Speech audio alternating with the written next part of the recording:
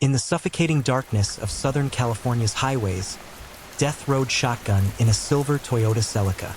Behind the wheel sat a man who appeared ordinary, clean-cut, well-dressed, the kind of neighbor you'd trust with your spare key. But Randy Stephen Kraft was far from ordinary. He was a meticulous predator who turned murder into a twisted game of numbers, keeping score like an accountant of death. For over a decade, he hunted the night roads, transforming young men into statistics on his cryptic death list. A scorecard written in blood that would eventually tally 67 confirmed victims. This is the story of America's most prolific serial killer, a monster who made the highways of California his personal killing field, and how his insatiable appetite for death finally led to his downfall on a moonless night in 1983. Welcome to Crime Headquarters. I know many of you use these stories to unwind and drift off to sleep, and tonight you're in for a very scary, very tragic one. So, get cozy, whether you're in bed or somewhere comfortable, and let go of the day. Before you let your mind drift off, take a moment to subscribe, like, share, and comment. We'd love to hear your thoughts. The genesis of evil rarely announces itself with thunder and lightning. Instead, it whispers through the corridors of suburban normalcy, masquerading behind pleasant smiles and well-pressed shirts. Randy Stephen Kraft embodied this terrifying truth, a walking contradiction that would shatter every comfortable assumption about what a serial killer should look like. Born on March 19, 1945, in Long Beach, California, Randy Kraft entered the world during the final throes of World War II. His childhood home on Roswell Avenue appeared indistinguishable from the countless other middle-class dwellings that dotted the post-war American landscape. But within those walls, something sinister was already taking root, a darkness that would eventually consume dozens of innocent lives. The Kraft household operated under the iron fist of Harold Kraft, Randy's father, whose authoritarian rule created an atmosphere thick with tension and suppressed rage. Harold's expectations were suffocating, demanding perfection from his 4 children while offering little warmth in return. Randy's mother, Opal, existed as a shadow figure, emotionally distant and seemingly incapable of providing the nurturing that might have redirected her son's developing psyche away from its destructive path. As a child, Randy displayed the unsettling combination of high intelligence and emotional detachment that would later characterize his killing spree. Teachers noted his exceptional academic performance, but also observed something troubling in his interactions with classmates, a coldness that seemed to emanate from behind his pale blue eyes. He was the child who watched rather than participated, studying human behavior like a scientist examining specimens under a microscope. The early warning signs were there, scattered like breadcrumbs leading to a house made of bones. Randy's fascination with death began innocuously enough. Dead birds found in the backyard became objects of intense study rather than sources of childish revulsion. He would spend hours examining their decomposing forms, prodding at the rapidly stiffening flesh with sticks, his young mind already beginning to associate death with control and power. By adolescence, Randy's sexual awakening had taken a decidedly dark turn. While his peers fumbled through normal teenage relationships, Randy found himself drawn to scenarios of domination and helplessness. His fantasies were elaborate productions where he held absolute power over unwilling participants, mental rehearsals for the horrors that would eventually play out on California's highways. High school yearbook photos show Randy as clean-cut and unremarkable, the kind of student who blended seamlessly into the background. But this invisibility was carefully cultivated. He had learned early that drawing attention meant scrutiny, and scrutiny might reveal the twisted thoughts that had begun consuming his every waking moment. His grades remained stellar, a perfect facade that concealed the growing storm within. The Vietnam War era provided Randy with his first taste of institutionalized violence. After graduating from Claremont Men's College in 1967 with a degree in economics, he was drafted into the Army. Military records paint the picture of a model soldier, punctual, obedient, and efficient. But those who served alongside him later recalled something unsettling about his demeanor during training exercises involving simulated casualties. While others showed appropriate horror or concern, Randy displayed an almost clinical detachment that made his fellow soldiers uncomfortable. Stationed at Fort Huachuca in Arizona, Randy worked as a radar technician, a position that required precision, attention to detail, and the ability to remain calm under pressure. These same qualities would later serve him well in his role as a serial killer. He learned to compartmentalize, to separate his public persona from his private obsessions, and to plan meticulously for future endeavors. Upon his discharge from the Army in 1969, Randy returned to Southern California, where he secured employment as a computer programmer for a series of aerospace companies. The work suited his methodical nature perfectly. Hour after hour, he sat before glowing screens, manipulating data with mathematical precision. But as his fingers danced across keyboards, his mind wandered to darker calculations. The logistics of abduction, the mechanics of murder, the best methods for disposing of evidence. It was during this period that Randy's sexual identity began to crystallize around violence and death. His relationships were brief and troubled, marked by an underlying current of aggression that his partners found deeply disturbing. Those brave enough to speak about their experiences with Randy described encounters that left them feeling violated and afraid, even when no physical violence had occurred. There was something in his touch, something in the way he looked at them, that suggested barely contained violence lurking just beneath the surface. Randy's first confirmed kill occurred in 1971, though investigators would later suspect he had been responsible for several earlier disappearances that were never officially connected to him. The victim was a young Marine hitchhiker, a choice that revealed Randy's preference for targets who embodied strength and masculinity. The irony was not lost on him. He derived particular satisfaction from reducing powerful young men to helpless victims. The murder itself was a masterclass in calculated brutality. Randy had spent months perfecting his methodology, studying anatomy texts to understand exactly where and how to inflict maximum pain while prolonging the victim's consciousness. He wanted them aware of what was happening, wanted to see the exact moment when hope died in their eyes and was replaced by the terrible understanding that they would not be going home. The body was discovered weeks later in a remote canyon, so badly decomposed that many of the injuries were no longer visible. But Randy's signature was already beginning to emerge. Evidence of sexual assault, signs of prolonged torture, and most chilling of all, indications that the victim had been kept alive for hours while unspeakable acts were performed upon his helpless form. But Randy's most sinister innovation was yet to be discovered. In the privacy of his modest apartment, he began maintaining what would become known as his death list, a cryptic scorecard that tracked his kills using coded abbreviations and location markers. Each entry represented not just a life extinguished, but a trophy to be savored, a memory to be revisited during quiet moments when the urge to kill again grew too strong to ignore. The list began simply, Angel November 10th, 71, scrawled in Randy's neat handwriting. To any casual observer, it might have appeared to be a grocery list or random notes.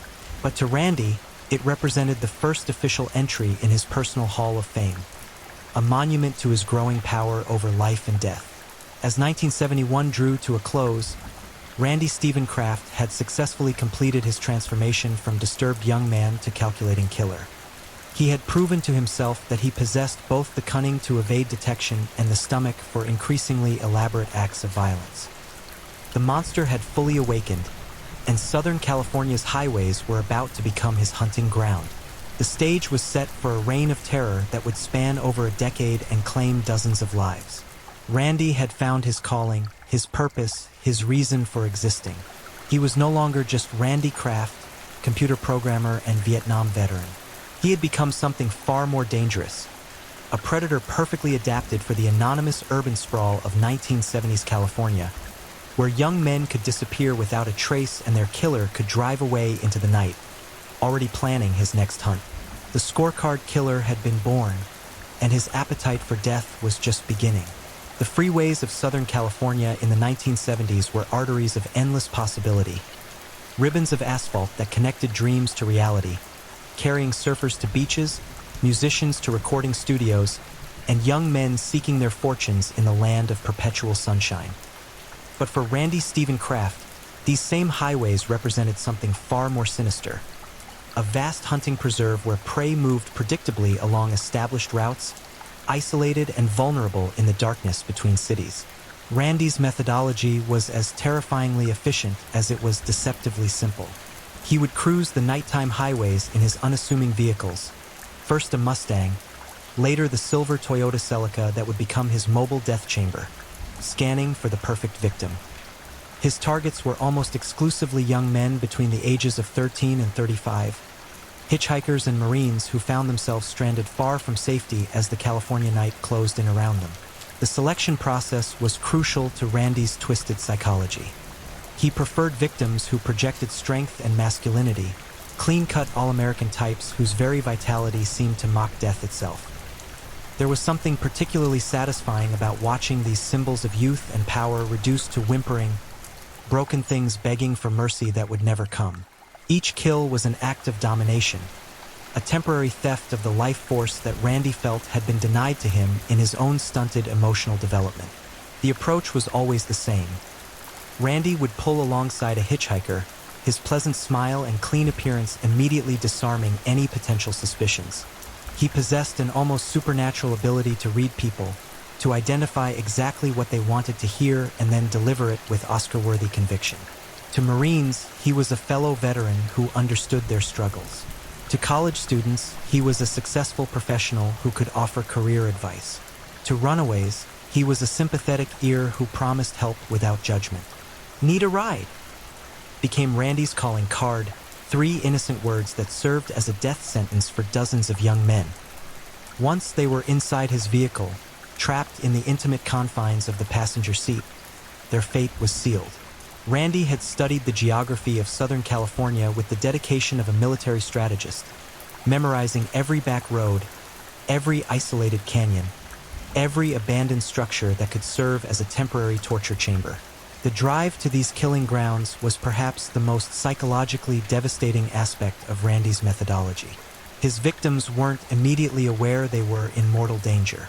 Instead, they experienced a gradual erosion of safety as Randy's conversation grew increasingly inappropriate, his questions more invasive, his route more obviously deviating from any legitimate destination. By the time they realized the true nature of their situation, they were already miles from help, trapped with a predator who had been anticipating this moment for weeks. Randy's killing sites were chosen with meticulous care. Remote locations where screams would echo unheard into the vast California wilderness.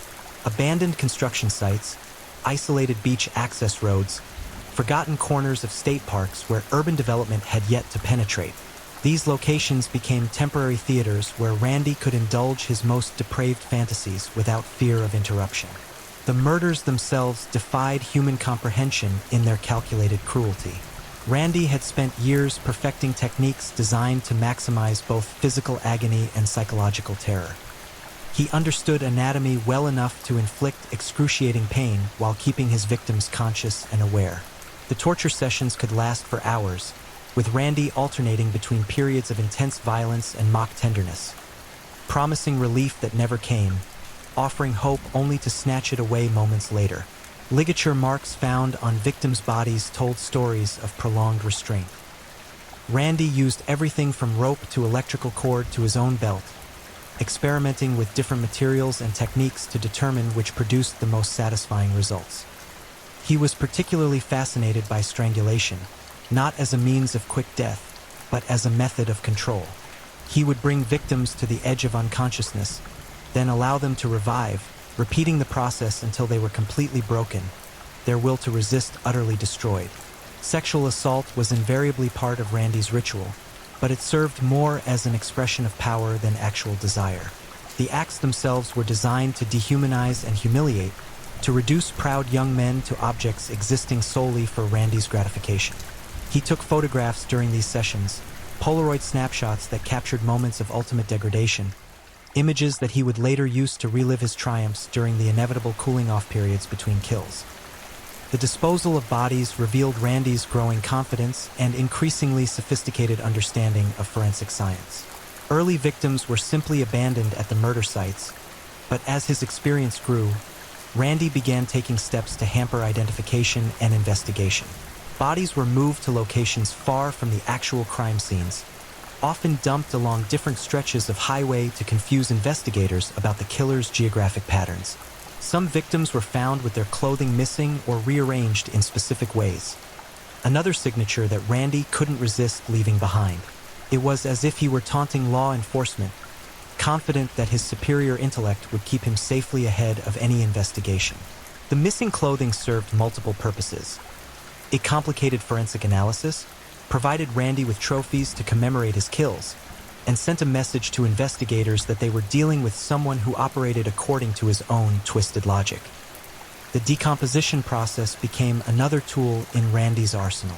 He began timing his body dumps to coincide with weather patterns that would accelerate decay, making it more difficult for coroners to determine exact causes of death or identify specific torture methods. California's warm climate was particularly conducive to rapid decomposition, and Randy exploited this environmental factor with the same methodical precision he brought to every aspect of his crimes. By 1975, Randy had refined his methodology to a terrifying degree of efficiency. He could identify, capture, torture, kill, and dispose of a victim within a 24-hour period, then return to his normal life as if nothing had happened. Co-workers noted his consistent punctuality and professional demeanor. There were never any obvious signs that Randy had spent the previous evening committing unspeakable acts of violence. The death list grew steadily during this period, each new entry representing another triumph in Randy's private war against humanity. The coded abbreviations became more elaborate as Randy developed his personal shorthand for documenting the specific details of each murder. Marine line might indicate a military victim found near railroad tracks. Angel seemed to be reserved for particularly young or innocent-looking targets. Twiggy and other cryptic references held meaning only for Randy, forming a secret language that celebrated death and suffering. What made Randy's killing spree particularly terrifying was its intersection with the broader cultural moment of 1970s California. This was the era of the Manson murders, the Zodiac Killer, and countless other high-profile crimes that had already put the public on edge. Young people were becoming more cautious about accepting rides from strangers, but Randy's unremarkable appearance and skillful manipulation continued to make him nearly invisible to potential victims. The hitchhiking culture of the era provided Randy with a steady stream of targets. Young men traveling between Los Angeles and San Diego, Marines heading to and from Camp Pendleton, college students making their way between campuses, all became potential entries on Randy's growing scorecard. The very lifestyle that embodied the freedom and adventure of California youth culture had been weaponized by a predator who understood exactly how to exploit trust and desperation. Law enforcement agencies were beginning to notice patterns in the disappearances and murders, but the jurisdictional challenges of the era made coordination difficult. Bodies were found in different counties, sometimes in different states, making it nearly impossible for investigators to recognize the work of a single killer. Randy had become a ghost haunting the California highway system, striking without warning and vanishing back into the anonymous flow of traffic. As the 1970s progressed, Randy's confidence reached dangerous levels. He began taking greater risks, keeping victims alive for longer periods, and leaving increasingly obvious signatures at crime scenes. The careful methodology that had protected him for years was beginning to give way to arrogance and bloodlust. The monster that had been so carefully controlled was starting to slip its leash, and Randy Stephen Kraft was about to enter the most violent and reckless period of his killing spree.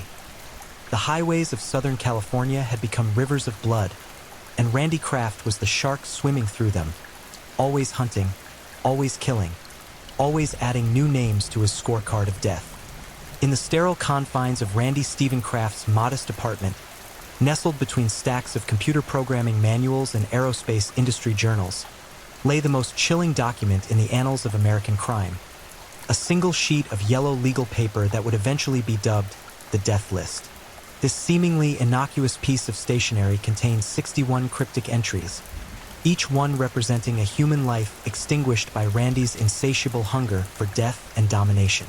The discovery of this macabre scorecard would eventually provide investigators with a roadmap to one of the most extensive killing sprees in U.S. history. But for over a decade, it served as Randy's private monument to murder. a trophy collection that he could revisit whenever the urge to kill again threatened to overwhelm his carefully maintained facade of normalcy. The list itself was a masterpiece of coded brutality, written in Randy's neat, precise handwriting.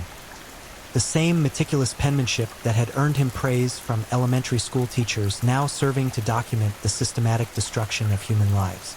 Each entry was a puzzle waiting to be solved, a cryptic reference that held meaning only for Randy himself, at least initially. Angel November 10th, 71 marked the beginning of Randy's official tally, but investigators would later determine that this represented neither his first kill nor the earliest entry chronologically. Randy had apparently gone back and added earlier murders to his scorecard as his confidence grew and his need to document his achievements became overwhelming.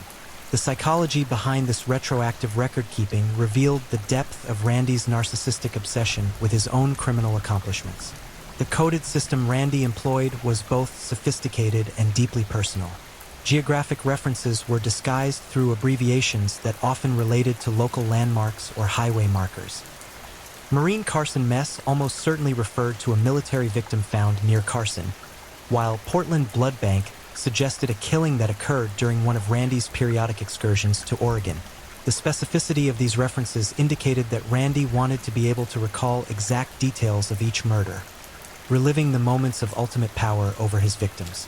Some entries on the list were more disturbing for what they suggested about Randy's methodology than for their obvious references to death. Stable Boy implied that the victim had been kept somewhere for an extended period before being killed, possibly tortured over days rather than hours. 2IN1 Hike suggested a double murder that had never been officially connected to Randy, indicating that the true scope of his killing spree might extend far beyond even the extensive number of crimes eventually attributed to him. The temporal distribution of entries on the death list revealed disturbing patterns in Randy's killing behavior. Certain periods showed intense activity, multiple entries within weeks of each other, followed by longer gaps that suggested either cooling off periods or periods when Randy had temporarily satisfied his bloodlust. These patterns would later help investigators understand the psychological cycles that drove Randy's behavior, though they provided little comfort to the families of victims who had died during his most active phases. By the mid-1970s, Randy's kills were becoming increasingly brutal and elaborate. The coded entries from this period contained references that suggested experimentation with different torture methods and killing techniques. Twiggy appeared multiple times, apparently Randy's personal code for victims who were particularly young or slight of build. These entries were often paired with location markers that indicated remote areas where Randy could indulge his most depraved fantasies without fear of discovery. The geographic scope of Randy's hunting grounds, as revealed by his death list, was staggering. Entries referenced locations from Mexico to Oregon, suggesting that Randy had transformed his entire regional highway system into a personal killing field. This mobility made it virtually impossible for local law enforcement agencies to recognize the patterns in his crimes, as bodies were often discovered hundreds of miles from where the actual murders had taken place. One of the most chilling aspects of the death list was its clinical precision. Randy wasn't simply documenting kills. He was creating a comprehensive database of his criminal activities that included enough detail to reconstruct specific crimes years later. This level of record-keeping suggested a level of pride in his work that transcended normal criminal behavior and entered the realm of genuine psychopathy. The list also revealed Randy's evolving preferences in victim selection. Early entries suggested opportunistic kills, victims of convenience who happened to cross Randy's path at vulnerable moments. But as the list progressed, the entries began indicating increasingly specific targeting. Randy was no longer simply killing when the opportunity arose. He was actively hunting for victims who met particular criteria. Military personnel featured prominently throughout the death list, with numerous entries containing references to Marines, sailors, and soldiers. This preference may have stemmed from Randy's own military experience, but it also reflected his fascination with destroying symbols of American masculinity and strength. There was particular satisfaction in reducing these trained fighters to helpless victims, breaking them both physically and psychologically before ending their lives. The methodical nature of Randy's record-keeping extended beyond simple victim documentation. The death list contained references to specific torture methods, disposal locations, and even weather conditions during particular murders. This level of detail suggested that Randy was not simply documenting his crimes but actually studying them, looking for ways to improve his techniques and increase the suffering he could inflict. Some entries on the list were particularly disturbing for their apparent references to witnesses or near misses. Second Choice Beach might have indicated that Randy's preferred victim had escaped or been unavailable, forcing him to settle for an alternate target.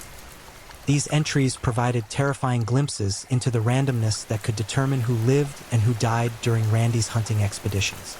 The psychological significance of the death list extended far beyond its value as evidence. For Randy, this document represented validation of his existence, proof that he had wielded ultimate power over dozens of human beings. Each entry was a trophy, a memorial to moments when Randy had achieved his twisted version of godhood, holding the power of life and death in his hands. The list also served as a practical tool for Randy's criminal activities. By maintaining detailed records of his crimes, he could avoid repeating patterns that might alert law enforcement to his activities. The geographic and temporal data helped him identify when and where it might be safe to strike again without drawing unwanted attention from investigators.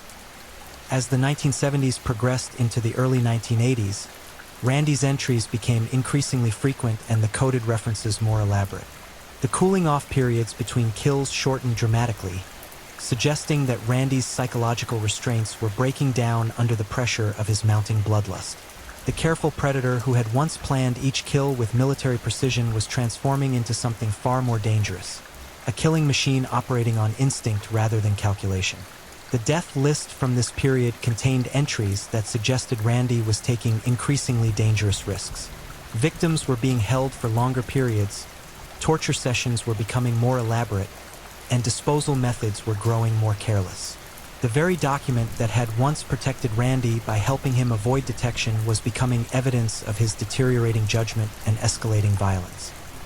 By 1983, Randy Stephen Kraft had accumulated a scorecard that represented one of the most extensive documented killing sprees in American criminal history.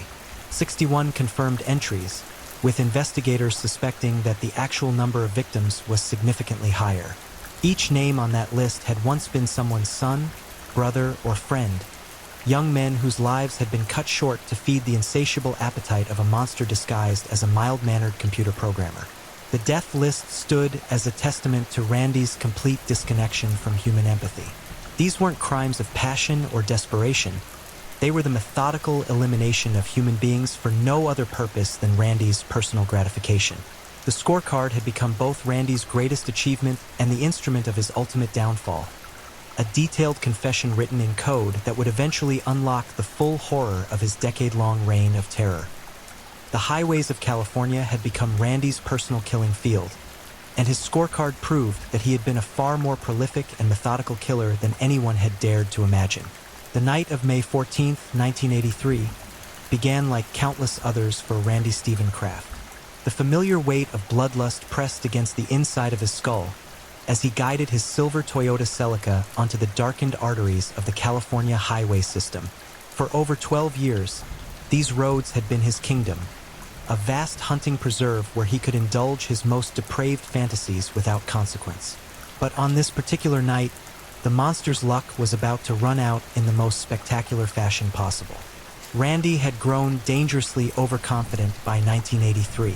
The methodical predator who had once planned every kill with military precision had devolved into something far more reckless, a killing machine driven by escalating bloodlust rather than calculated strategy.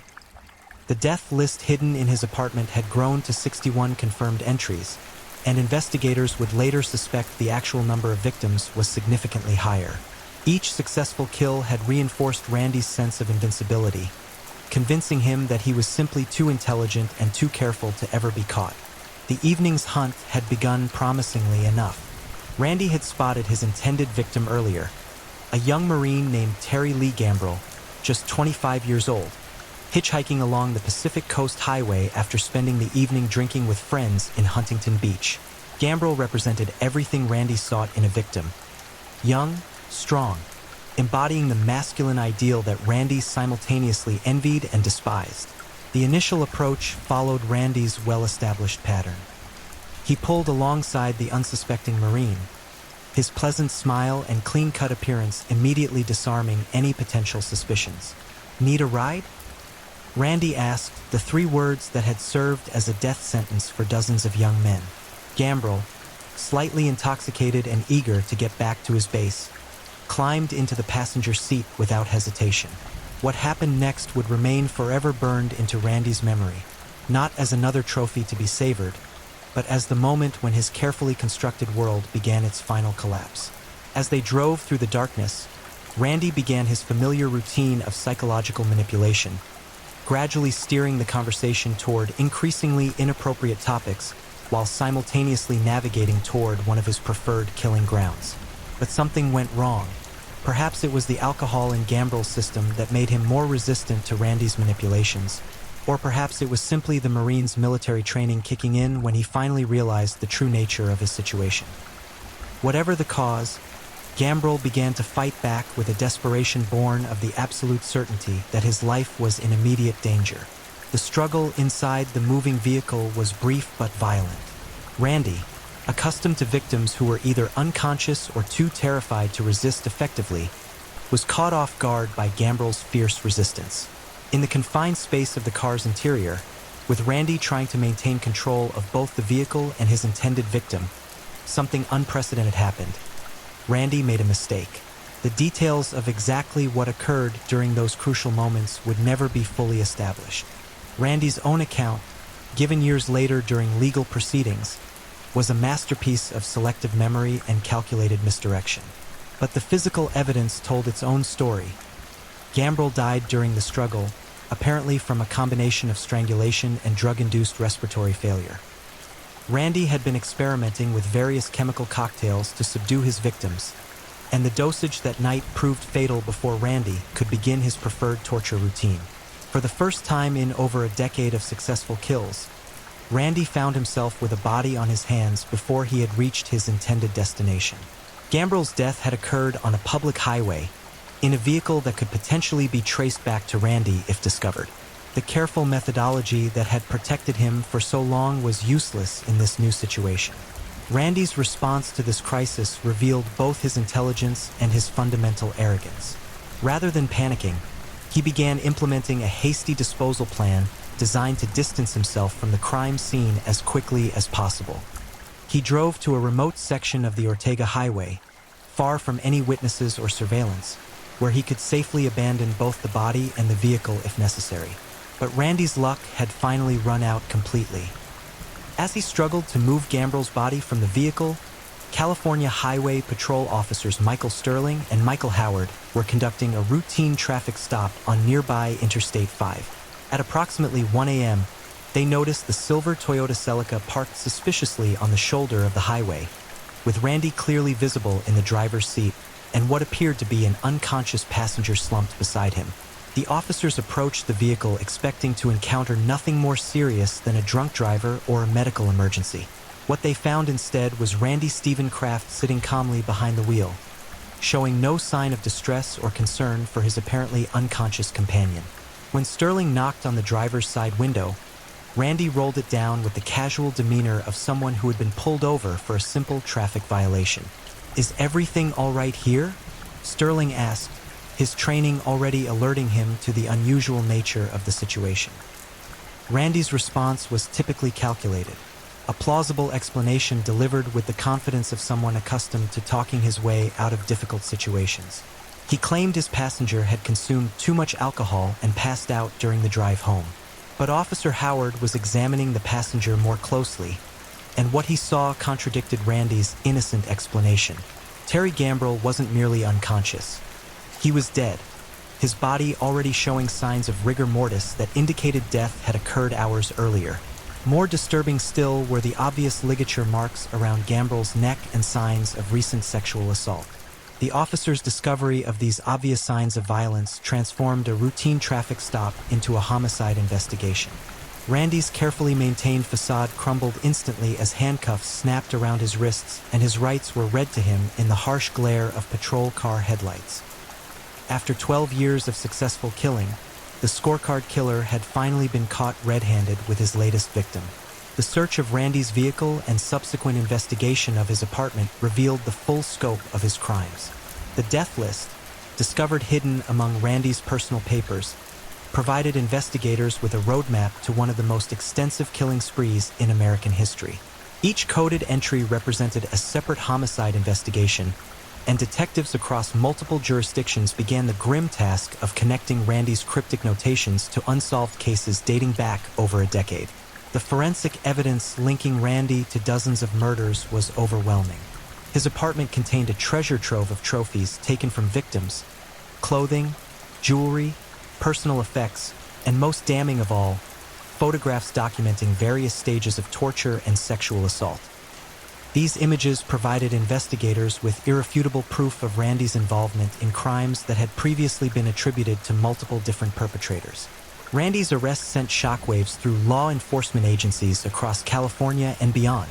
The scope of his crimes was staggering: 67 confirmed victims across multiple states, making him one of the most prolific serial killers in American history.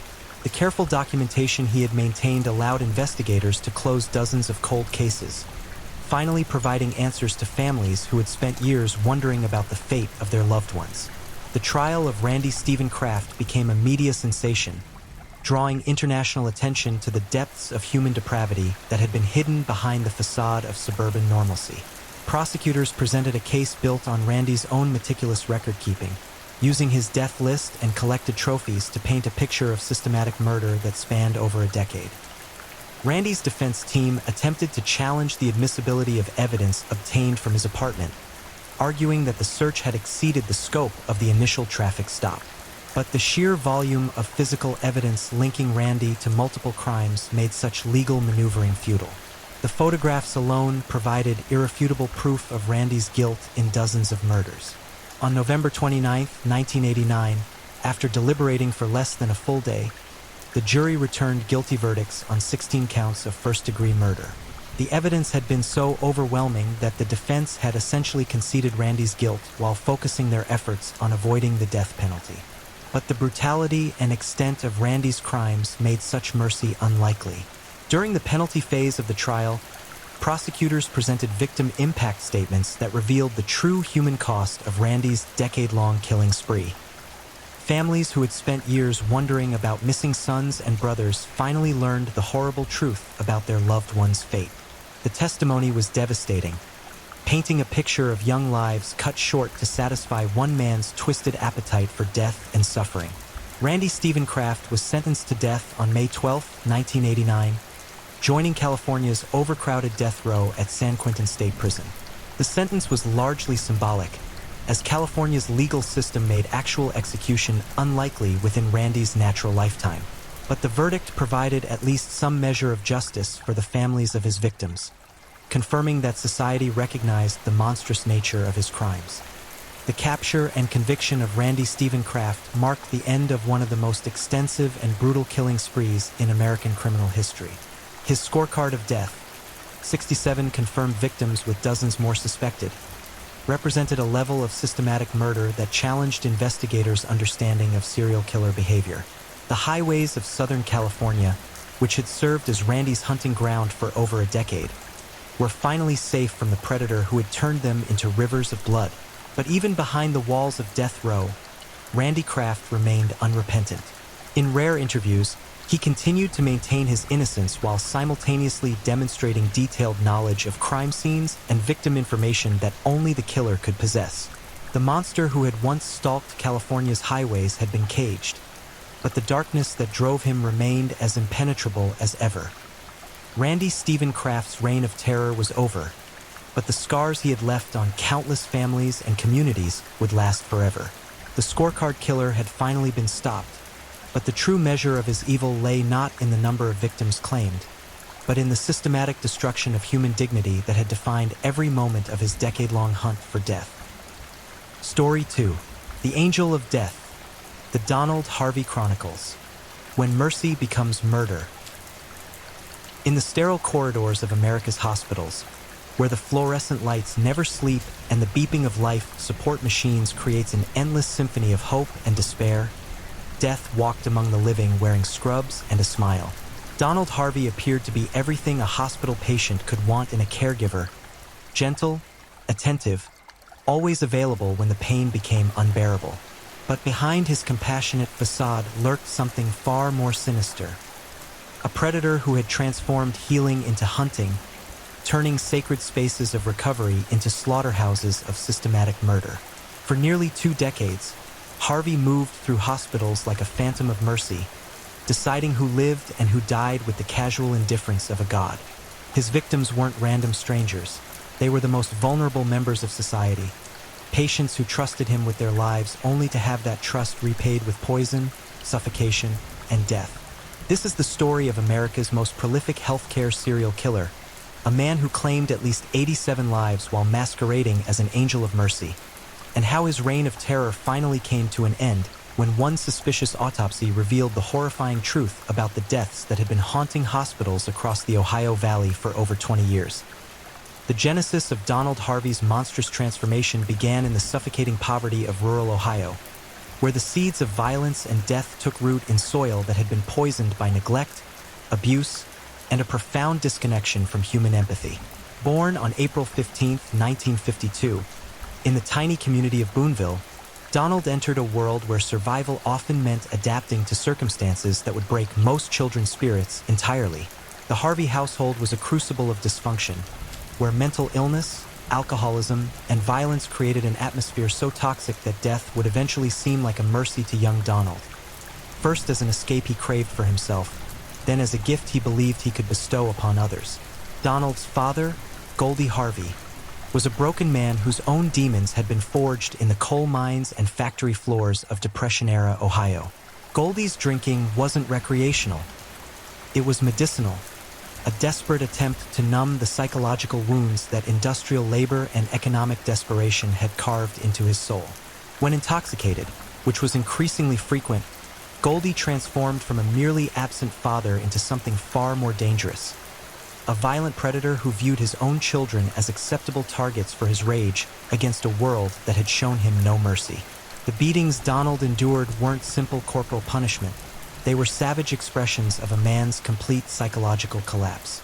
Goldie would use his fists, his belt, whatever implement was within reach when the alcohol and frustration reached their inevitable boiling point.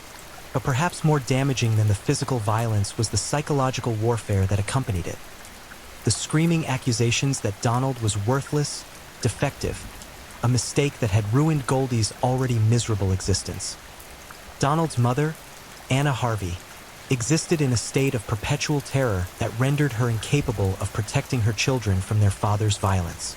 Anna had her own psychological fractures, untreated depression and anxiety disorders that manifested as complete emotional withdrawal from her family. She would spend days in bed, staring at the ceiling while her children fended for themselves, emerging only to endure Goldie's drunken tirades before retreating back into her cocoon of psychiatric medication and willful unconsciousness. The Harvey home became a laboratory where young Donald learned that human suffering was not only acceptable but inevitable, and that those with power over others could inflict pain without consequence. More disturbing still, Donald began to associate relief from this suffering with death itself. He would lie awake at night, listening to his parents' violent arguments through paper-thin walls, fantasizing about what peace might feel like if the screaming would just stop forever. Donald's first direct encounter with death occurred when he was just 9 years old, and the experience would prove to be a pivotal moment in his psychological development. His grandmother, with whom he had shared the closest thing to a loving relationship in his young life, fell gravely ill with cancer. As Donald watched her suffer through the final stages of her disease, the screaming pain, the gradual wasting away of her body, the desperate pleas for relief that went unanswered, he began to form a twisted understanding of mercy that would later guide his killing spree. The night his grandmother died, Donald crept into her room and sat beside her bed, watching as her breathing became increasingly labored and irregular. In his child's mind, he began to believe that her death was actually a release from unbearable suffering, that dying was preferable to living in pain. This realization planted the first seeds of what would eventually become Donald's murderous philosophy, that he could serve as an instrument of mercy by helping others escape the agony of existence. School offered no refuge from the psychological torture of Donald's home life. His teachers noted his intelligence but were deeply concerned by his social isolation and apparent inability to form meaningful relationships with his peers. Donald was the child who sat alone at lunch, who never participated in group activities, who seemed to observe rather than engage with the world around him. More troubling still were the disturbing essays and creative writing assignments he submitted, dark fantasies about death and suffering that his teachers found deeply unsettling. Donald's fascination with death began to manifest in increasingly concerning ways during his adolescent years. He would spend hours in cemeteries, not out of any religious devotion but simply to be surrounded by the peaceful silence that death provided. He began collecting newspaper clippings about local deaths, studying the obituaries with the intensity of a scholar examining ancient texts. His bedroom became a shrine to mortality, filled with books about diseases, medical procedures, and the various ways human beings could die. The transition from passive fascination with death to active experimentation began when Donald was 13 years old. He started by killing small animals, first insects, then mice, then neighborhood cats that had the misfortune to cross his path. But these weren't crimes of childhood cruelty. They were methodical experiments in the mechanics of dying. Donald would study his victims carefully, taking notes on how long it took them to die, how they reacted to different methods of killing, what their final moments looked like. Most disturbing of all, Donald began to convince himself that he was performing acts of mercy. The stray cat with the infected wound wasn't suffering because Donald had tortured it. It was suffering because life itself was painful, and Donald was simply providing relief. This twisted rationalization would later allow him to justify the murder of human beings as acts of compassion rather than expressions of his own psychological pathology. Donald's academic performance remained surprisingly strong despite the chaos of his personal life, and his teachers began encouraging him to consider a career in healthcare. The irony was lost on everyone involved. A young man who had spent his childhood learning to associate death with mercy was being guided toward a profession where he would have unprecedented access to vulnerable human beings. Donald embraced this suggestion with enthusiasm, not because he wanted to heal people, but because hospitals represented the perfect hunting ground for someone with his particular obsessions. At 17, Donald enrolled in a vocational training program for hospital orderlies, where he learned the basic skills of patient care while simultaneously studying the vulnerabilities that could be exploited. His instructors praised his dedication and attention to detail, never realizing that Donald was mentally cataloging every medication, every procedure, every moment when a patient might be left alone and defenseless. Donald's first job came in 1970 at Marymount Hospital in London, Kentucky, where he was assigned to work the night shift in the cardiac care unit. The position was perfect for Donald's developing methodology. Night shifts meant fewer witnesses, cardiac patients were often critically ill and expected to die, and the medical equipment provided countless opportunities for accidents that could prove fatal to vulnerable patients. The first murder Donald committed as a hospital employee occurred within weeks of starting his job. The victim was Logan Evans, a 78-year-old stroke patient who was recovering well from his initial medical crisis. Evans was expected to make a full recovery and return home to his family within days. But Donald had other plans. Late one evening, when the ward was particularly quiet and Evans was sleeping peacefully, Donald entered his room with a pillow that would serve as his weapon of choice. The suffocation was methodical and efficient. Donald pressed the pillow over Evans's face and held it there while the old man struggled weakly beneath him. Donald watched with clinical fascination as Evans's movements gradually weakened and then stopped entirely. When it was over, Donald carefully arranged the scene to suggest that Evans had died peacefully in his sleep, a tragic but not uncommon occurrence for someone of his age and medical condition.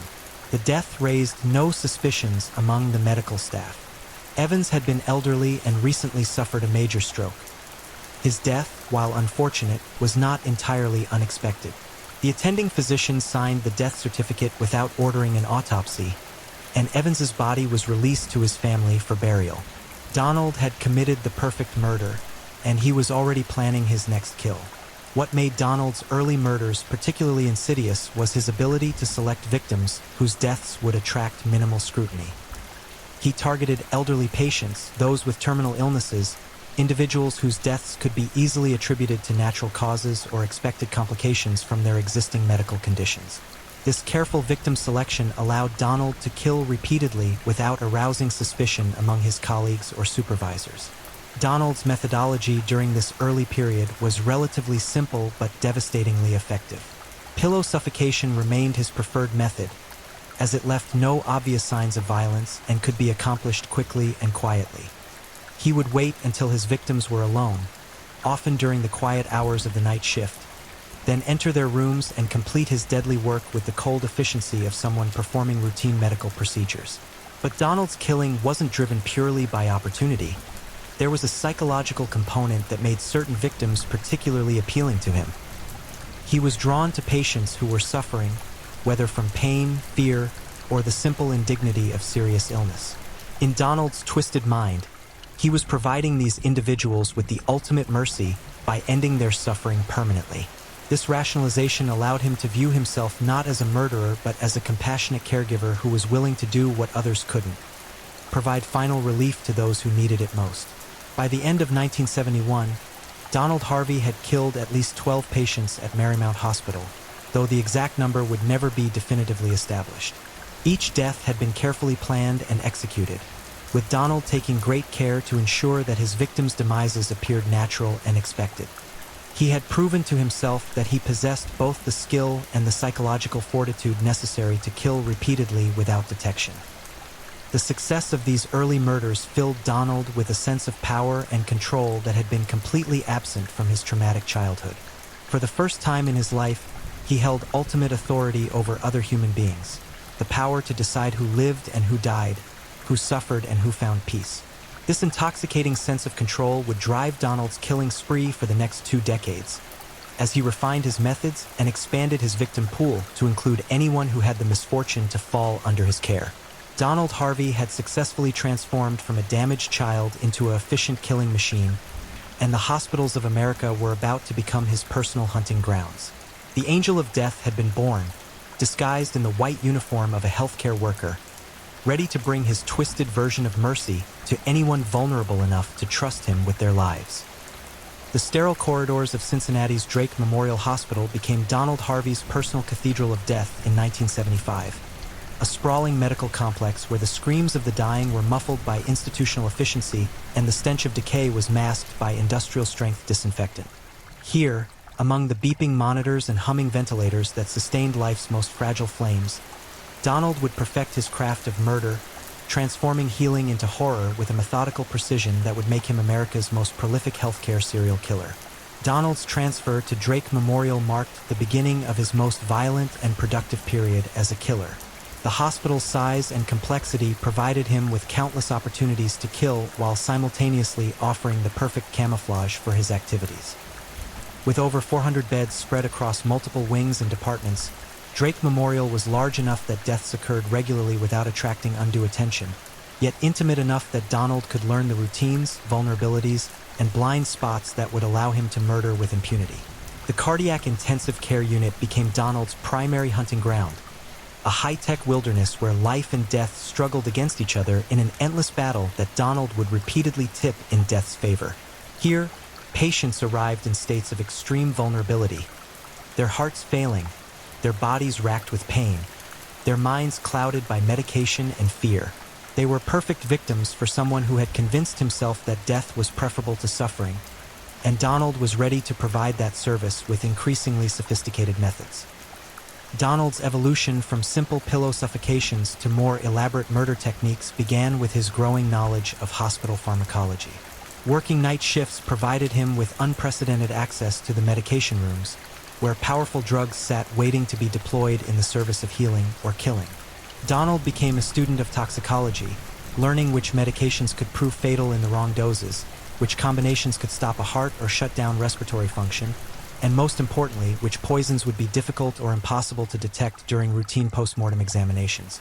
Cyanide became Donald's signature poison, a chemical that he initially acquired by stealing it from the hospital's laboratory supplies, but later began manufacturing himself using readily available household chemicals. The beauty of cyanide, from Donald's perspective, was its efficiency and relative detectability challenges. In the small doses Donald preferred, cyanide could mimic heart failure or respiratory distress, common causes of death among the critically ill patients who made up his victim pool. The first victim to die from Donald's poison was Margaret Kretschmer, a 62-year-old woman recovering from routine gallbladder surgery. Kretschmer's recovery had been progressing normally until Donald decided that she was suffering unnecessarily from post-operative pain and anxiety. Late one evening, as Kretschmer dozed fitfully in her hospital bed, Donald entered her room carrying a syringe filled with a carefully prepared cyanide solution. The injection itself was administered with clinical precision. Donald had learned to access intravenous lines without disturbing his victim's sleep, allowing him to deliver fatal doses of poison while his targets remained unconscious. Kretschmer never woke up. The cyanide rapidly bound to her cellular oxygen transport system, effectively suffocating her at the cellular level while leaving no obvious external signs of distress. When Kretschmer was discovered dead the following morning, her death was attributed to unexpected cardiac complications, a rare but not unprecedented occurrence following major surgery. The attending physician saw no reason to order an autopsy for what appeared to be a straightforward case of post-operative mortality. Donald had successfully committed another perfect murder, and he was already identifying his next victim. The frequency of Donald's killings at Drake Memorial increased dramatically throughout 1976 and 1977, as his confidence grew and his methods became more sophisticated. He began experimenting with different poisons and delivery methods, treating the hospital like a vast laboratory where he could test theories about death and suffering on unwilling human subjects. Insulin became another favorite weapon. Easily obtained from diabetic patients' supplies and capable of causing fatal hypoglycemic reactions that could be mistaken for natural medical crises. Donald's victim selection process became increasingly refined during this period. He was no longer content to kill randomly or simply when opportunities presented themselves. Instead, he began actively hunting for patients who met his evolving criteria for mercy killing. Elderly patients suffering from chronic pain became primary targets, as did individuals with terminal cancer diagnoses or degenerative diseases that promised prolonged suffering. But Donald's definition of mercy was deeply perverted and entirely self-serving. He convinced himself that he could read his victims' minds, that he could sense their desire for death even when they explicitly expressed hope for recovery. A patient's complaint about pain became Donald's justification for murder. A moment of expressed fear or sadness was interpreted as a plea for death. Donald had appointed himself judge, jury, and executioner for anyone unfortunate enough to fall under his care. The psychological satisfaction Donald derived from his murders extended far beyond the simple act of killing.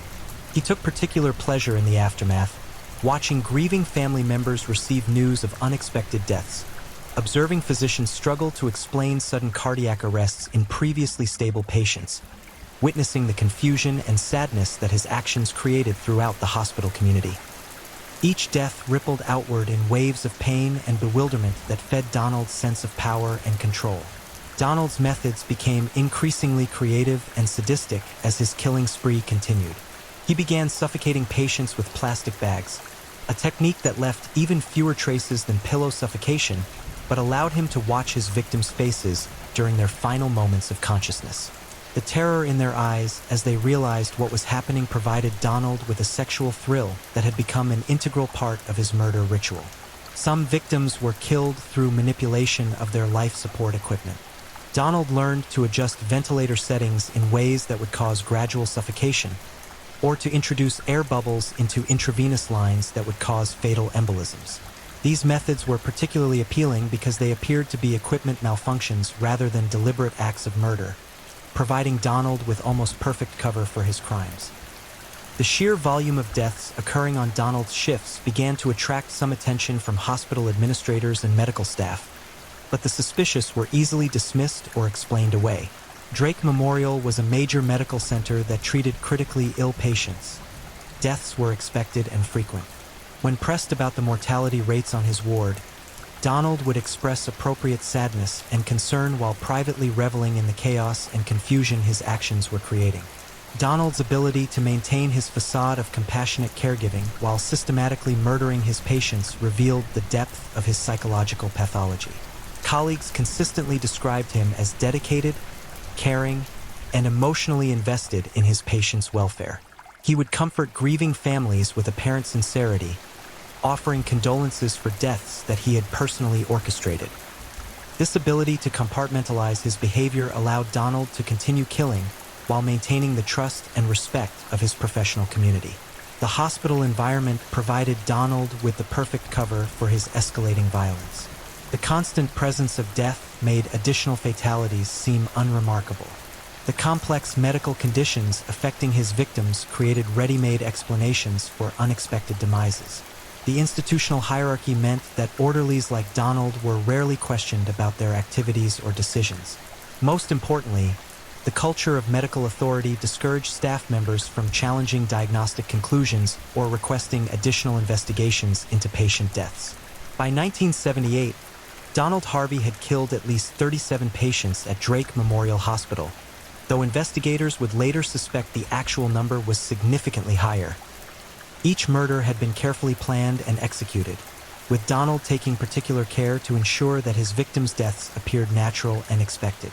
He had become a master of institutional murder, capable of killing repeatedly while maintaining his reputation as a compassionate and dedicated healthcare worker. The psychological toll of Donald's murder spree was evident not in guilt or remorse, but in his increasing need for more elaborate and risky killing methods. The simple suffocations and poison injections that had satisfied him early in his career were no longer providing adequate psychological stimulation. Donald began seeking out victims who would be more challenging to kill, patients whose deaths would require greater creativity and involve higher risks of detection. Terminal cancer patients became particular favorites during this period, not because their deaths would be less suspicious, but because their suffering provided Donald with extended opportunities to play God with their final weeks or months of life. He would adjust their pain medication dosages to increase their agony, then present himself as their savior by eventually ending their torment with a fatal injection. This extended psychological torture satisfied Donald's evolving need for more complex and sadistic forms of murder. The families of Donald's victims never suspected that their loved ones had been murdered. They grieved for individuals who they believed had died from natural causes or expected complications from serious medical conditions. The trust they placed in the healthcare system that had failed to protect their family members was exploited by Donald, who used their grief and confusion to reinforce his own sense of power and superiority. Donald Harvey's reign of terror at Drake Memorial Hospital established him as one of America's most prolific serial killers, though his crimes remained hidden beneath layers of institutional authority and medical mystique. The Angel of Death had found his perfect hunting ground, and he was just getting started. The halls of healing had become corridors of death, and Donald was the Reaper walking among them, deciding who would live to see another day and who would become another entry in his growing mental catalog of mercy killings. The decade of the 1980s transformed Donald Harvey from a prolific hospital killer into something far more terrifying, a systematic poisoner who had refined murder into an art form, capable of delivering death with the precision of a pharmacist and the creativity of a mad scientist. His transfer to the Veterans Administration Medical Center in Cincinnati in 1987 marked the beginning of his most sophisticated and deadly period, where his access to an even broader range of potential victims and medical resources would allow him to perfect techniques of institutional murder that defied detection and challenged the very foundations of medical trust. The VA Medical Center represented a quantum leap in Donald's killing capabilities. Unlike the civilian hospitals where he had previously worked, the VA treated a specific population that was particularly vulnerable to his predatory instincts. Elderly veterans whose service-related injuries and illnesses had left them dependent on intensive medical care.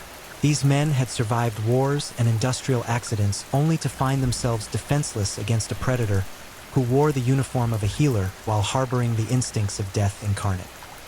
Donald's reputation as a dedicated and compassionate healthcare worker had followed him to the VA, where his supervisors and colleagues quickly came to rely on his apparent expertise and willingness to work the most challenging shifts.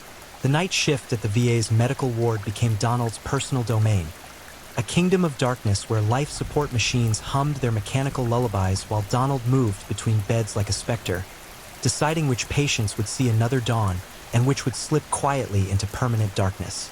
The sophistication of Donald's poisoning techniques during this period revealed a level of premeditation and planning that elevated his crimes from impulsive acts of violence to carefully orchestrated campaigns of systematic murder.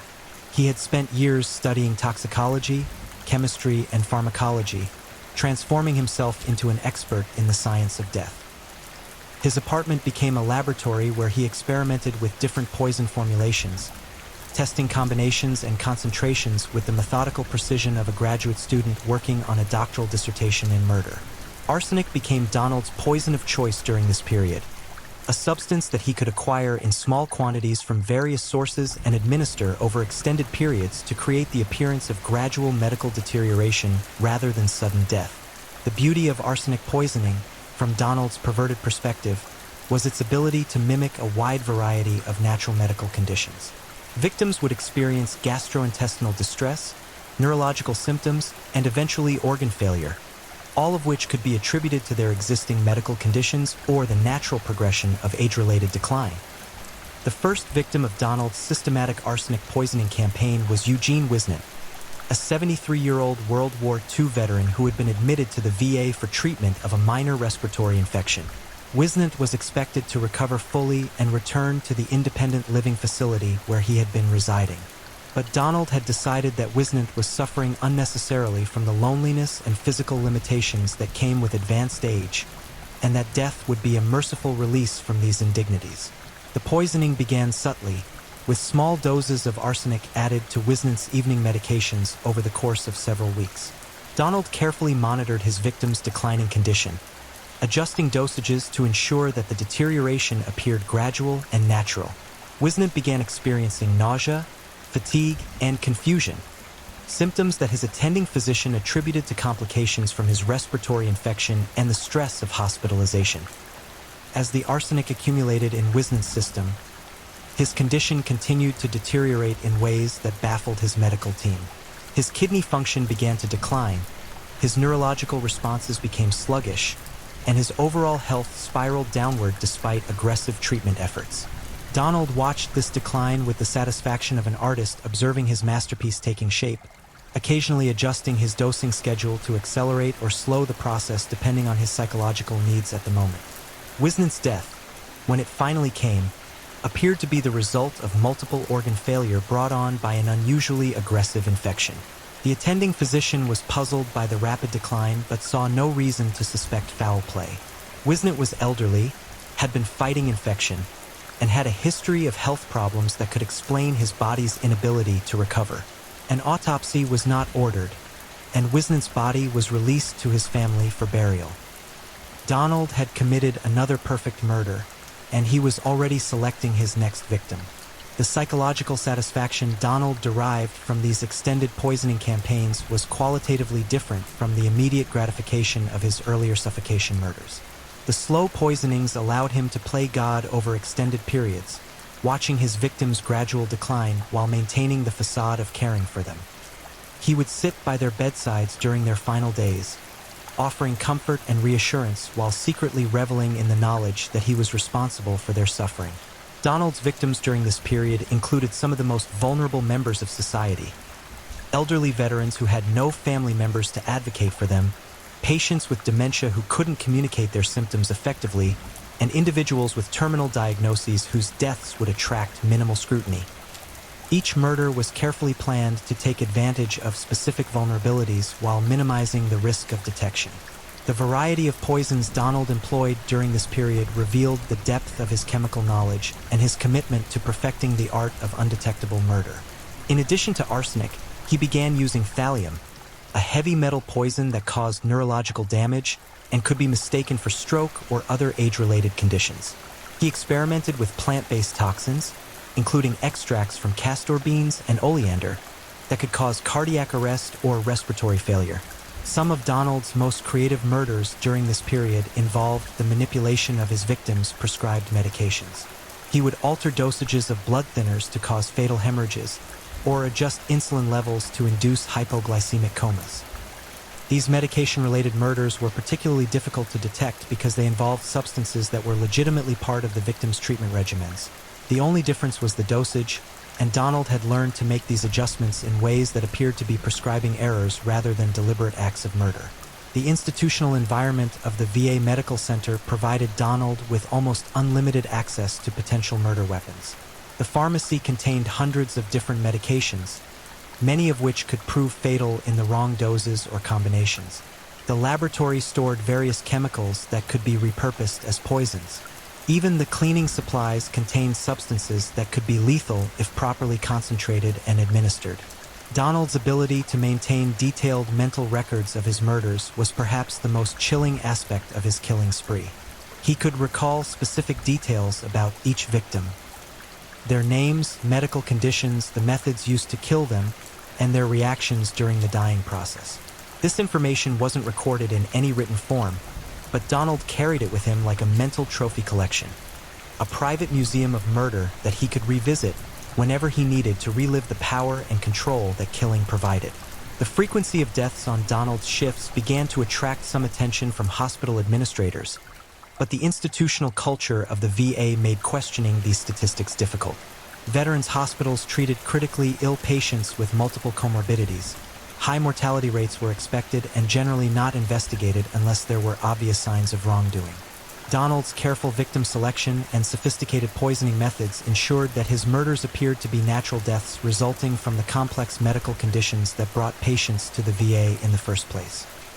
Donald's psychological profile during this period revealed a killer who had reached full maturity in his criminal methodology. He no longer killed impulsively or in response to immediate opportunities. Instead, each murder was planned and executed as part of a larger campaign of systematic elimination. Donald had appointed himself as the final arbiter of who deserved to live and who would benefit from death, and he pursued this mission with the dedication of a true believer. The impact of Donald's murders extended far beyond the immediate victims. Each death created ripples of grief and confusion that spread through families and communities. Relatives who had expected to have more time with their loved ones found themselves planning funerals instead of recovery celebrations. Medical staff struggled to understand why certain patients weren't responding to treatments that should have been effective. The entire healthcare system was being undermined by a predator who had learned to exploit trust and vulnerability for his own twisted gratification. By the end of the 1980s, Donald Harvey had killed at least 57 patients through various forms of poisoning, though investigators would later suspect that the actual number was significantly higher.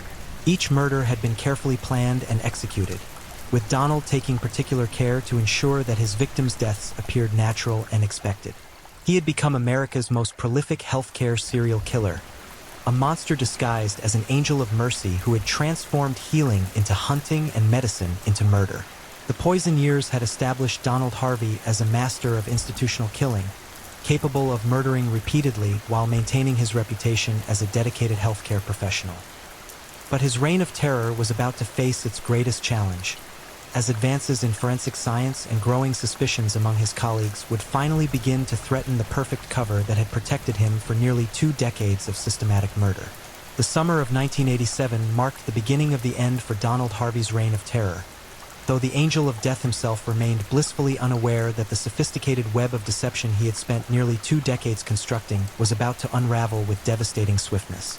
The catalyst for his downfall would come not from law enforcement investigation or administrative oversight, but from the persistent suspicions of a single medical professional whose refusal to accept easy explanations would finally expose the monstrous truth that had been hiding in plain sight within the halls of Cincinnati's medical institutions. Dr. Lee Lehman, a forensic pathologist at the Hamilton County Coroner's Office, had been noticing disturbing patterns in the autopsy reports crossing his desk throughout the mid-1980s. While most of his colleagues dismissed these deaths as unfortunate but unremarkable examples of elderly patients succumbing to complex medical conditions, Lehman's trained eye detected subtle inconsistencies that suggested something far more sinister might be occurring within the local healthcare system. The case that would ultimately crack Donald Harvey's facade of mercy began with the death of John Powell, a 64-year-old veteran who had been admitted to the VA Medical Center for treatment of what should have been a routine bladder infection. Powell's condition had been improving steadily until a sudden and dramatic decline that culminated in his death from what appeared to be multiple organ failure. The attending physicians were puzzled by Powell's unexpected deterioration, but not enough to request an autopsy until Lehman intervened. Lehman's decision to examine Powell's remains more closely was based on nothing more than professional instinct and a growing unease about the mortality patterns he had been observing. What he discovered during the autopsy would send shockwaves through the entire medical community and launch one of the most extensive criminal investigations in healthcare history. The toxicology results revealed lethal levels of cyanide in Powell's tissues, concentrations so high that there was no possibility of accidental exposure or natural occurrence. Someone had deliberately poisoned John Powell with a chemical that had no legitimate medical purpose and could only have been administered with murderous intent. The discovery transformed what had appeared to be a routine medical death into a confirmed homicide, and suddenly every other suspicious death in the area became a potential murder case. The investigation that followed Powell's autopsy was methodical and devastating in its scope. Detectives began examining hospital records, looking for patterns in patient deaths that might reveal the identity of the killer. What they found was a trail of bodies stretching back over 15 years, with one name appearing on duty rosters for an alarming percentage of the suspicious deaths.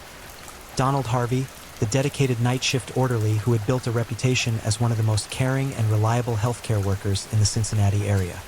The initial interrogation of Donald Harvey revealed the calculating intelligence that had allowed him to evade detection for so long. When confronted with questions about John Powell's death, Donald expressed appropriate shock and concern, volunteering to help with the investigation in any way possible. His performance was Oscar-worthy, a caring healthcare professional devastated by the thought that someone might be harming the patients he had dedicated his life to protecting. But investigators had learned not to trust appearances, and they began examining Donald's background with the thoroughness of archaeologists excavating a crime scene. What they discovered was a carefully constructed false identity built on lies, manipulation, and the systematic exploitation of institutional trust. Donald's personnel files contained glowing recommendations from supervisors who praised his dedication and compassion, but a deeper investigation revealed troubling patterns that suggested these same qualities might be elaborate deceptions. The breakthrough in the case came when investigators discovered Donald's private collection of medical and toxicology texts, along with detailed notes about various poisons and their effects on human physiology. This wasn't the casual reading material of someone with a general interest in medical science. It was the reference library of someone who had been studying murder with the dedication of a doctoral student. Confronted with this physical evidence and the growing mountain of circumstantial proof linking him to dozens of suspicious deaths, Donald Harvey's carefully maintained facade finally began to crumble. The initial cracks appeared during his third interrogation session, when detectives presented him with toxicology reports showing traces of various poisons in victims who had died on his shifts. Donald's responses became increasingly evasive and contradictory, revealing the stress fractures in a deception that had been maintained for nearly 2 decades. The psychological pressure of maintaining his innocence while facing overwhelming evidence of his guilt created a crisis that Donald's carefully compartmentalized mind couldn't handle indefinitely. During his fourth interrogation session, conducted in a sterile conference room that bore an uncomfortable resemblance to the hospital settings where he had committed his crimes, Donald Harvey finally began to confess. The confession itself was a masterpiece of calculated self-interest, as Donald attempted to minimize his legal exposure while simultaneously feeding his ego's need for recognition of his criminal accomplishments. He initially admitted to killing 37 patients over the course of his career, claiming that each murder had been an act of mercy designed to end unnecessary suffering. Donald portrayed himself as a misunderstood angel of mercy, whose only crime had been caring too much about his patients' comfort. But investigators weren't satisfied with Donald's sanitized version of his murder spree. They knew from their examination of hospital records and toxicology reports that the actual scope of his crimes was far greater than he was admitting. The interrogation sessions continued for weeks, with detectives gradually extracting additional confessions as they presented Donald with evidence of murders he hadn't initially acknowledged. The full scope of Donald Harvey's killing spree emerged slowly and horrifically as his confessions continued.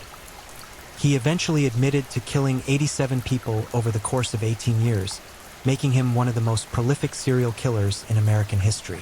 But even this number was suspected to be conservative, as investigators identified dozens of additional suspicious deaths that occurred during Donald's employment at various healthcare facilities. The methods Donald described during his confessions revealed the evolution of a killer who had grown increasingly sophisticated and sadistic over time. His early murders had been relatively simple suffocations and medication overdoses, but as his confidence and expertise grew, Donald had graduated to elaborate poisoning campaigns that could extend over weeks or months. He described watching his victims' gradual decline with scientific detachment, adjusting his methods based on their responses and his own psychological needs. The psychological profile that emerged from Donald's confessions and subsequent psychiatric evaluations painted a picture of a profoundly damaged individual whose childhood trauma had metastasized into something far more dangerous than simple mental illness, a calculating predator who had learned to weaponize compassion itself. The psychiatric experts who examined Donald were unanimous in their assessment that he represented a unique and terrifying category of serial killer, one who had successfully integrated murder into the institutional framework of healthcare delivery. Donald's detailed descriptions of his murder methods revealed not only the breadth of his criminal knowledge but also the depth of his psychological pathology. He spoke about his victims' deaths with the clinical detachment of a researcher discussing laboratory results, showing no emotional connection to the human suffering he had caused.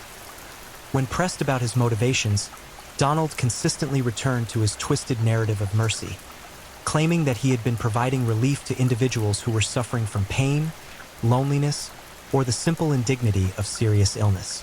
The investigation into Donald's crimes expanded beyond his confessions as forensic experts began exhuming bodies and conducting toxicological analyses that had been impossible during the original autopsies. The results were horrifying. Victim after victim showed evidence of deliberate poisoning with substances that had no legitimate medical purpose.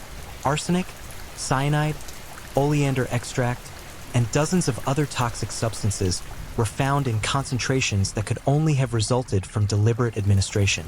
The families of Donald's victims were devastated not only by the confirmation that their loved ones had been murdered, but by the realization that they had trusted and even thanked the man who had killed them. Many relatives recalled Donald's apparent compassion during their family members' final days, his willingness to provide comfort and support during what they believed were natural dying processes.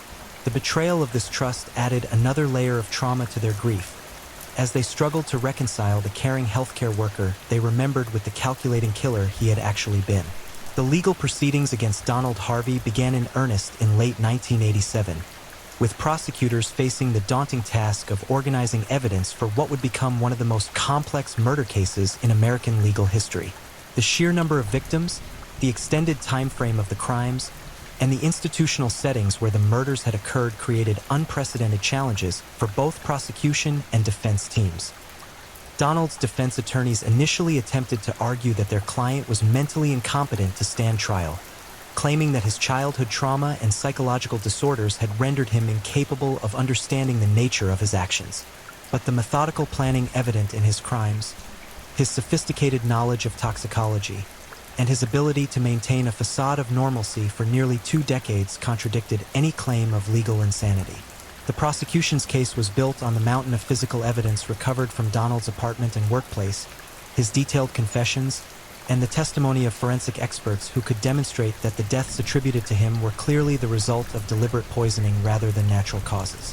The toxicological evidence alone was overwhelming, showing consistent patterns of poison administration that could not possibly be explained by accident or coincidence. The trial proceedings were marked by moments of almost unbearable testimony as prosecutors presented evidence of Donald's systematic campaign of murder. Forensic pathologists described the agonizing deaths that his victims had endured, often taking hours or days to die as poisons slowly destroyed their organs and nervous systems. Family members testified about their loved ones' final days, describing symptoms that they now understood had been caused by deliberate poisoning rather than natural disease progression. Donald's behavior during the trial revealed the narcissistic personality disorder that had driven his killing spree. He appeared to enjoy being the center of attention, occasionally smiling or nodding when particularly damning evidence was presented against him. His apparent lack of remorse or emotional connection to his victims' suffering demonstrated the complete absence of empathy that had made his crimes possible. The sentencing phase of Donald's trial provided an opportunity for victim impact statements that revealed the true scope of the damage his crimes had inflicted. Family members spoke about the years of guilt they had experienced, wondering if they had somehow failed to provide adequate care for their loved ones during their final illnesses. They described the additional trauma of learning that deaths they had accepted as natural were actually murders committed by someone they had trusted.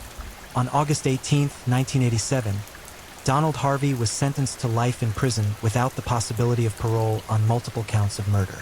The judge who imposed the sentence described Donald's crimes as representing the ultimate betrayal of the trust that forms the foundation of medical care, noting that his actions had not only ended dozens of lives, but had also damaged the institutional credibility of healthcare systems throughout the region.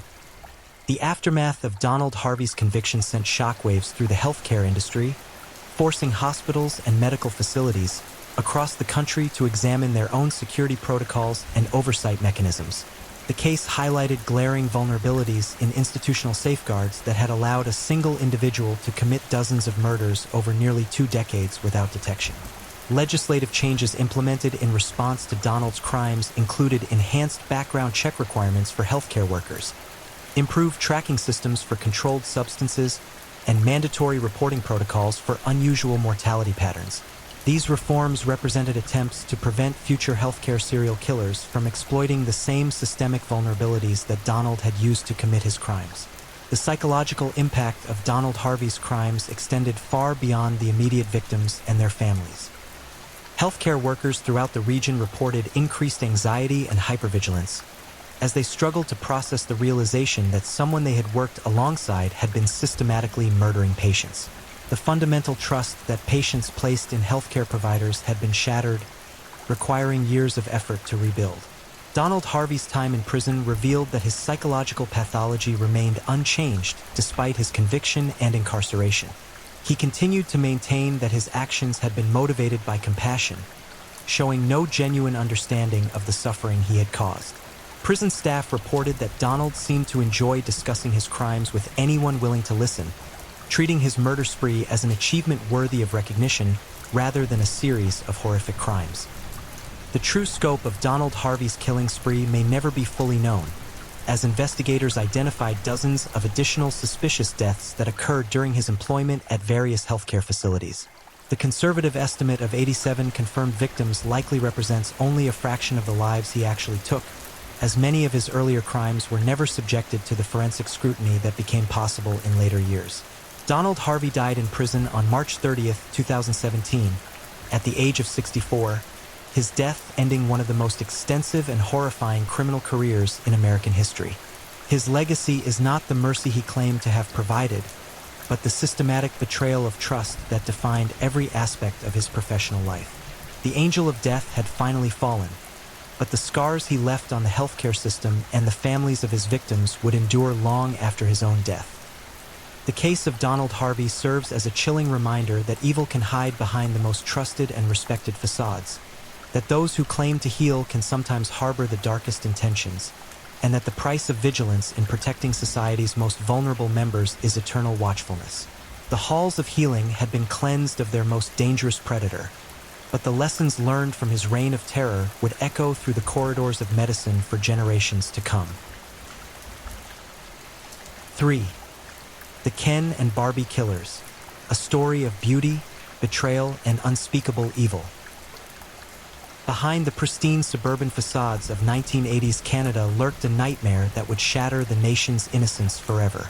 2 attractive young lovers, blessed with the kind of all-American good looks that graced magazine covers, harbored a darkness so profound, so utterly depraved, that their very names would become synonymous with pure evil. Paul Bernardo and Carla Homolka, the Ken and Barbie Killers, appeared to be the perfect couple living the perfect life. But beneath their golden exterior festered a malevolent obsession with power, control, and the complete destruction of innocence.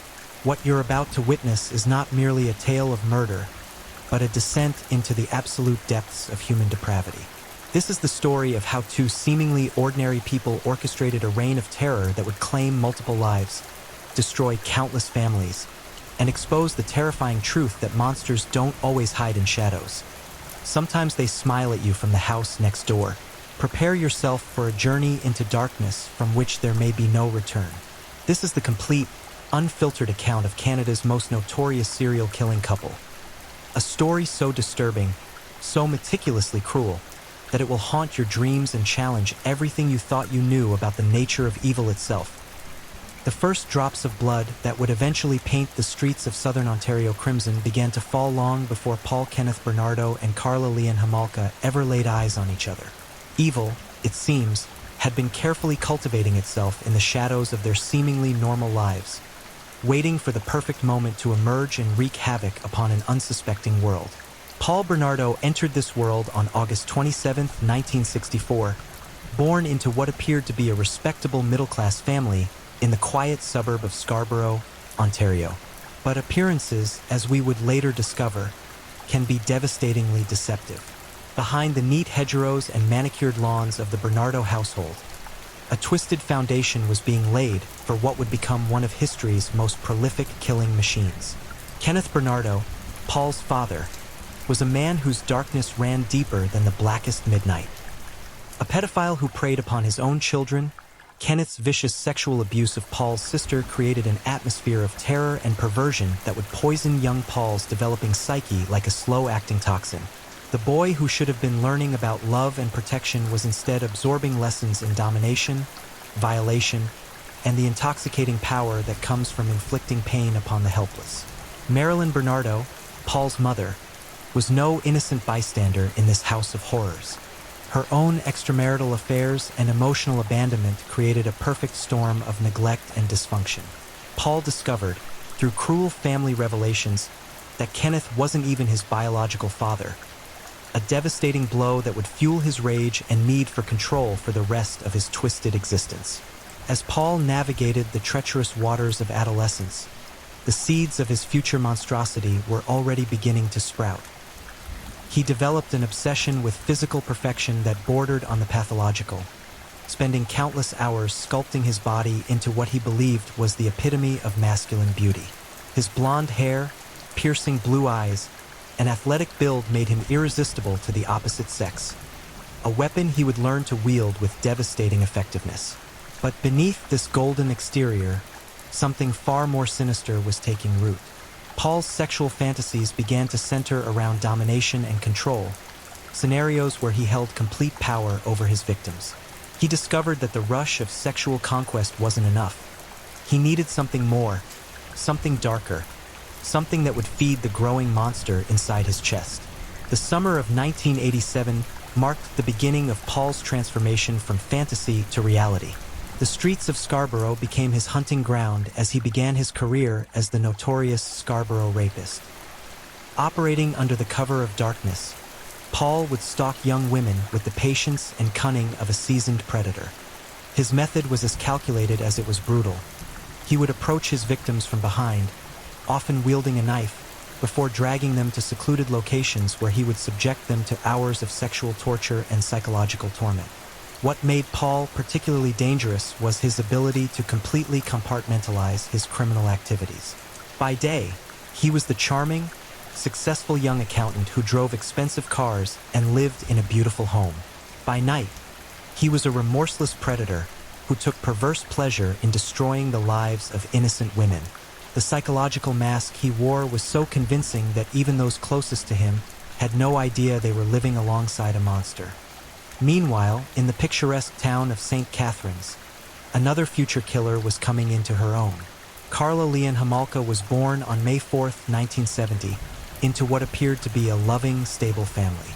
The eldest of 3 daughters, Carla was raised in a household that emphasized traditional values, academic achievement, and social conformity. Her parents, Karel and Dorothy Homolka, were hardworking immigrants from Czechoslovakia who had built a comfortable life in their adopted country. But even in this seemingly normal environment, there were early warning signs that something was fundamentally wrong with young Carla. While her younger sisters Lori and Tammy were outgoing and sociable, Carla displayed a disturbing fascination with death and violence from an early age. She would torture small animals with a clinical detachment that chilled those who witnessed it, displaying a complete absence of empathy that would later prove to be her defining characteristic. As Carla blossomed into adolescence, her physical beauty became her most powerful asset. With her platinum blonde hair, bright smile, and petite figure, she attracted attention wherever she went.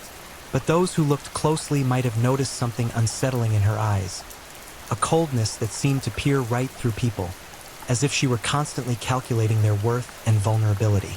Carla's teenage years were marked by a series of increasingly disturbing behaviors. She began experimenting with drugs and alcohol at a young age, but what truly set her apart was her growing fascination with power and control over others. She discovered that her beauty could be weaponized, that she could manipulate people, particularly men, into doing whatever she wanted.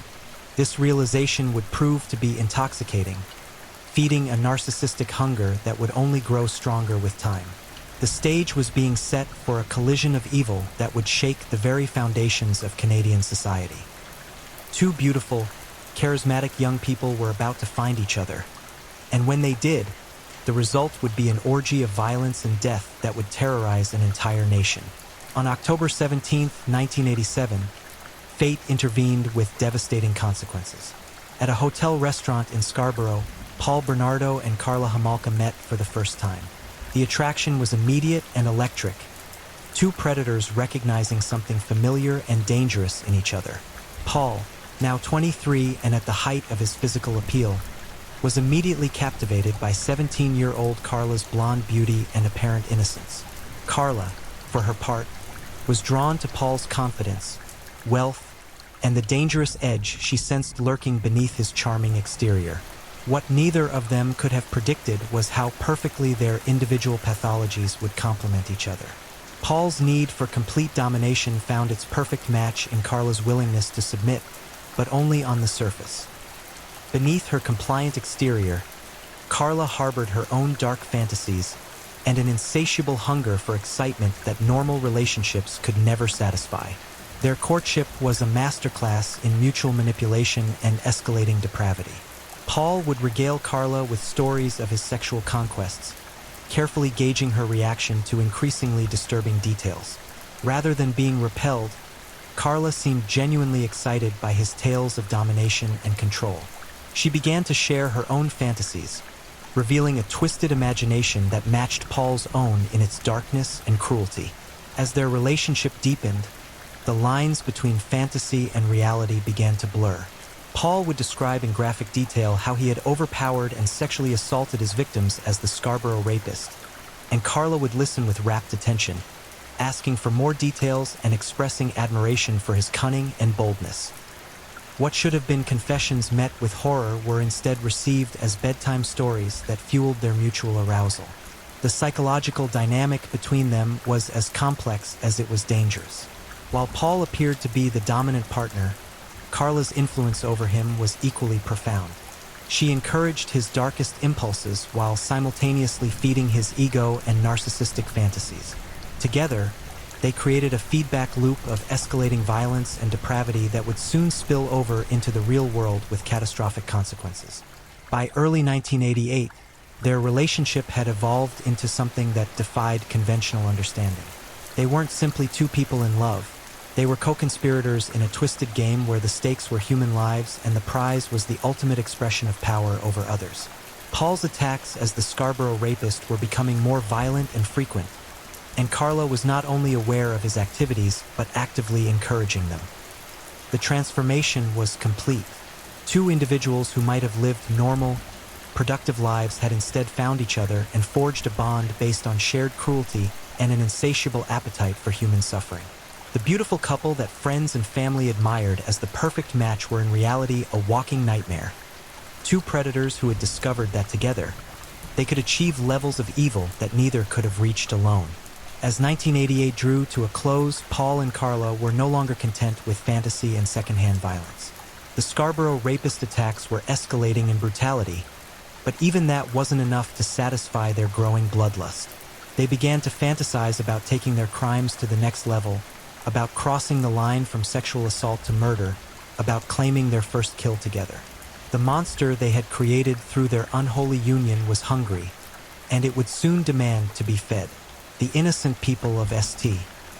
Catharines and the surrounding area had no idea that their community had become the chosen hunting ground for two of the most dangerous predators Canada had ever produced. The killing was about to begin, and when it did, the streets would run red with the blood of the innocent.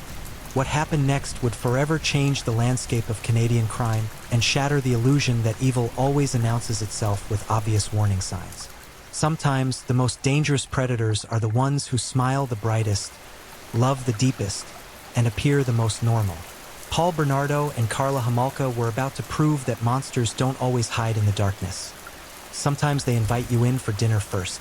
The winter of 1990 descended upon southern Ontario like a suffocating blanket, but for Paul Bernardo and Carla Homolka, the cold months brought a burning intensity that would soon erupt into unimaginable horror. Their relationship had evolved beyond the boundaries of normal human experience, transforming into something that existed in the shadowy realm between obsession and pure evil. The psychological games they had been playing were no longer sufficient to satisfy their growing hunger for domination and control. They needed something more, something real, something final, something that would cement their bond in blood. The first victim of their escalating madness would come from within their own family circle, a betrayal so profound and devastating that it would shock even the most hardened criminal investigators. Tammy Lynn Homolka, Carla's 15-year-old sister, was everything that innocence represented: beautiful, trusting, and completely unaware of the predators who shared her own home. With her long blonde hair and bright smile, Tammy was the embodiment of youth and possibility, a shining example of everything that was pure and good in the world. But to Paul and Carla, Tammy represented something entirely different. She was the perfect victim, accessible and vulnerable, someone they could control completely without fear of immediate consequences. Paul had become obsessed with Tammy from the moment he first saw her, viewing her not as his girlfriend's beloved sister, but as a prize to be claimed, a conquest that would prove his ultimate power over the Homolka family. Carla, in a display of sisterly devotion twisted beyond all recognition, actively encouraged Paul's interest in Tammy. Rather than protecting her younger sister from this obvious threat, Carla saw Tammy as a means to strengthen her bond with Paul, a sacrificial offering that would prove her loyalty and commitment to their shared depravity. The fact that Tammy was her own flesh and blood seemed not to matter. In Carla's warped worldview, Paul's desires took precedence over everything else, including basic human decency and family bonds. The plan they hatched was as methodical as it was monstrous. Working at a veterinary clinic, Carla had access to powerful anesthetic drugs that could render a person unconscious for hours. Halothane, a potent inhalation anesthetic, became their weapon of choice, a substance that would allow them to render Tammy helpless while maintaining complete control over the situation. Christmas Eve, 1990, was supposed to be a night of family celebration and joy in the Homolka household.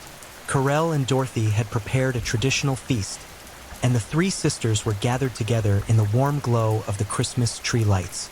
But beneath the veneer of holiday cheer, Paul and Carla were putting their horrific plan into motion. As the evening progressed and the family settled in to watch television together, Carla began spiking Tammy's drinks with a combination of alcohol and crushed sedatives. The 15-year-old, trusting her older sister completely, had no idea that she was being systematically poisoned by the person who should have been protecting her. As the drugs began to take effect, Tammy became increasingly drowsy and disoriented, her speech slurring and her movements becoming uncoordinated.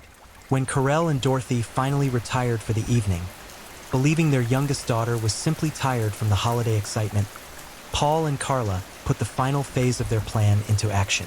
They waited until Tammy was barely conscious, then moved her to the basement rec room where they had prepared their instruments of torture. What happened next was so depraved, so utterly inhuman, that even hardened detectives would later struggle to comprehend the depths of evil they were dealing with. Using a cloth soaked in halothane, they rendered Tammy completely unconscious, then proceeded to sexually assault her while videotaping their crimes. The footage they created that night would later serve as evidence of their complete lack of humanity. Two predators taking perverse pleasure in the violation of an innocent child. But their celebration of dominance was short-lived. In their arrogance and inexperience with the powerful anesthetic, they had miscalculated the dosage. Tammy began to vomit while unconscious, and the combination of alcohol, sedatives, and halothane proved to be fatal. As they watched in growing panic, the 15-year-old girl began to convulse and struggle for breath. For most people, this would have been the moment of horrified realization, the instant when the magnitude of their crime became clear and they frantically called for help. But Paul and Carla were not most people. Instead of immediately summoning medical assistance, their first priority was self-preservation. They spent precious minutes removing evidence, hiding the halothane and video equipment, and concocting a story that would explain Tammy's condition without implicating them in any wrongdoing. When they finally called 911, claiming that Tammy had simply choked on her own vomit after drinking too much, it was far too late. The beautiful 15-year-old was pronounced dead at the hospital, her life snuffed out by the two people who should have loved and protected her most. The official investigation into Tammy's death was cursory at best.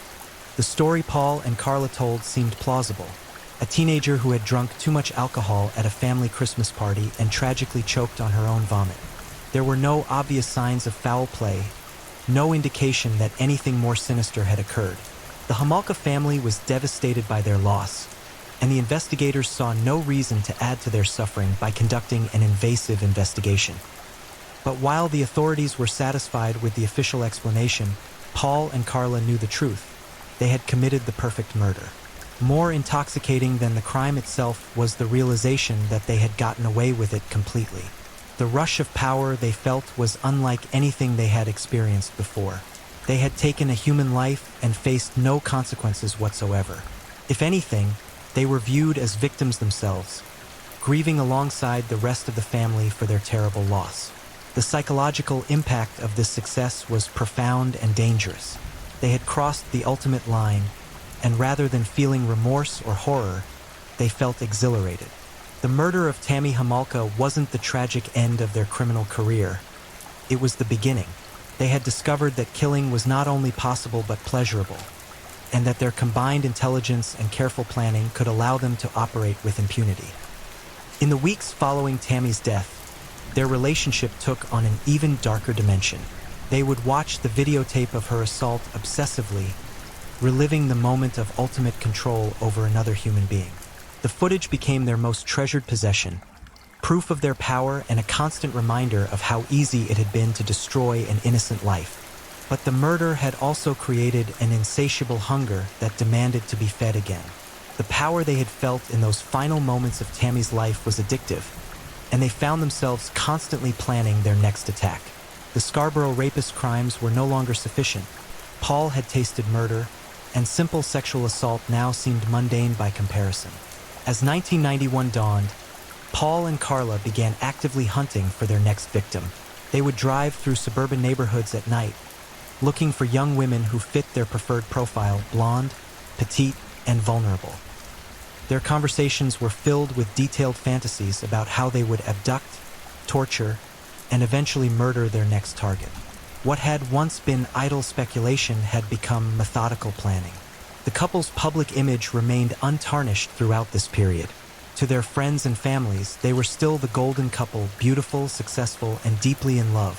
Paul's career was flourishing, and Carla had begun working as a veterinary assistant, a job that not only provided her with access to more drugs, but also reinforced her image as someone who cared for helpless creatures. Their wedding planning proceeded without interruption, with Carla throwing herself into the preparations with the enthusiasm of a woman deeply in love. She selected her dress, booked the venue, and planned every detail of what was supposed to be the happiest day of her life.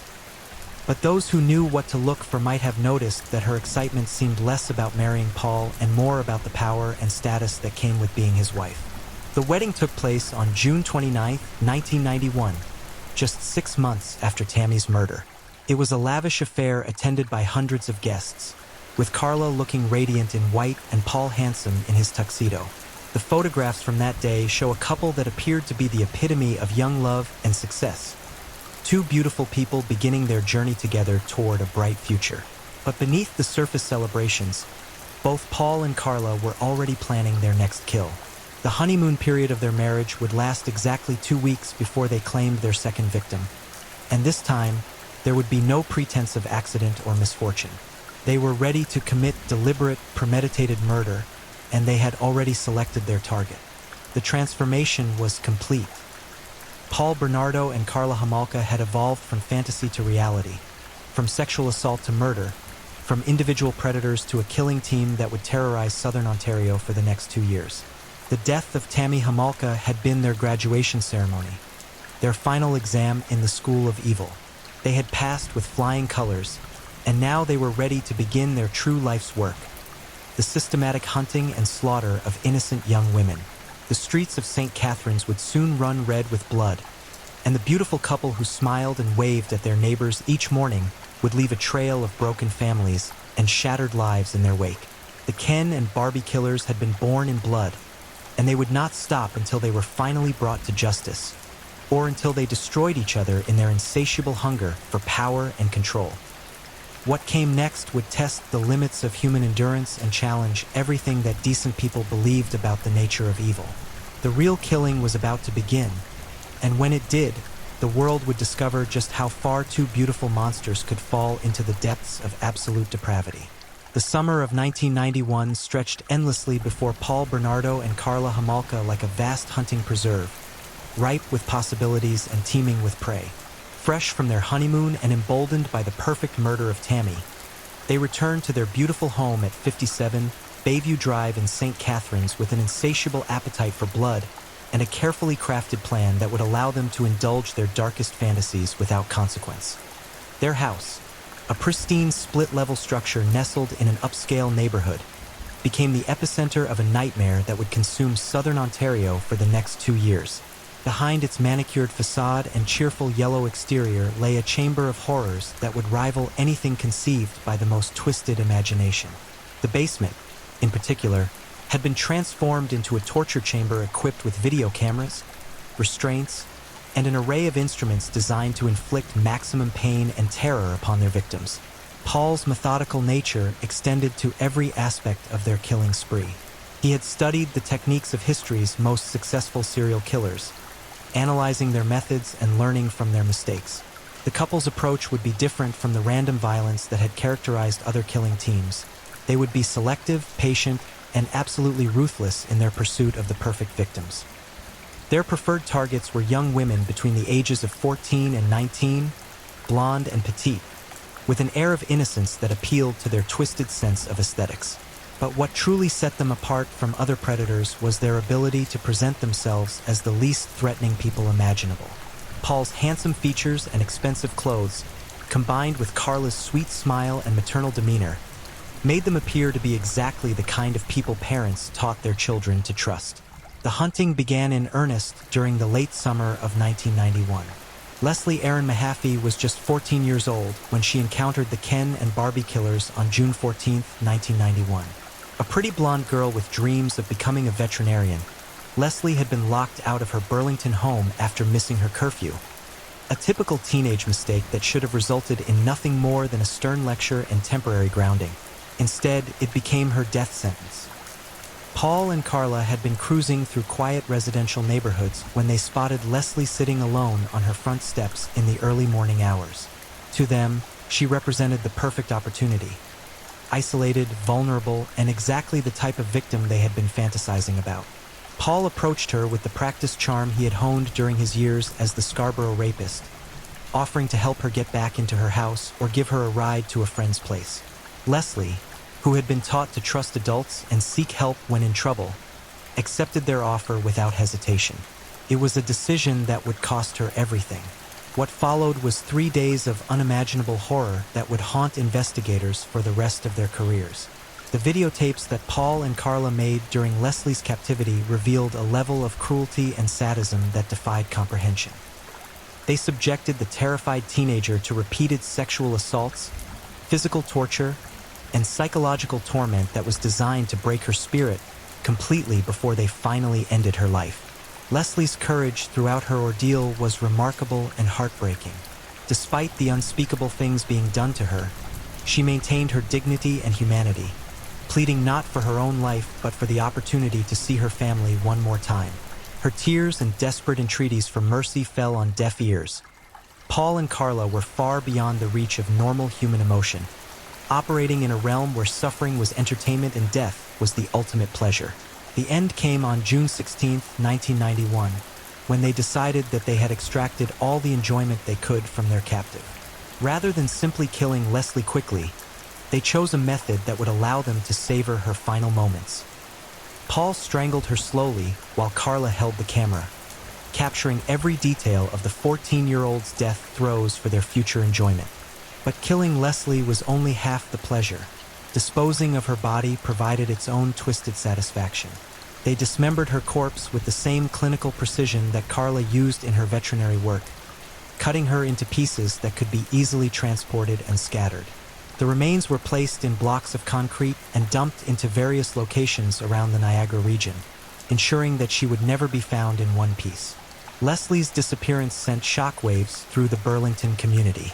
Her parents, Dan and Debbie Mahaffey, launched a desperate search for their missing daughter, posting flyers throughout the region and pleading with the media for any information about her whereabouts. They held on to hope that she had simply run away or was staying with friends, unable to imagine that their precious daughter had fallen into the hands of monsters. The discovery of Leslie's remains 2 weeks later, on June 29th, ironically, the same day as Paul and Carla's wedding, shattered those hopes forever.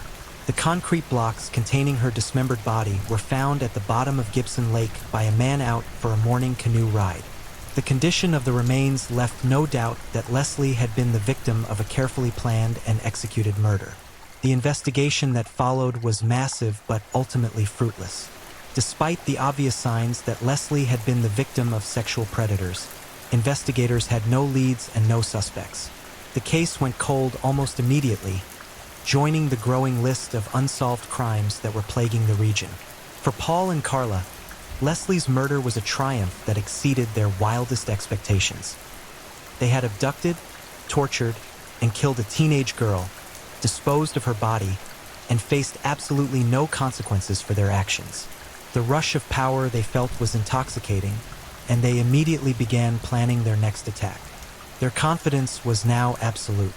They had proven to themselves that they could operate with complete impunity, that their intelligence and careful planning made them untouchable. The police investigation had come nowhere close to identifying them as suspects, and their public image remained that of a successful, happily married couple living the American dream. But success bred arrogance, and arrogance would eventually lead to mistakes. The murder of Leslie Mahaffey had given them a taste for killing that could not be satisfied by a single victim. They needed more, and they needed it soon. The hunting continued. Kristen Dawn French was 15 years old and everything that dreams were made of when she crossed paths with the Ken and Barbie killers on April 16, 1992. A straight-A student at Holy Cross Secondary School in St. Catharines, Kristen was popular, beautiful, and blessed with the kind of bright future that parents pray their children will have. She was walking home from school, just minutes away from the safety of her family, when Paul and Carla spotted her. This time, their approach was even more calculated and sophisticated. Carla got out of the car and approached Kristen with a map, asking for directions to a local store. It was a ploy that had worked countless times before. A young woman asking another young woman for help, the most innocent interaction imaginable. When Kristen leaned in to look at the map, Paul struck from behind, forcing her into their car at knife point. The abduction was witnessed by several people, but happened so quickly and appeared so normal that no one realized a crime was taking place.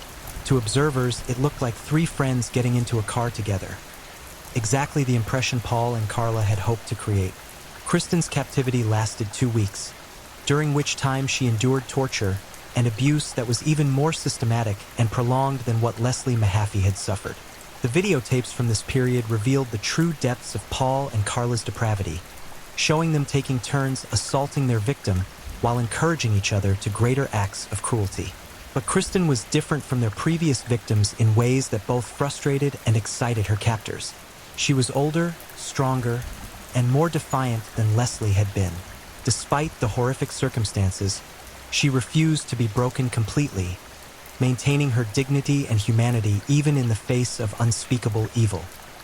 Her resistance only served to fuel Paul and Carla's sadistic pleasure, providing them with a greater challenge and more opportunities to demonstrate their power. The psychological torture was perhaps even worse than the physical abuse. They would promise to let her go, then laugh at her hope and relief. They forced her to participate in degrading acts while telling her that her family would never want her back if they knew what she had done.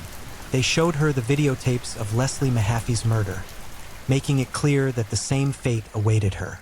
Throughout her ordeal, Kristen maintained a strength of character that was remarkable for someone so young. She spoke constantly about her family, her dreams for the future, and her faith that somehow, someone would find her and bring her home. Her courage in the face of absolute evil was both inspiring and heartbreaking, a testament to the resilience of the human spirit, even in the darkest circumstances. On April 30th, 1992, Paul and Carla decided that they had exhausted their interest in their captive. Kristen's murder was even more brutal than Leslie's had been, carried out with a savagery that spoke to their growing addiction to violence and death. They strangled her slowly, savoring every moment of her final struggle, before dumping her naked body in a ditch along a rural road where it would be discovered by a passerby the following day. The discovery of Kristen French's body sent the entire region into a state of panic. Here was clear evidence that a serial killer was operating in their midst, someone who was specifically targeting young women and subjecting them to prolonged torture before killing them. The similarities to Leslie Mahaffey's murder were unmistakable, and investigators finally realized they were dealing with a killing team of unprecedented sophistication and cruelty. The public outcry was immediate and intense. Parents refused to let their daughters out of their sight, schools implemented new security measures, and the police launched the largest criminal investigation in Canadian history. Task forces were formed, reward money was offered, and hundreds of investigators worked around the clock to identify the monsters who were terrorizing their community. But Paul and Carla remained invisible to the massive investigative effort.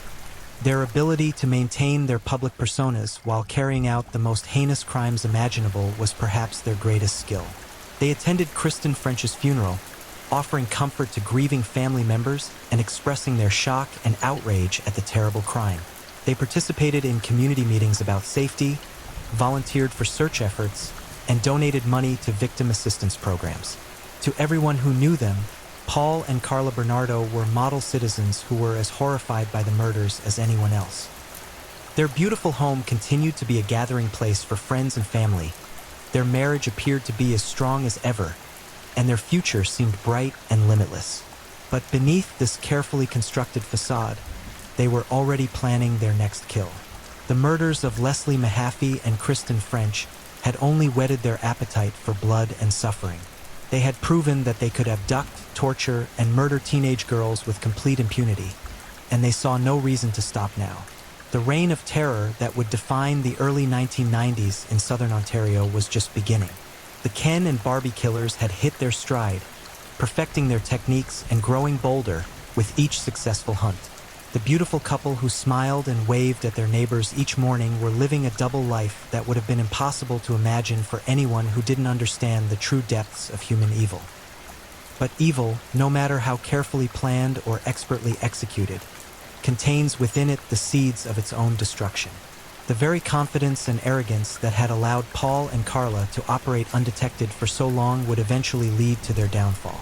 The perfect crime was about to become perfectly imperfect, and when it did, the truth about the Ken and Barbie killers would finally be revealed to a horrified world.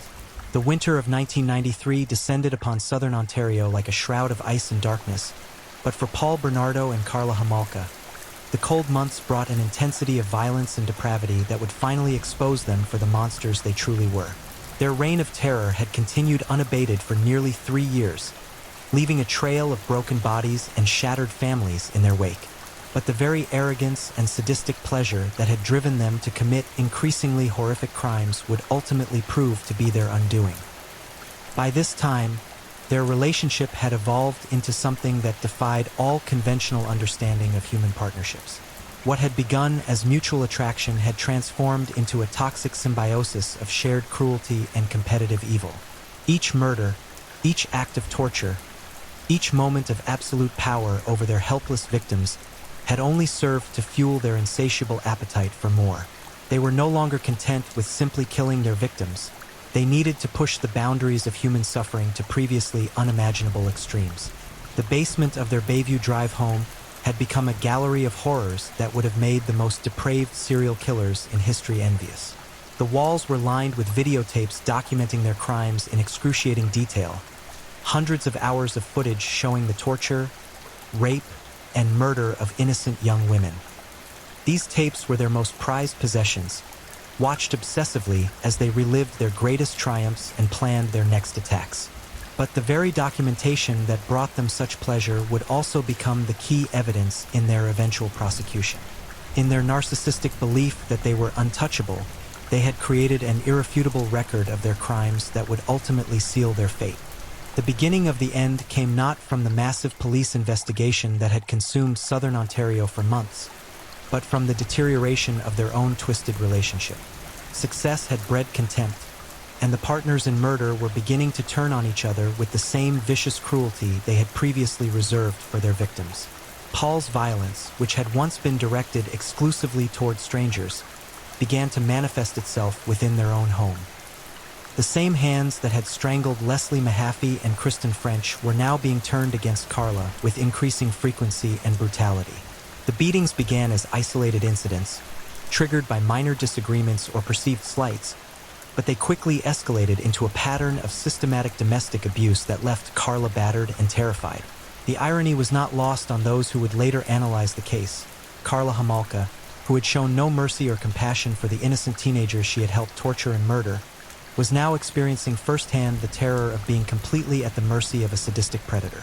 The same woman who had held the video camera steady while Paul strangled their victims was now cowering in corners, sporting black eyes and broken ribs from her husband's increasingly violent rampages.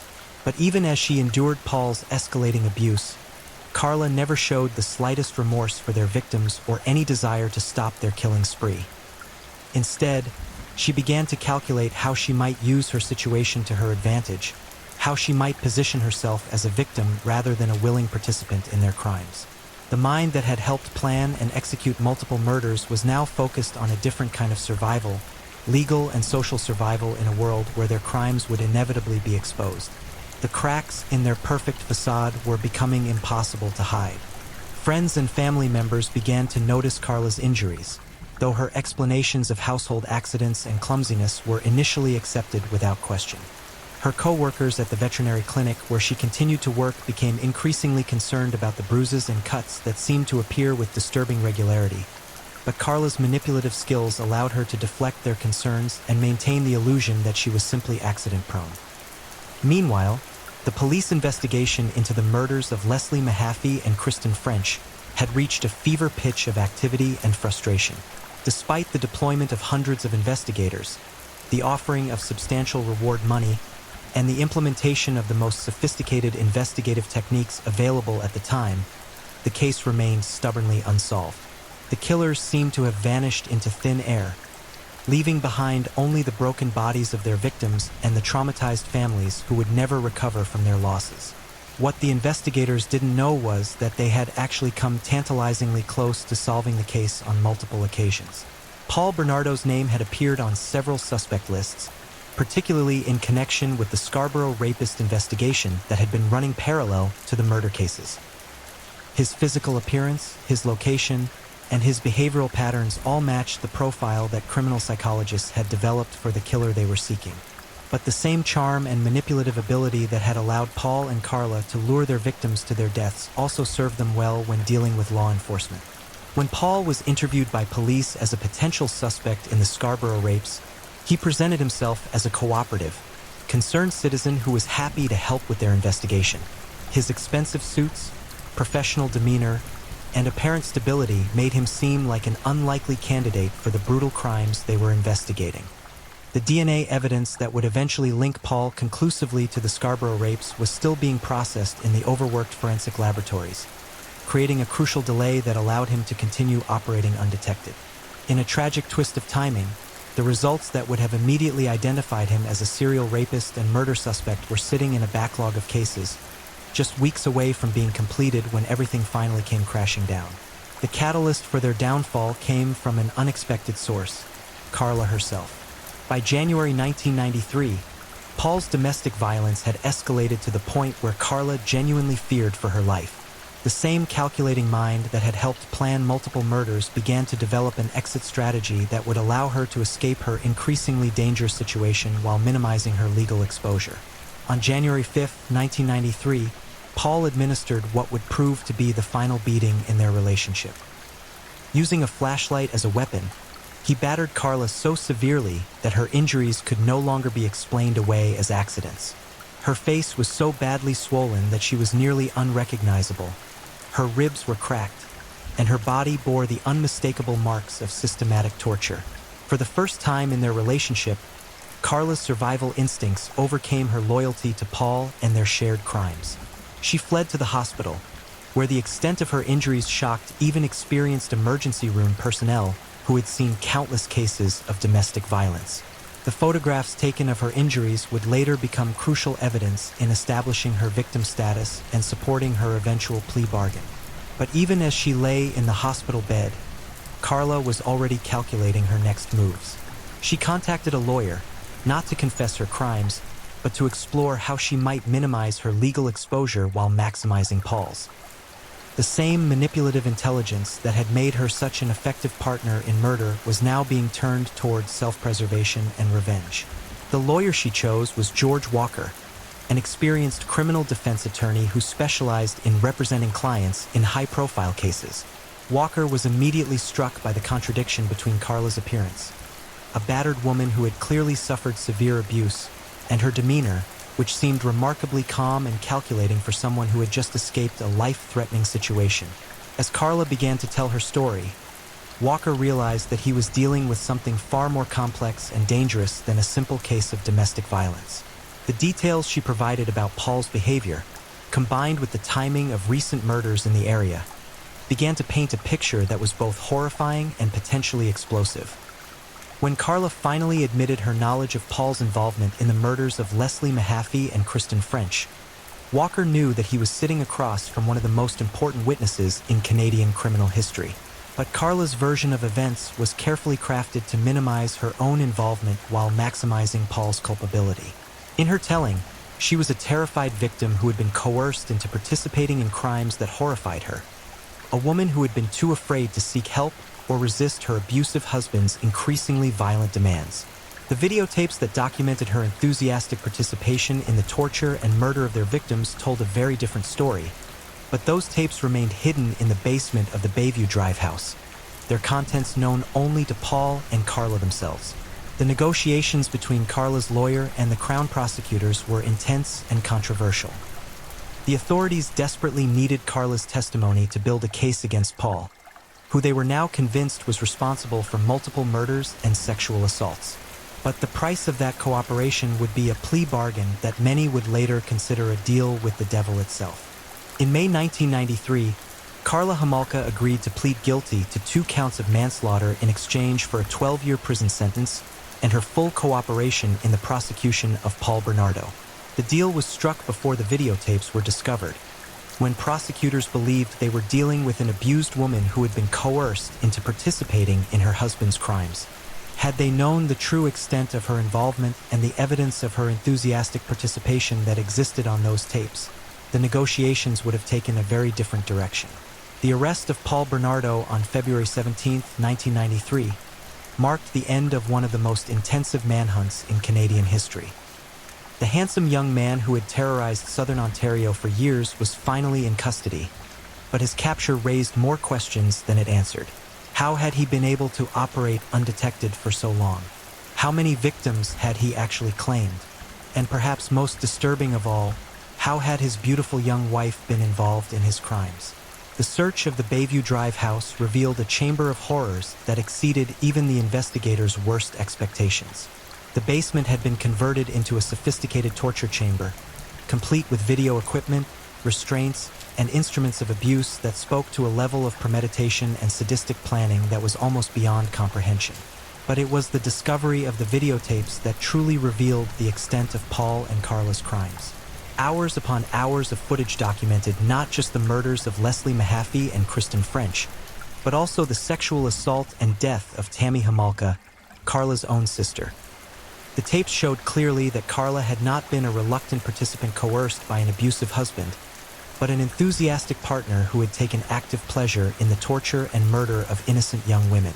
The revelation that Carla had been a willing and eager participant in her sister's death sent shockwaves through the legal community and the general public.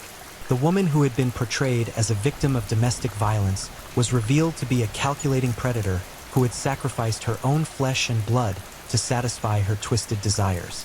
The plea bargain that had seemed reasonable when she was viewed as a coerced accomplice now appeared to be a miscarriage of justice of epic proportions. The trial of Paul Bernardo became one of the most sensational criminal proceedings in Canadian history. The evidence presented painted a picture of depravity and evil that challenged everything that decent people believed about human nature. The videotapes, though heavily edited to protect the dignity of the victims, provided irrefutable proof of the systematic torture and murder that had taken place in the basement of the Bayview Drive house. Paul's defense strategy was as predictable as it was unsuccessful. His lawyers attempted to portray him as a man who had been manipulated and controlled by his wife, claiming that Carla had been the true mastermind behind the crimes and that Paul had been coerced into participating. The videotape evidence made this argument laughable, showing clearly that Paul had been the dominant partner in their relationship and the primary architect of their victim's suffering. On September 1, 1995, Paul Kenneth Bernardo was convicted of first-degree murder in the deaths of Leslie Mahaffey and Kristen French, as well as numerous counts of sexual assault. He was sentenced to life in prison with no possibility of parole for 25 years, a sentence that was later declared by the courts to be a dangerous offender designation, meaning he would likely never be released. Carla Homolka, true to her plea bargain, served just 12 years in prison before being released in 2005. Her release was met with public outrage and international media attention, as many people felt that justice had not been served. The woman who had participated enthusiastically in the torture and murder of at least 3 young women, including her own sister, was free to resume her life while her victims remained forever silenced. The legacy of the Ken and Barbie killers extends far beyond the immediate horror of their crimes. Their case exposed fundamental weaknesses in the criminal justice system, particularly the dangers of negotiating plea bargains without full knowledge of all the evidence. It also highlighted the terrifying reality that evil doesn't always announce itself with obvious warning signs. Sometimes the most dangerous predators are the ones who look the most normal, the most attractive, the most trustworthy. The families of Leslie Mahaffey and Kristen French, along with the Homolka family, were left to deal with losses that could never be adequately compensated or healed. These innocent young women, full of hopes and dreams and unlimited potential, had their futures stolen by 2 people who viewed human life as nothing more than a source of entertainment and sexual gratification. The investigation also revealed additional victims who had fallen prey to Paul and Carla's insatiable appetite for violence and control. The full extent of their crimes may never be known, as they were skilled at covering their tracks and disposing of evidence. How many other young women disappeared without a trace? Their bodies never found, their fates unknown. The question haunts investigators and victims' families to this day. Perhaps most disturbing of all is the knowledge that Paul Bernardo and Carla Homolka were not unique monsters spawned by some inexplicable combination of circumstances. They were, in many ways, representative of a type of criminal that exists in every society. Intelligent, manipulative predators who use their normal appearance and social skills to gain access to victims and evade detection by law enforcement. The case serves as a stark reminder that evil can wear a beautiful face, speak with a charming voice, and live in the house next door. It challenges our most basic assumptions about safety and trust, forcing us to confront the uncomfortable reality that monsters don't always look like monsters.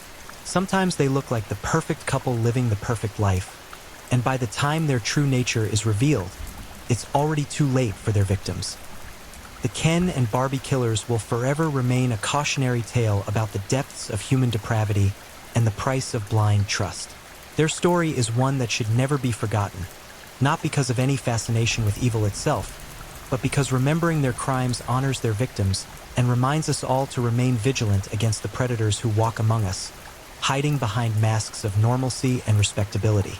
In the end, Paul Bernardo and Carla Homolka destroyed not only their innocent victims but also themselves. Their insatiable hunger for power and control ultimately consumed them both, leaving behind nothing but broken families, traumatized communities, and a legacy of evil that will endure long after they are forgotten. Justice may have been imperfect and incomplete, but truth has a way of surviving even the most elaborate deceptions. The beautiful couple who once seemed to have everything are now remembered only for the horror they unleashed upon the world. Their true faces finally revealed for all to see. The nightmare is over, but the scars remain. And somewhere in the darkness, other predators watch and learn, waiting for their own opportunity to strike. The eternal struggle between good and evil continues, and we must all remain vigilant lest we find ourselves face to face with monsters wearing the faces of angels. In the years that followed the conviction of Paul Bernardo and the controversial release of Karla Homolka, the reverberations of their crimes continued to shake the foundations of Canadian society. The case had exposed not only the depths of human evil, but also the limitations of a justice system unprepared to deal with such calculating and manipulative predators. The victims, Leslie Mahaffey, Kristen French, and Tammy Homolka, became more than just statistics in a criminal case. They became symbols of innocence lost, reminders of the preciousness of life, and the devastating impact of evil upon the world. Their families, forever changed by their losses, became advocates for victims' rights and criminal justice reform, ensuring that their daughters' names would be associated not just with tragedy, but with positive change.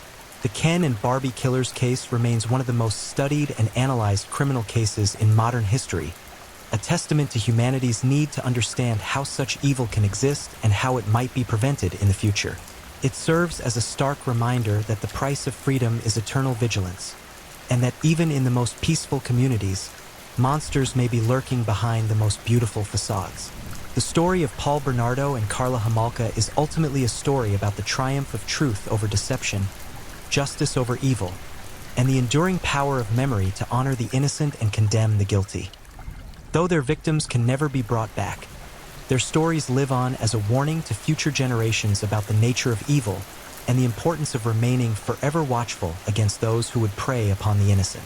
May Leslie, Kristen, and Tammy rest in peace, and may their memories serve as eternal guardians protecting other young women from the predators who still walk among us, searching for their next victims in the shadows of our communities. Story 4: The House of Horrors, Fred and Rosemary West. In the quiet streets of Gloucester, England, behind the ordinary facade of 25 Cromwell Street, lay a chamber of nightmares that would forever scar the collective memory of a nation.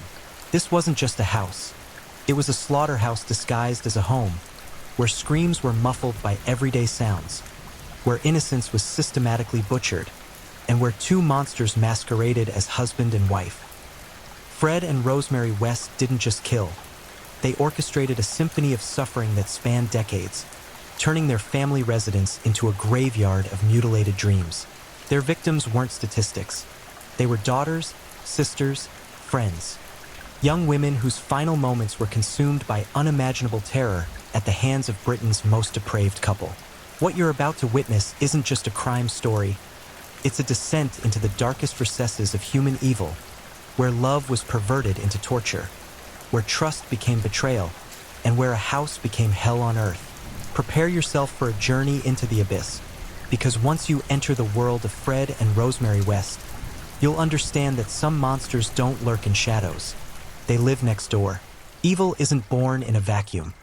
It germinates in the toxic soil of dysfunction, watered by violence, and nurtured by twisted minds that mistake suffering for pleasure.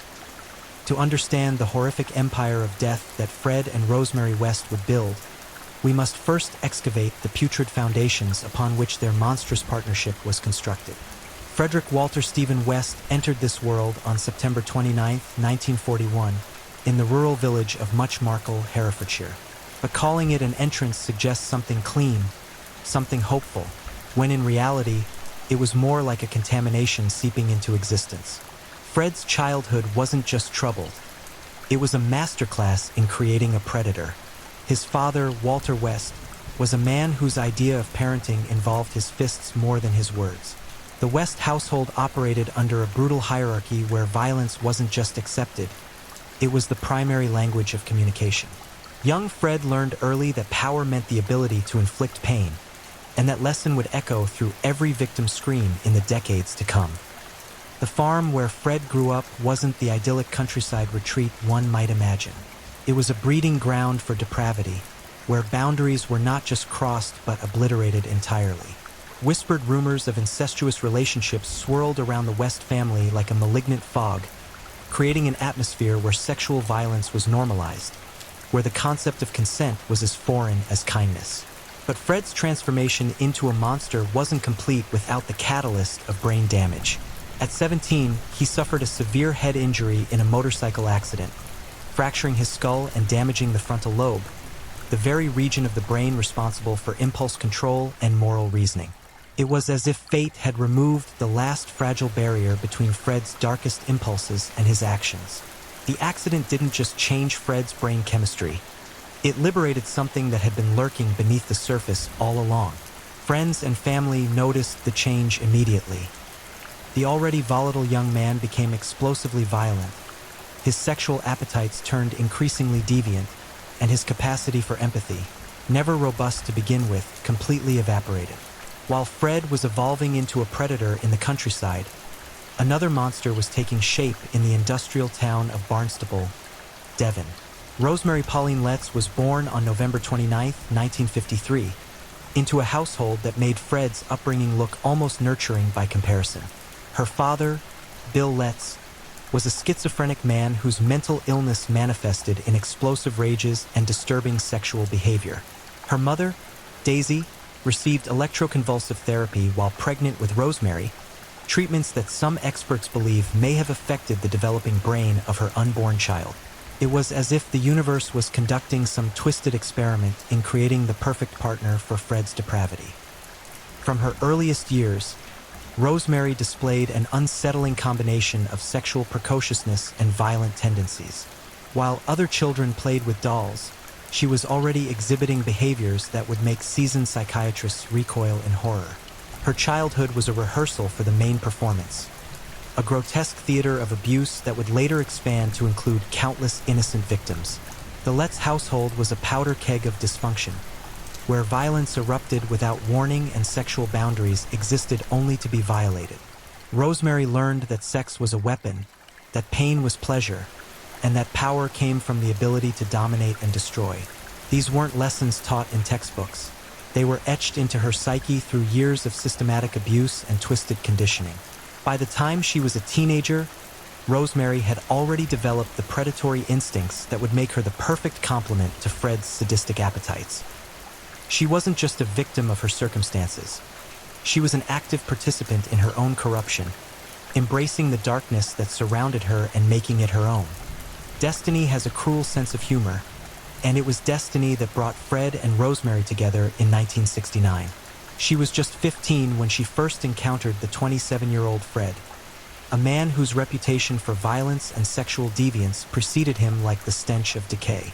Most people would have run from such a figure, but Rosemary was drawn to him like a moth to a flame that would ultimately consume not just her, but countless innocent lives.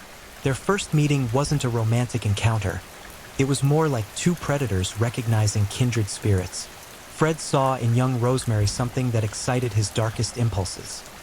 A malleable mind that could be shaped into the perfect accomplice, a sexual appetite that matched his own depraved hungers, and a capacity for violence that even impressed someone as callous as himself.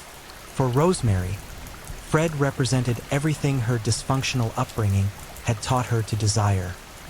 Danger, dominance, and the promise of a life lived outside the boundaries of normal society. He was her gateway into a world where her most twisted fantasies could become reality, where her appetite for inflicting pain could be fed without restraint. Their courtship, if it could be called that, was a dance of mutual corruption. Fred began grooming Rosemary not just for a relationship, but for partnership in activities that would make even hardened criminals turn away in disgust. He introduced her to levels of sexual violence that pushed beyond the merely illegal into realms of pure evil. But Rosemary wasn't just a passive recipient of Fred's teachings. She was an eager student who quickly surpassed her mentor in certain aspects of cruelty. While Fred's violence was often explosive and impulsive, Rosemary's was calculated and methodical. She had a gift for psychological torture that complemented Fred's physical brutality in ways that multiplied their combined capacity for inflicting suffering. Every serial killer has a first victim, a moment when the line between fantasy and reality is crossed forever. For Fred West, that moment came long before he met Rosemary, but it was with her that he would perfect his technique and expand his hunting ground into a systematic slaughter. Fred's first known murder occurred in 1967, 2 years before he would meet his future wife and accomplice. Anna McFall was a young Scottish woman who had been working as a nanny for Fred's children from his first marriage. She was pregnant with Fred's child when she made the fatal mistake of pressuring him to leave his wife and marry her. Anna's murder established the pattern that would define Fred's methodology for decades to come. She wasn't just killed.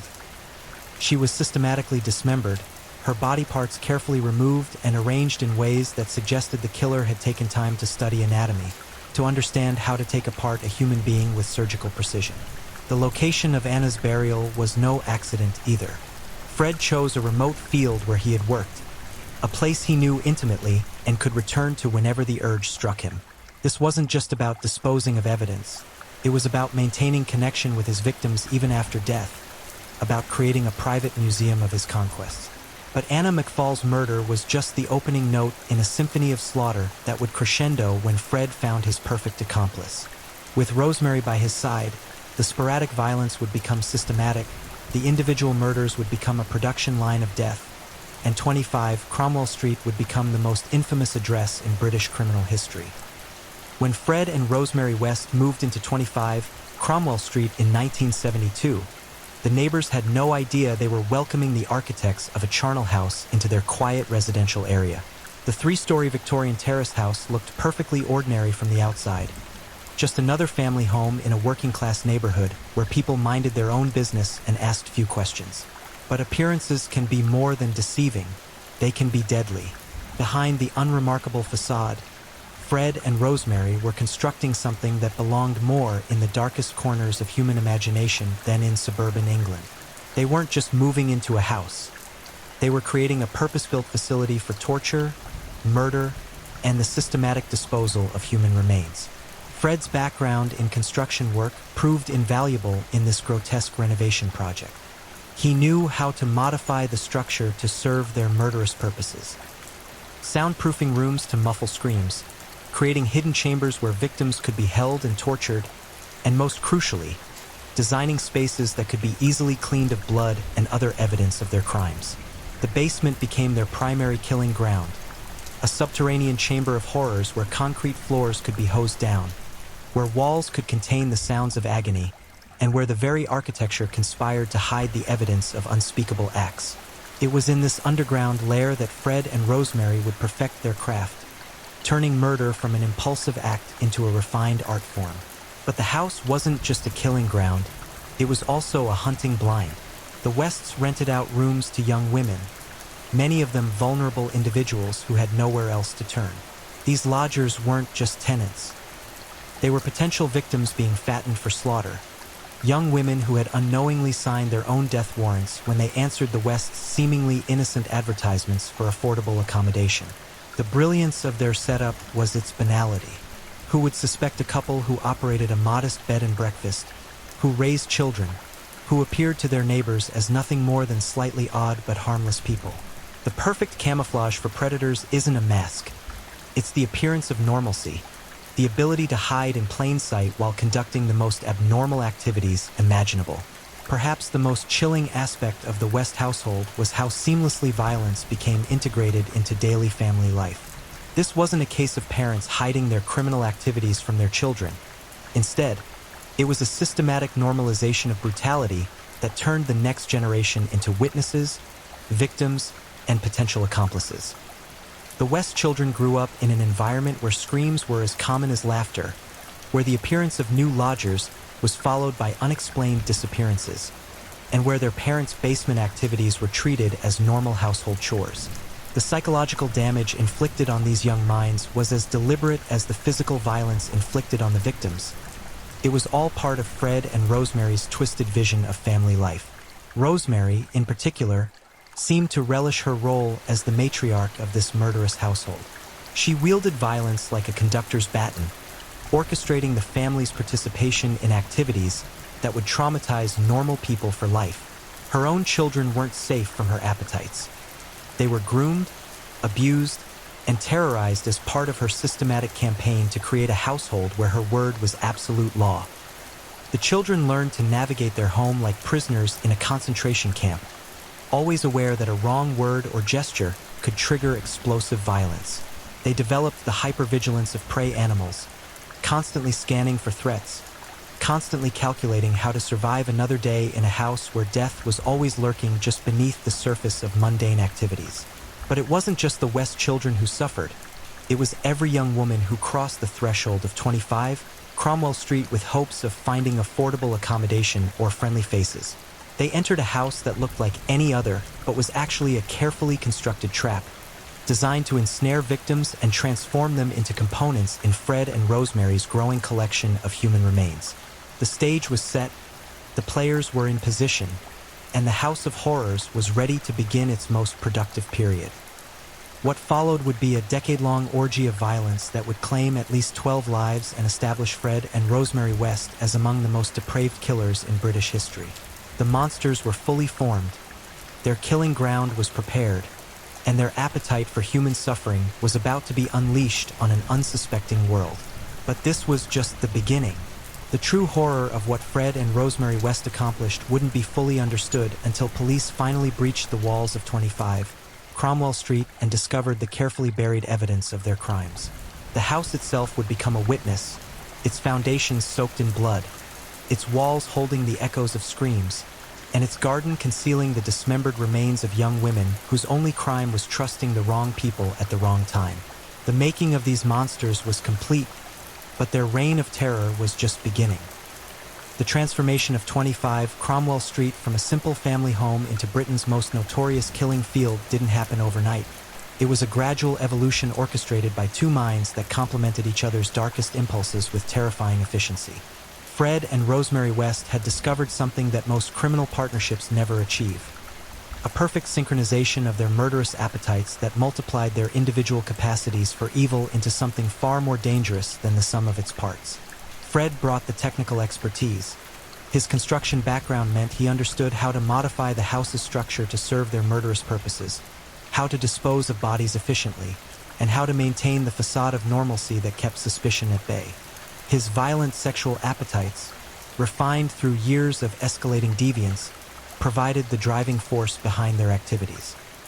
But it was Rosemary who transformed their sporadic violence into a systematic enterprise. She possessed an innate understanding of human psychology that allowed her to identify the most vulnerable potential victims, to manipulate them into situations where they became easy prey, and to maintain the careful balance between their public personas and their private monstrosities. Together, they created a hunting strategy that was as methodical as it was brutal. Young women weren't randomly selected. They were carefully chosen based on their vulnerabilities, their isolation from family and friends, and their likelihood to be missed by society.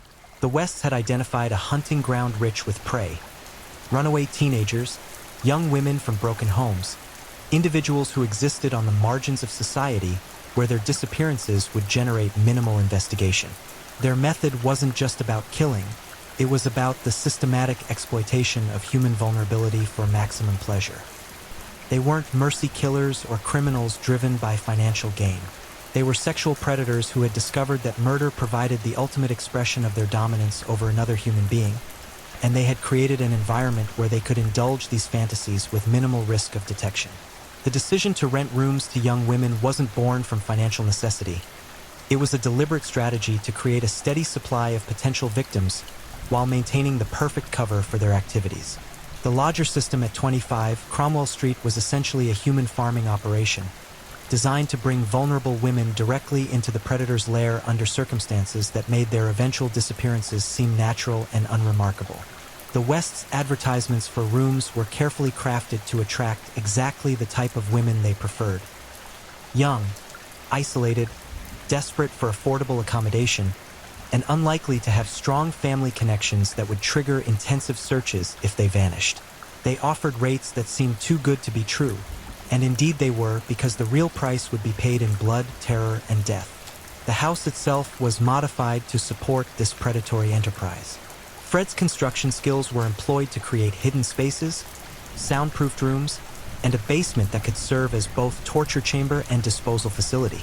The upper floors maintained the appearance of a normal boarding house, complete with shared kitchens and common areas where the facade of domestic normality could be maintained.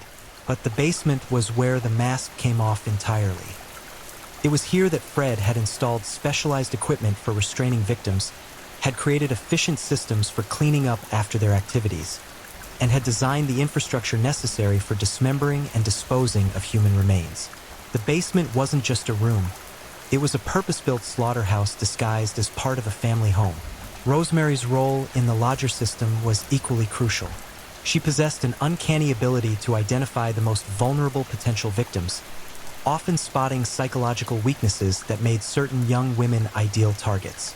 She could present herself as a motherly figure offering safety and companionship to girls who had been failed by every other adult in their lives, drawing them into the house with promises of protection that would ultimately become their death sentences.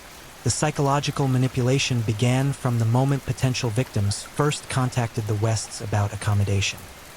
Rosemary would present herself as understanding, non-judgmental, and genuinely concerned about their welfare. She would listen to their stories of family dysfunction, romantic disappointments, and financial difficulties, cataloging their vulnerabilities for future exploitation while presenting herself as their salvation. Once the young women moved into 25 Cromwell Street, the conditioning process began immediately. The Wests would gradually normalize increasingly inappropriate behavior, breaking down their lodgers' boundaries through a combination of manipulation, intimidation, and the systematic erosion of their sense of safety. What started as uncomfortable comments or inappropriate touches would escalate into more serious violations, each one testing the victim's willingness to resist or report their experiences. The actual murders committed by Fred and Rosemary West weren't quick, merciful deaths. They were extended ordeals that combined sexual violence, psychological torture, and physical brutality in ways that maximized both the victim's suffering and the killer's pleasure. Understanding their methodology requires venturing into territories of human depravity that challenge our capacity to comprehend how such evil can exist within seemingly normal individuals. The selection process for victims who would progress from lodgers to murder victims wasn't random. The Wests would spend weeks or even months evaluating their lodgers, identifying those who seemed most isolated, most unlikely to be missed, and most vulnerable to their manipulation. They looked for young women whose family relationships were strained or non-existent, whose work situations were unstable, and whose social connections were limited. Once a victim had been selected, the progression toward murder followed a predictable pattern that the Wests had refined through experience. It would begin with increasingly invasive violations of the victim's privacy and personal boundaries, unexpected entries into their room, inappropriate comments about their bodies, accidental physical contact that became progressively more sexual in nature. The victims' responses to these escalating violations served as a final test of their suitability for murder. Those who complained vigorously, who threatened to report the West's behavior, or who appeared likely to leave the house and warn others were immediately marked for elimination.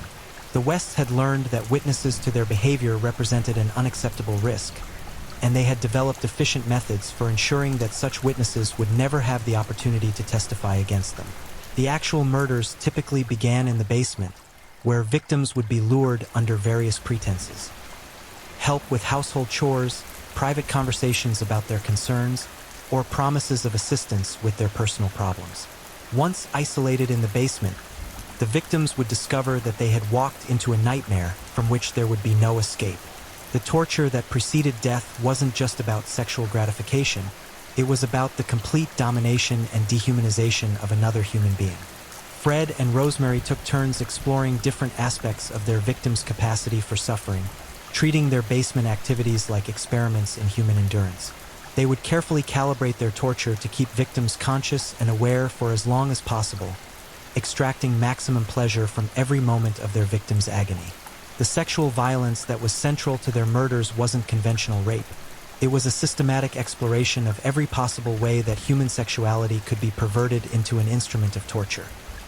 The West had collected various implements and devices that allowed them to inflict specialized forms of sexual torture, each one designed to maximize pain while preventing the victim from losing consciousness too quickly. Perhaps the most chilling aspect of the West's crimes was the methodical way they disposed of their victims' remains, transforming human beings into construction materials for their house of horrors. This wasn't simply about hiding evidence.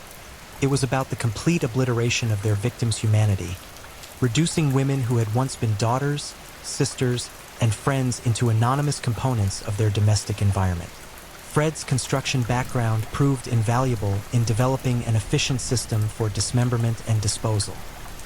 He had studied human anatomy with the dedication of a medical student, learning the most effective techniques for separating bodies at the joints, removing identifying features like heads and hands, and reducing human remains to manageable sizes for burial within the confines of their property. The dismemberment process wasn't hurried or haphazard. It was conducted with the methodical precision of a craftsman who had perfected his technique through repetition. Fred would carefully separate each body at the major joints, removing limbs in a specific sequence that allowed for the most efficient processing of remains. He had invested in professional-grade tools that made the work easier and more precise, treating the dismemberment of human beings like any other construction project. But the disposal process wasn't just about efficiency. It was about creating permanent connections with their victims even after death. Fred would often keep small tokens from each murder, jewelry, personal items, or even body parts that he would preserve as trophies. These weren't just mementos.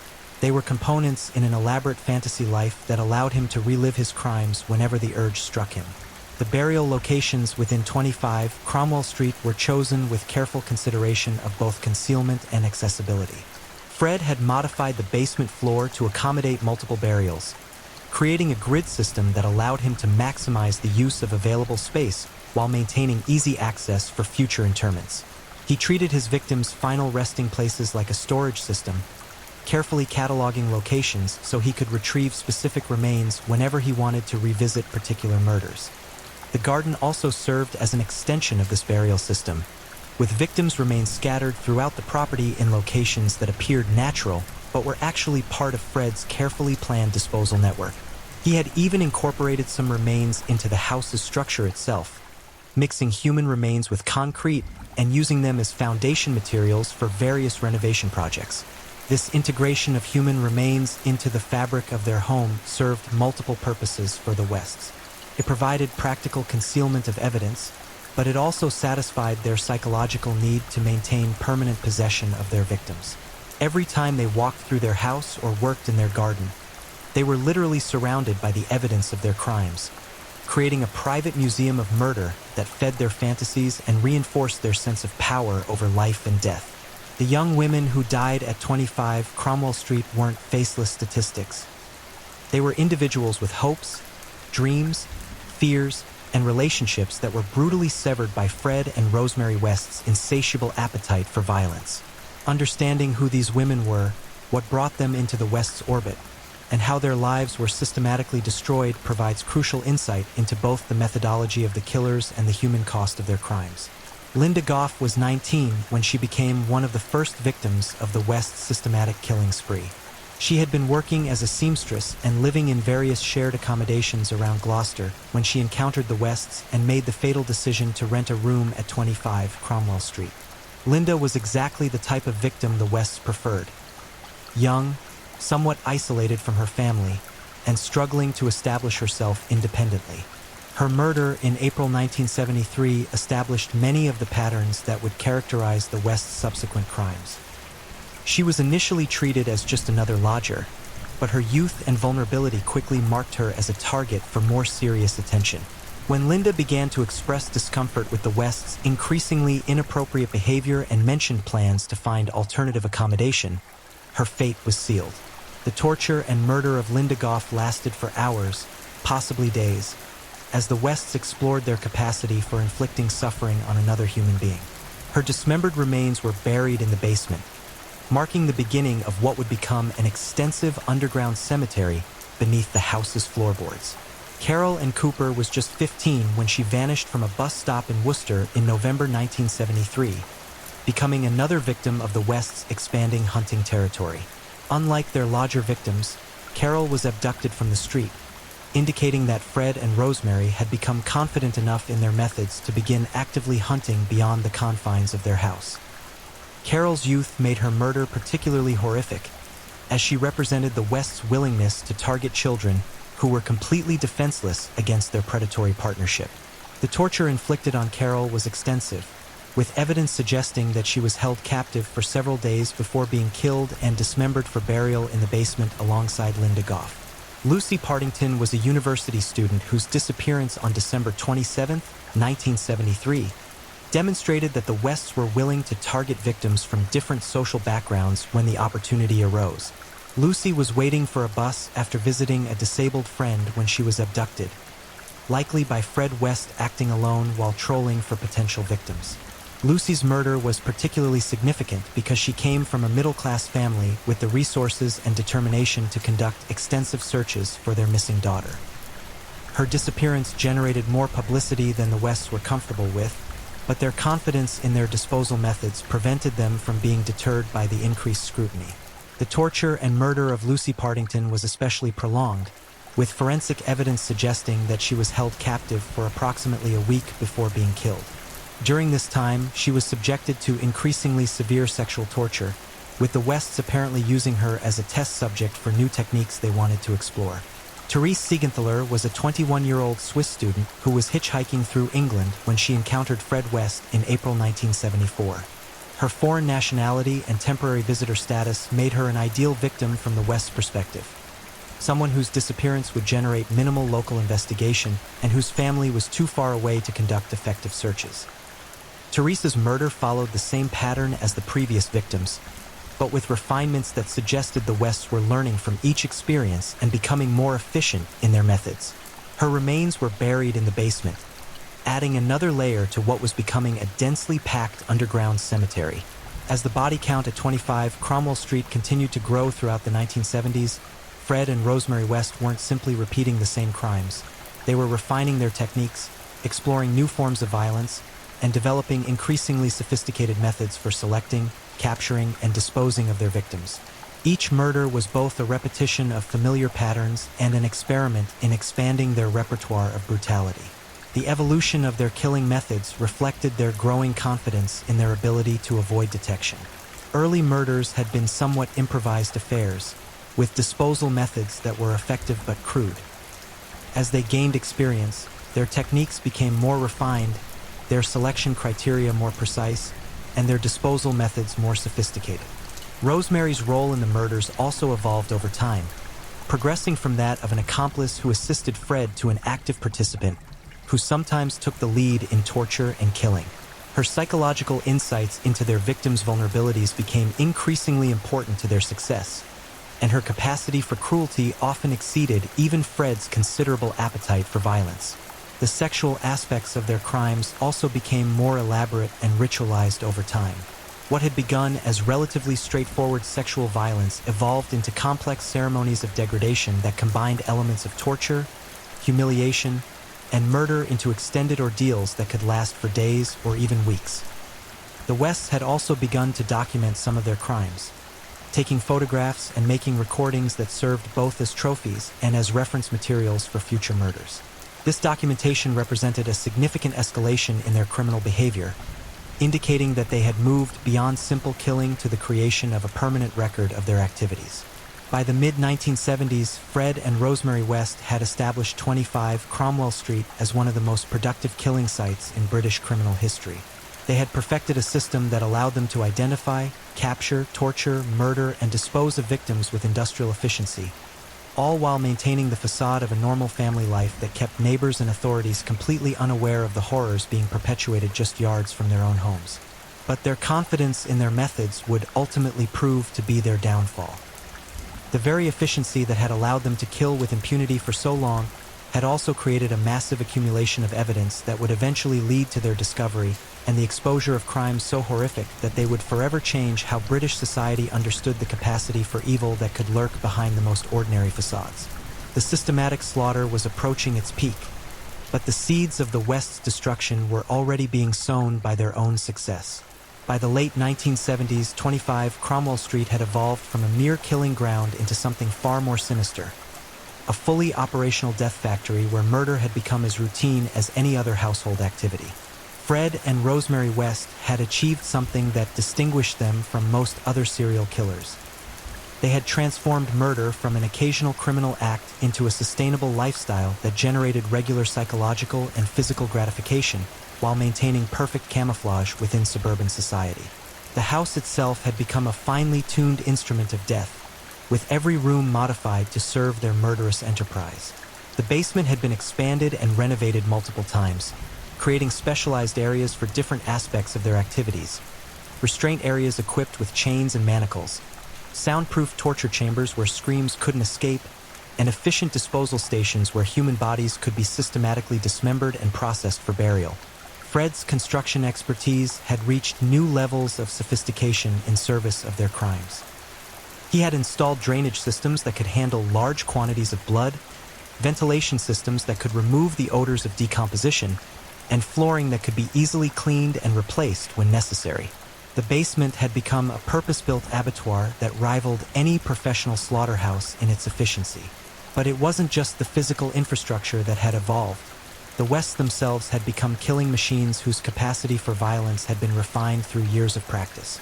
They had developed specialized roles within their partnership, with Fred focusing on the physical aspects of restraint and dismemberment, while Rosemary specialized in psychological manipulation and sexual torture. Their victim selection process had become remarkably sophisticated, incorporating lessons learned from each previous murder to identify increasingly suitable targets. They had developed profiles of ideal victims based on family backgrounds, employment situations, social connections, and psychological vulnerabilities that made certain individuals perfect prey for their predatory system. The integration of murder into their daily routine had reached levels that defied comprehension. They could torture and kill a victim in the basement while maintaining normal family activities on the upper floors, hosting dinner parties while human remains were being processed just yards away, and conducting business with neighbors and tradespeople while fresh graves were being dug in their garden. The period from 1977 to 1979 represented the peak of Fred and Rosemary West's killing efficiency, during which they achieved a level of predatory sophistication that allowed them to murder with virtual impunity while expanding their hunting territory beyond the confines of their own house. They had learned to exploit every vulnerability in the social system that was supposed to protect potential victims, turning society's failure to care for its most vulnerable members into opportunities for systematic predation. Their recruitment strategies had evolved far beyond the simple lodger advertisements that had characterized their early crimes.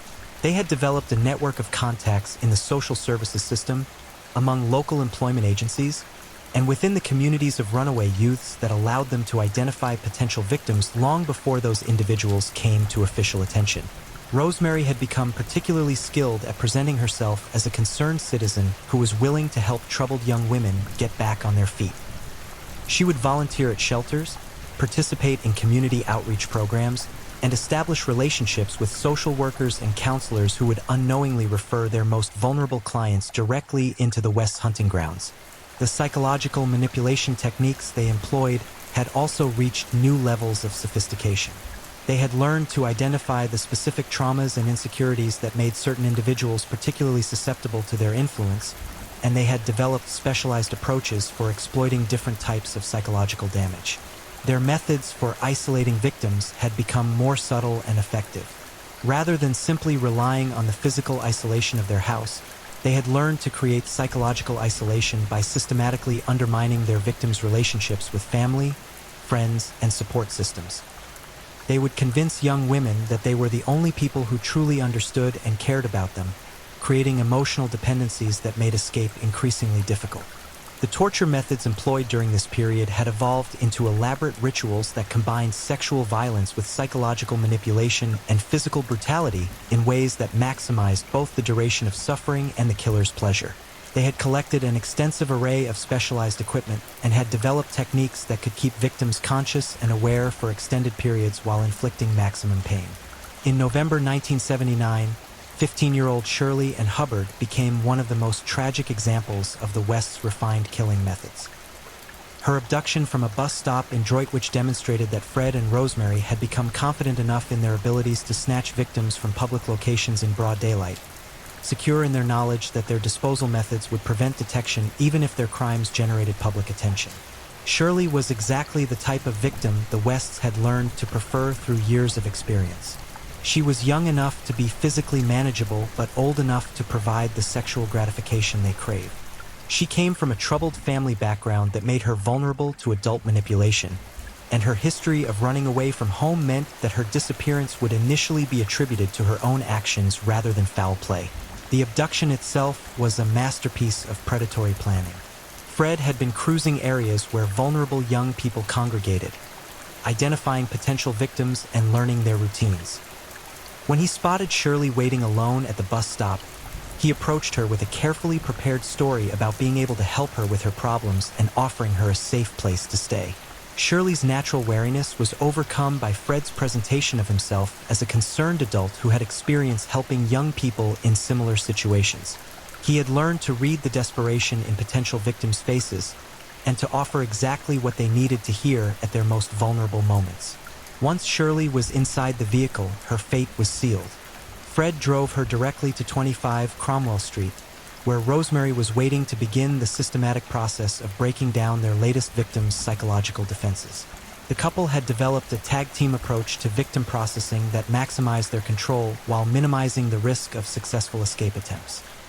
The torture of Shirley Hubbard lasted for approximately 2 weeks, during which she was subjected to every form of sexual and physical abuse that Fred and Rosemary's twisted imaginations could devise. She was kept in the basement torture chamber, chained and restrained in positions that caused constant pain, while allowing her captors easy access for their sadistic activities.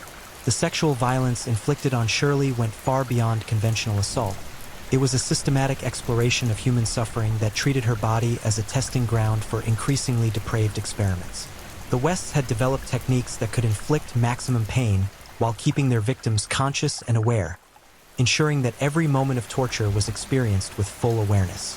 Forensic evidence would later reveal that Shirley had been subjected to penetrative sexual assault with various objects, including instruments specifically designed to cause internal damage. Her captors had also experimented with different forms of restraint that were designed to cause pain even when she wasn't being actively tortured, ensuring that her suffering was constant and inescapable. The psychological torture was equally methodical and cruel. The Wests would alternate between extreme violence and false kindness, creating a psychological dependency that made Shirley desperate for any sign of compassion from her captors. They would promise her release if she cooperated, then punish her for believing their lies, creating a cycle of hope and despair that shattered her ability to maintain psychological resistance. When the Wests finally tired of their victim, Shirley's murder was conducted with the same methodical precision that characterized all their activities. She was killed slowly, with Fred and Rosemary taking turns inflicting the fatal injuries while ensuring that she remained conscious for as long as possible to witness her own destruction. The dismemberment and disposal of Shirley's remains followed the established pattern, but with refinements that reflected the West's growing expertise. Her body was systematically disarticulated at the major joints, with her head and hands removed to prevent identification. Her remains were then distributed throughout the basement burial sites, adding another layer to the underground cemetery that 25 Cromwell Street had become. The abduction and murder of 18-year-old Juanita Mott in April 1975 represented a significant escalation in the West's criminal activities, demonstrating their willingness to target victims who had existing connections to their household and their growing confidence in their ability to eliminate witnesses to their activities. Juanita had been a former lodger at 25 Cromwell Street who had managed to escape the house before becoming a murder victim. However, her knowledge of the West's inappropriate behavior and her threats to report their activities to authorities made her a liability that Fred and Rosemary could not tolerate. Her murder wasn't just about sexual gratification. It was about eliminating a witness who posed a direct threat to their continued operations. The hunt for Juanita lasted several weeks, with Fred using his network of contacts to track her movements and identify opportunities for abduction.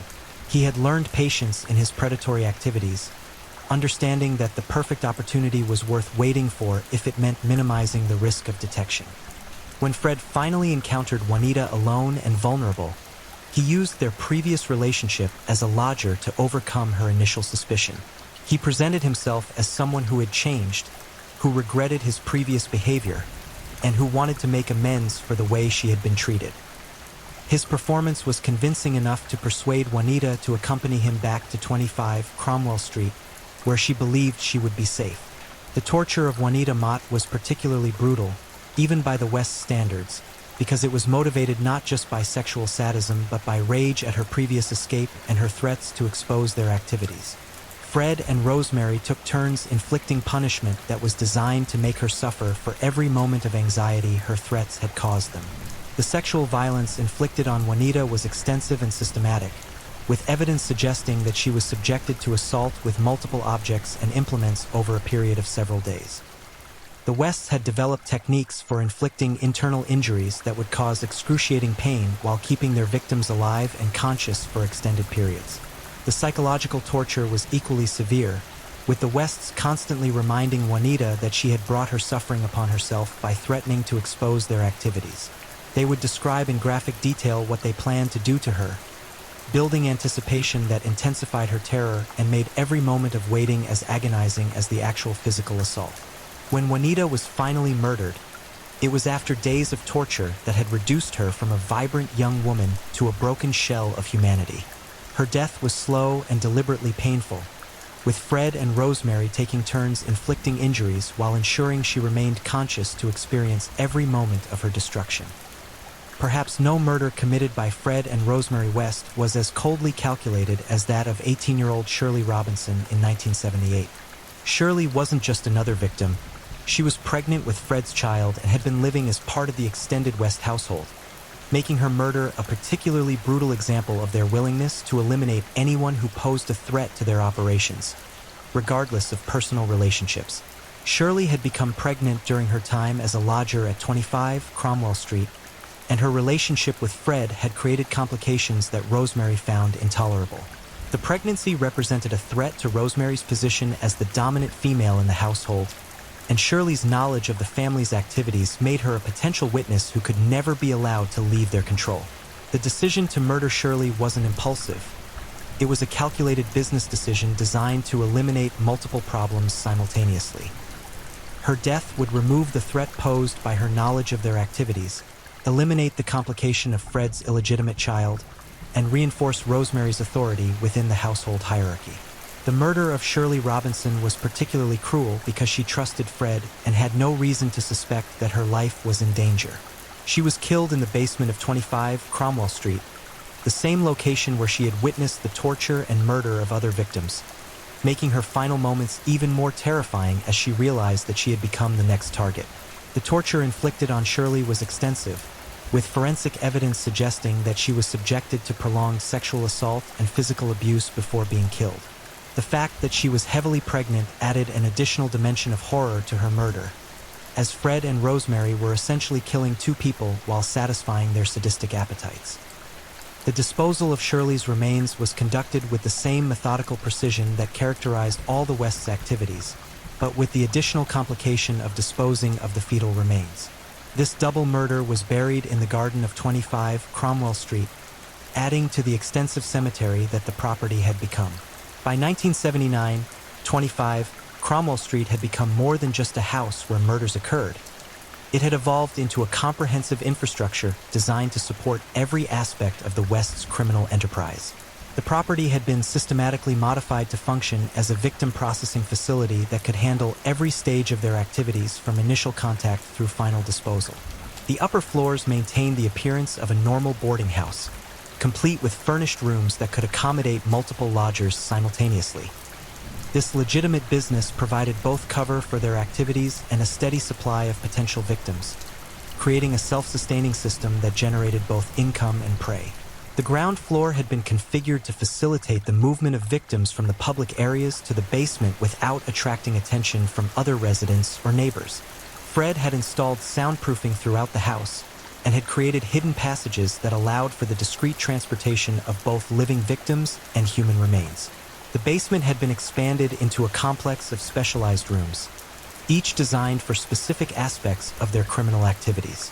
There were restraint areas equipped with chains and manacles, torture chambers with specialized equipment for inflicting pain, and processing areas where human bodies could be efficiently dismembered and prepared for disposal. The garden had been systematically converted into a burial ground, with multiple grave sites carefully camouflaged to appear natural while providing easy access for future interments. Fred had developed a grid system that allowed him to maximize the use of available space while maintaining detailed records of burial locations. The entire property had been integrated into a single system designed to support their murderous activities while maintaining perfect camouflage within the surrounding community. Neighbors had no idea that they were living adjacent to one of the most productive killing sites in British history, testament to the West's skill at maintaining their facade of normalcy. The transformation of Fred and Rosemary West from opportunistic killers into systematic predators represented more than just an evolution in criminal technique.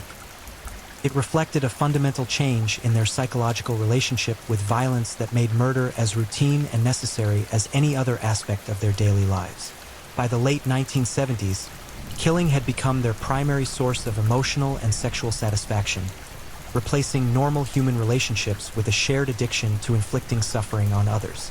They had developed elaborate fantasies around their activities that required regular feeding through new victims, creating a psychological dependency that made continued killing inevitable. Their partnership had evolved into a perfect predatory symbiosis where each individual's strengths compensated for the other's weaknesses, creating a killing team that was far more effective than either could have been alone. Fred's technical skills and Rosemary's psychological insights had combined to create a hunting and killing system of unprecedented efficiency.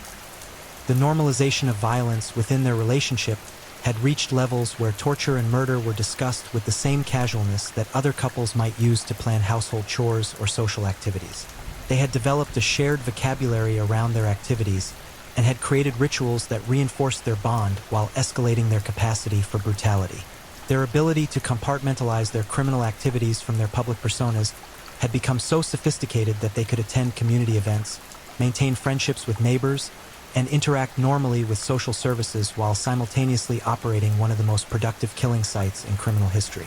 The peak of their criminal career represented not just the height of their killing efficiency, but also the moment when their confidence in their methods would begin to create the conditions for their eventual downfall. The very success that had allowed them to kill with impunity for so long was generating an accumulation of evidence and attention that would ultimately lead to their discovery and the exposure of crimes so horrific that they would forever change how society understood the capacity for evil that could lurk behind the most ordinary facades. Even the most perfectly constructed facade of normalcy cannot indefinitely contain the pressure of systematic murder, and by the early 1980s, hairline fractures were beginning to appear in the carefully maintained illusion that had allowed Fred and Rosemary West to operate with impunity for over a decade. The very success of their killing enterprise had created conditions that would ultimately lead to their discovery, as the accumulation of victims, evidence, and witnesses reached levels that even their sophisticated concealment methods could no longer manage. The first significant threat to their operation came not from external investigation but from within their own household, where the children who had grown up surrounded by violence and death were beginning to understand the true nature of their parents' activities. These young people had witnessed behaviors, heard sounds, and observed disappearances that created a growing body of potential testimony that represented an existential threat to the West's continued freedom. The psychological damage inflicted on the West children through years of exposure to their parents' crimes had created individuals who were simultaneously terrified of their captors and possessed of intimate knowledge about activities that could destroy their family if revealed. This created an incredibly volatile situation where the very people who knew the most about the West's crimes were also the most motivated to keep those secrets. But children cannot be controlled with the same methods used on adult victims, and as the West children grew older and began to develop relationships outside the household, the risk of exposure grew exponentially. They began to understand that their family life was not normal, that the activities they had witnessed were criminal, and that their silence was protecting people who had committed unspeakable acts. The pressure of maintaining these secrets while trying to develop normal relationships created psychological stress that manifested in behavioral problems, academic difficulties, and social dysfunction that began to attract the attention of teachers, social workers, and other authority figures. Each contact with external systems represented a potential breach in the West's security that could lead to investigation and discovery. Fred and Rosemary's response to these emerging threats was characteristically violent and controlling.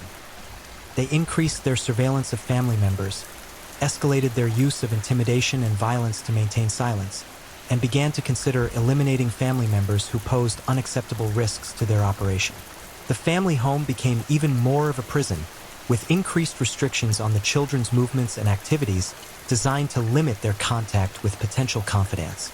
The murder of their own daughter, Heather West, in June 1987 represented both the ultimate expression of Fred and Rosemary's willingness to eliminate threats to their operation and the beginning of the end of their criminal enterprise.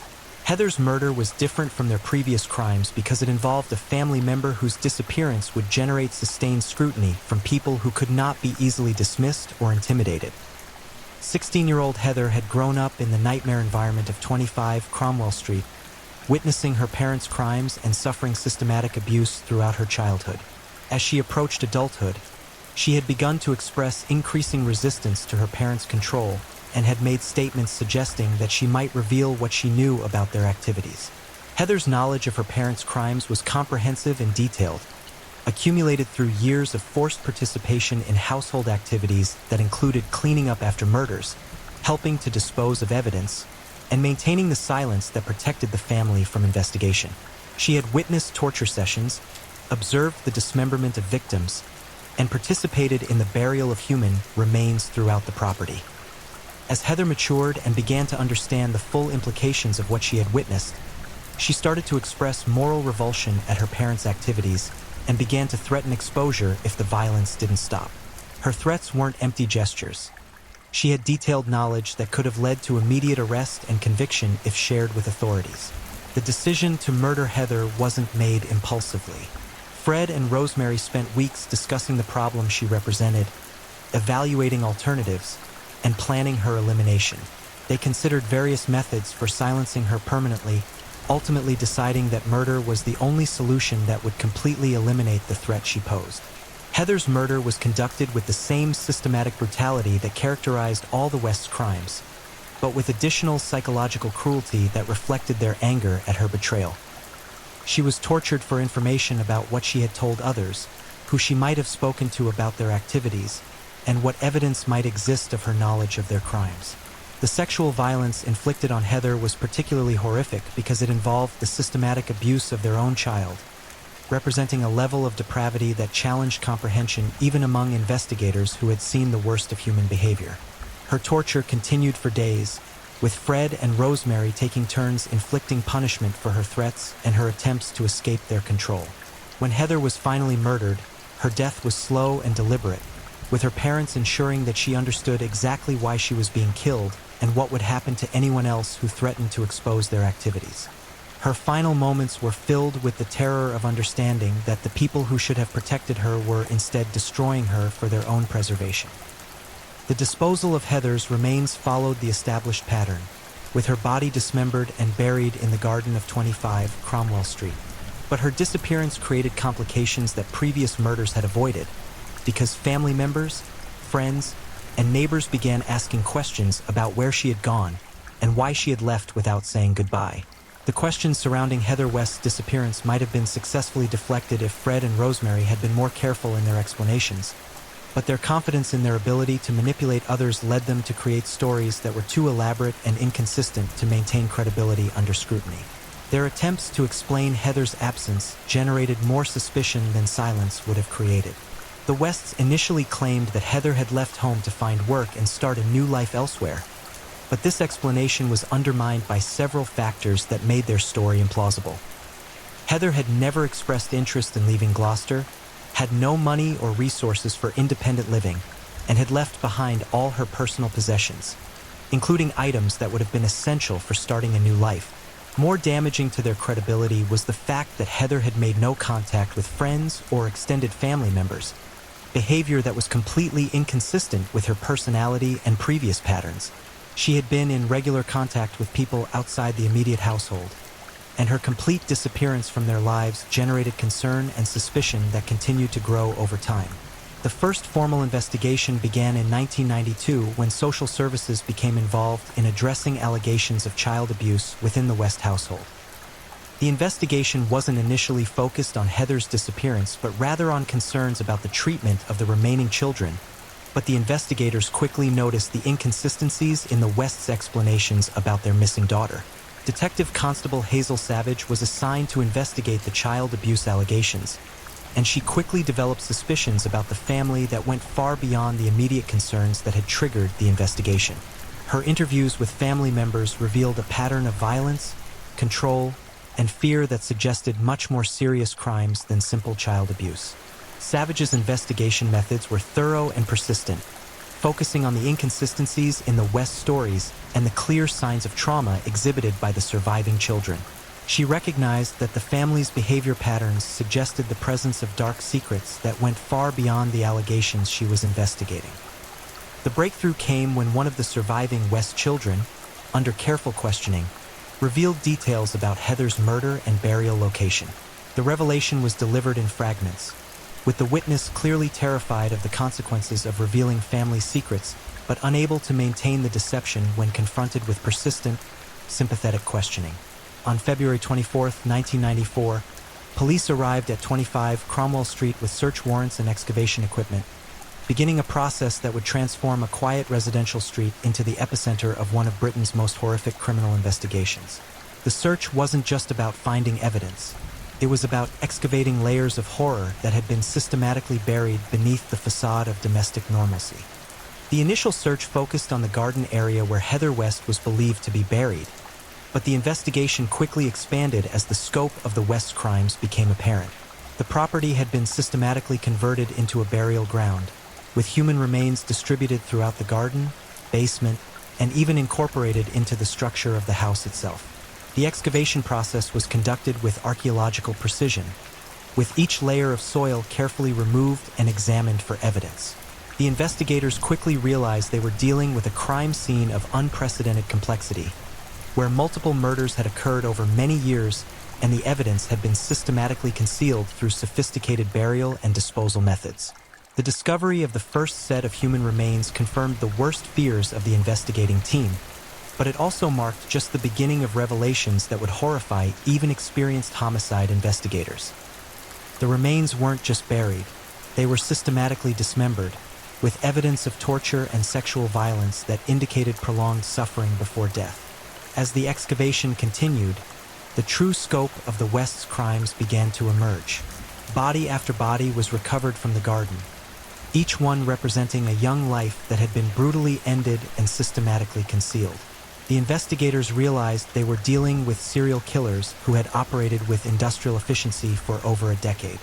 The basement excavation revealed even more horrific evidence, with multiple burial sites indicating that the house had been specifically modified to serve as a killing ground and disposal facility.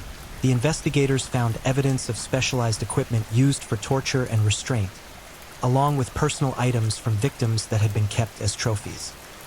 The discovery process was traumatic for even experienced investigators, who found themselves confronting evidence of human depravity that challenged their understanding of criminal behavior.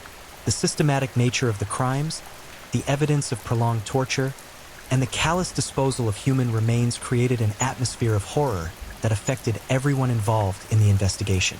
The arrest of Fred and Rosemary West on February 25, 1994, marked the beginning of interrogations that would reveal the full extent of their criminal enterprise and provide insight into the psychological mechanisms that had enabled such systematic brutality. The interviews weren't just about establishing legal guilt. They were explorations of minds that had embraced evil as a lifestyle and had developed elaborate justifications for unspeakable acts. Fred West's initial response to arrest was characteristic of his lifelong pattern of manipulation and deception. He attempted to minimize his involvement in the crimes, claiming that the deaths were accidental or the result of sexual activities that had gone wrong. His explanations were elaborate and constantly shifting, reflecting his desperate attempts to find some narrative that might reduce his culpability. As the interrogation continued and the evidence mounted, Fred's stories became increasingly implausible and contradictory. He was confronted with physical evidence that made denial impossible, including personal items from victims, forensic evidence of systematic dismemberment, and testimony from surviving family members who had witnessed his activities. The breakthrough in Fred's interrogation came when he was presented with evidence that implicated Rosemary in the crimes and realized that his attempts to protect her were futile.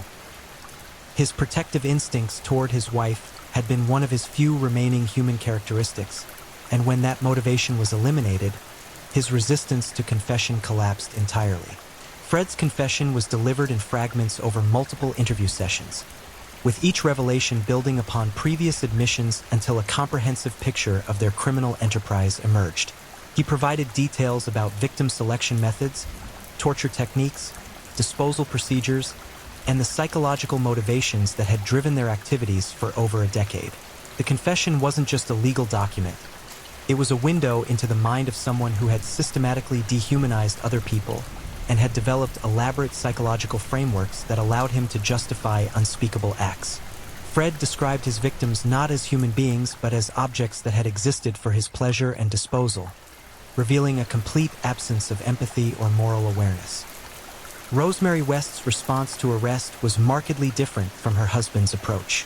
She maintained complete denial of involvement in any criminal activities, presenting herself as a victim of Fred's manipulation who had no knowledge of his crimes.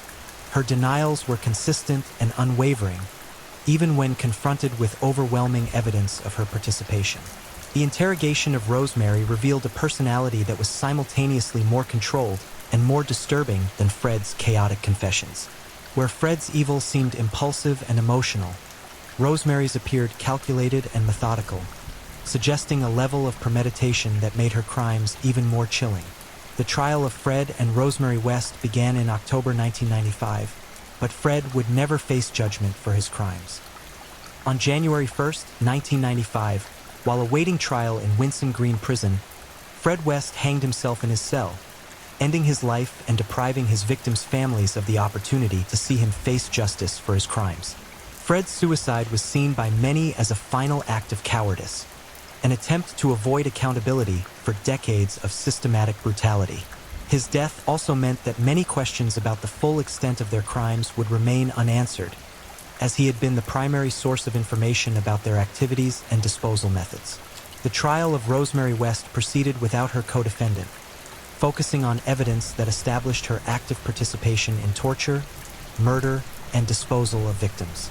The prosecution presented a case that portrayed her not as a passive accomplice, but as an active participant who had often exceeded even Fred's capacity for cruelty.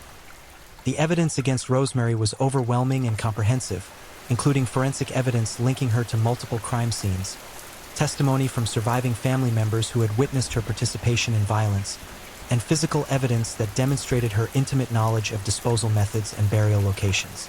The defense strategy focused on portraying Rosemary as a victim of Fred's manipulation and control, arguing that she had been coerced into participation and had acted under duress. This narrative was systematically destroyed by evidence that showed her active leadership in many of the crimes and her independent capacity for violence. The testimony of surviving family members was particularly devastating to Rosemary's defense, as it revealed her role as the primary enforcer of violence within the household and the architect of many of the psychological control systems that had kept victims and family members compliant. On November 22, 1995, Rosemary West was found guilty of 10 counts of murder and sentenced to life imprisonment without the possibility of parole. The judge's sentencing remarks emphasized the systematic nature of her crimes and the complete absence of mitigating factors that might justify mercy. The conviction represented justice for the known victims, but investigators believed that the true scope of the West's crimes extended far beyond the charges that were prosecuted. The systematic destruction of evidence and Fred's suicide meant that many victims would never be identified and their families would never receive closure. The demolition of 25 Cromwell Street in October 1996 was intended to erase the physical reminder of the horrors that had occurred there, but the psychological impact of the West case would continue to reverberate through British society for decades to come. The house was systematically destroyed and the rubble disposed of in secret locations to prevent the site from becoming a macabre tourist attraction. The investigation had identified 12 confirmed victims, but detectives believed the actual number was significantly higher. The Wests had operated for over 2 decades, had access to a steady supply of vulnerable victims, and had developed disposal methods that could have concealed many more murders than were eventually discovered. The case exposed serious failures in the social protection systems that should have identified and stopped the West's activities much earlier. Multiple agencies had received reports about suspicious activities at 25 Cromwell Street, but bureaucratic failures and inadequate communication had prevented effective investigation until it was too late for most victims. The psychological impact on the surviving family members was devastating and permanent. The children who had grown up in the House of Horrors required extensive therapy and support to address trauma that had shaped their entire development. Many struggled with guilt about their inability to prevent the crimes and their forced complicity in concealing evidence. The West case fundamentally changed how British law enforcement approached missing person investigations, particularly those involving vulnerable young people. New protocols were developed to ensure that disappearances were investigated more thoroughly and that patterns suggesting serial predation were identified more quickly. The case also highlighted the vulnerability of society's most marginalized members and the ease with which predators could exploit systems designed to protect vulnerable individuals. The victims had been selected specifically because their disappearances would generate minimal investigation, revealing systemic failures in how society protected its most vulnerable members. Rosemary West remains imprisoned, continuing to maintain her innocence despite overwhelming evidence of her guilt. Her refusal to provide information about additional victims or burial locations has meant that families of suspected victims have been denied closure and justice.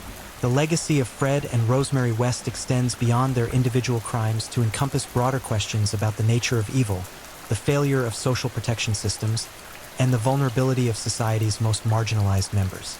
Their case serves as a permanent reminder that the most dangerous predators are often those who appear most normal, and that the capacity for systematic evil can lurk behind the most ordinary facades. The House of Horrors may have been demolished, but the memory of what occurred within its walls continues to serve as a warning about the depths of human depravity and the importance of vigilance in protecting society's most vulnerable members from those who would exploit their desperation for their own monstrous pleasure. Story 5. The Butcher of Rostov, the most terrifying serial killer in Soviet history. In the shadowed forests of Soviet Russia, where winter winds carried whispers of unspeakable horrors, a monster walked among the innocent. For 12 blood-soaked years, Andrei Chikatilo transformed railway stations into hunting grounds and woodlands into graveyards. This is not just another serial killer story. This is the tale of a predator so savage, so methodical in his brutality, that even hardened investigators wept at crime scenes. A beast who butchered 56 souls, each death more horrific than the last. A man whose very existence challenged everything we thought we knew about human evil. Tonight, we descend into the abyss of the human psyche, where nightmares take flesh and walk the earth. This is the story of the Butcher of Rostov and the trail of mutilated corpses he left in his wake. The year was 1936 when evil first drew breath in the Ukrainian village of Yabloknoy. Andrei Romanovich Chikatilo entered a world already stained with blood. A world where Stalin's iron fist crushed millions, where hunger gnawed at children's bones, and where death lurked in every shadow. But even in this landscape of suffering, young Andrei would prove to be something far more sinister than his brutal environment could explain. His mother, Anna Chikatilo, bore the weight of unimaginable trauma.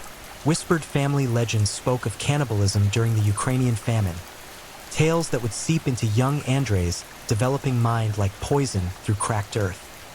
The boy grew up believing his older brother had been kidnapped and devoured by starving neighbors.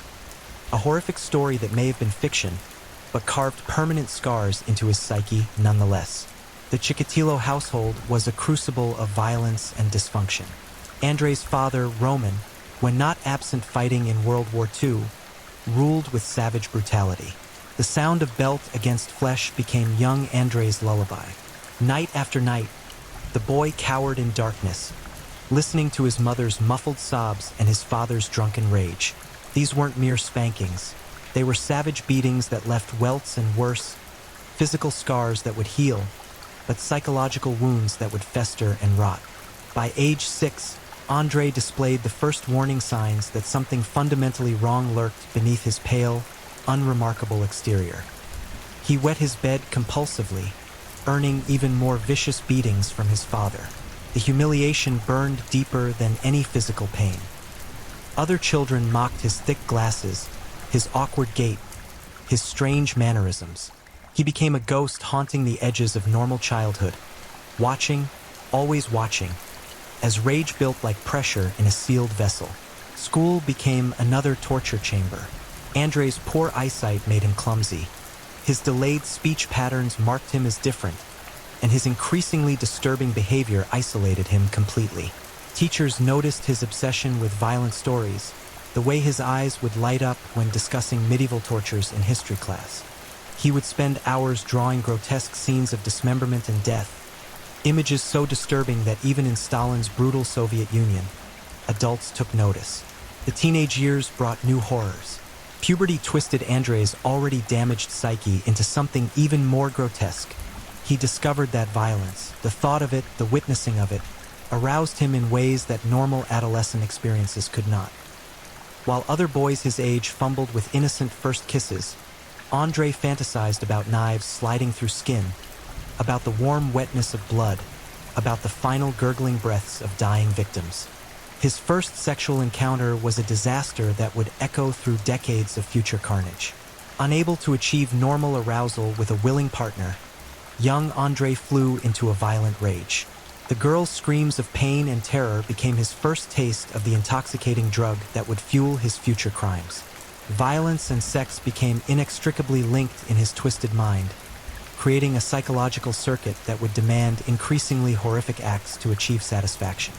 Military service in the 1950s should have provided discipline and direction. Instead, it became another venue for Andrei's developing pathologies.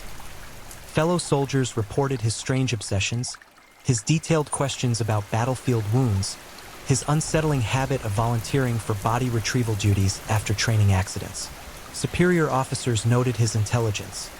Andrei was not a mindless brute, but a calculating predator whose intellectual capabilities made him infinitely more dangerous. Upon discharge, Chikatilo pursued higher education with the same methodical approach he would later apply to murder. He studied literature and engineering, excelling academically while his personal life remained a wasteland of failed relationships and growing violent fantasies. Professors remembered him as intensely focused but oddly cold, a student who wrote brilliant essays about human nature while remaining fundamentally disconnected from humanity itself.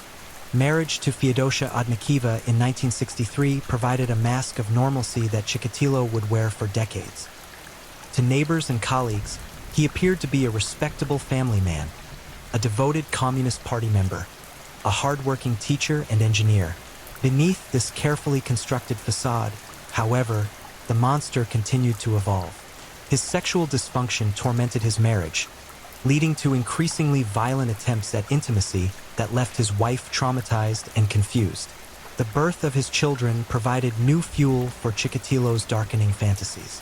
He became obsessed with their vulnerability, their helplessness, their complete dependence on adult protection. Former colleagues would later recall his inappropriate interest in students, the way he would volunteer for overnight school trips, his insistence on personally supervising troubled children. Warning signs cascaded like an avalanche, but Soviet society's reluctance to acknowledge such evil allowed the monster to continue growing. By the early 1970s, Chikatilo had settled into his role as a predator disguised as a protector. His work in various schools and technical institutes provided unlimited access to potential victims. He developed elaborate justifications for his growing obsession with violence, telling himself he was conducting psychological experiments, that he was exploring the limits of human experience. The truth was simpler and more terrifying. Andrei Chikatilo had discovered that causing pain was the only thing that made him feel truly alive. His first tentative steps toward actual violence began with escalating encounters with students and young workers under his supervision. Inappropriate touching became violent groping. Verbal intimidation escalated to physical threats. Each boundary crossed made the next transgression easier, creating a momentum that would soon become unstoppable. The monster was fully formed now, hungry and patient, waiting for the perfect moment to feed.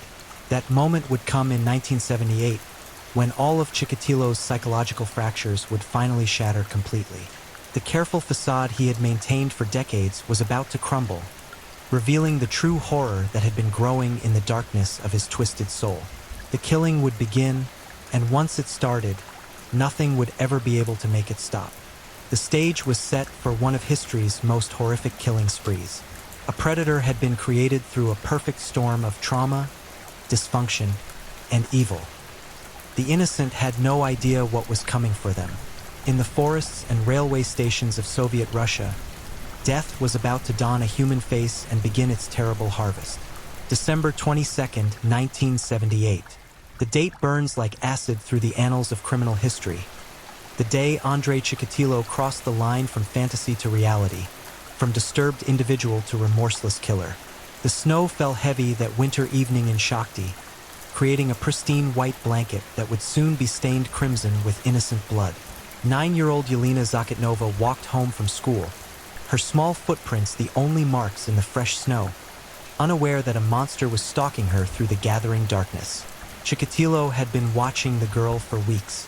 His position as a teacher gave him access to student records, home addresses, daily routines. He knew Yelena lived with her grandmother, knew she often walked home alone, knew she was trusting and polite. The perfect victim for a predator testing the waters of his darkest impulses. That December evening, he finally acted on desires that had been festering in his diseased mind for decades.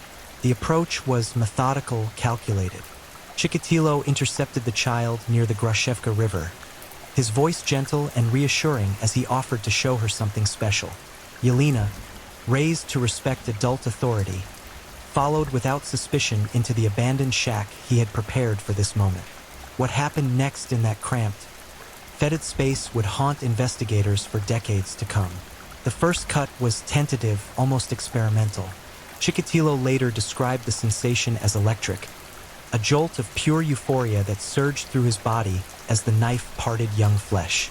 Yelena's screams seemed to feed something primal and hungry deep within his psyche. Each subsequent wound became more confident, more savage, as he discovered the intoxicating power of absolute control over another human being. But this was no crime of passion. Even in his first kill, Chikatilo displayed the methodical brutality that would become his signature. The mutilation was extensive and deliberate. Cuts to the abdomen, removal of organs, precise wounds that suggested both medical knowledge and complete absence of human empathy.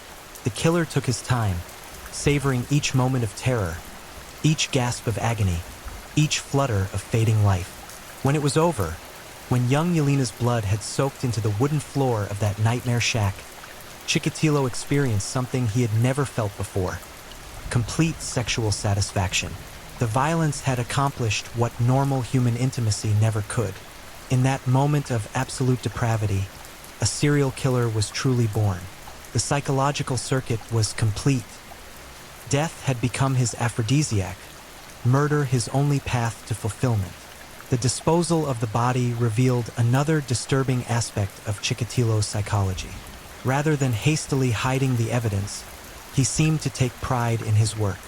Yelena's mutilated corpse was found the next day, displayed in a manner that suggested the killer wanted his handiwork discovered. The positioning of the body, the nature of the wounds, the complete absence of clothing. Every detail seemed calculated to maximize shock and horror. Soviet law enforcement was unprepared for such evil. The investigators who arrived at the scene included hardened veterans of World War II, men who had seen the worst humanity could inflict upon itself. Yet even these battle-scarred officers were visibly shaken by what they found in that shack. The level of brutality, the apparent pleasure the killer had taken in his work, the complete dehumanization of the victim, it defied comprehension. The investigation that followed was doomed from the start. Soviet ideology insisted that such crimes were impossible in their perfect socialist society. Serial killers were a Western phenomenon, a product of capitalist decadence. This willful blindness would cost dozens of additional lives as authorities pursued every lead except the correct one. They arrested innocent suspects, fabricated evidence, and ignored the mounting similarities between this crime and others that would follow. For Chikatilo, the killing of Yelena Zakatnova was both an ending and a beginning. It was the end of his life as merely a disturbed individual harboring violent fantasies. It was the beginning of his career as one of history's most prolific and savage serial killers. The psychological dam had burst, and there would be no rebuilding it. The monster had tasted blood and found it good. In the weeks following his first murder, Chikatilo experienced what can only be described as a honeymoon period. He returned to his teaching duties with renewed energy, his interactions with students and colleagues marked by an unsettling calmness.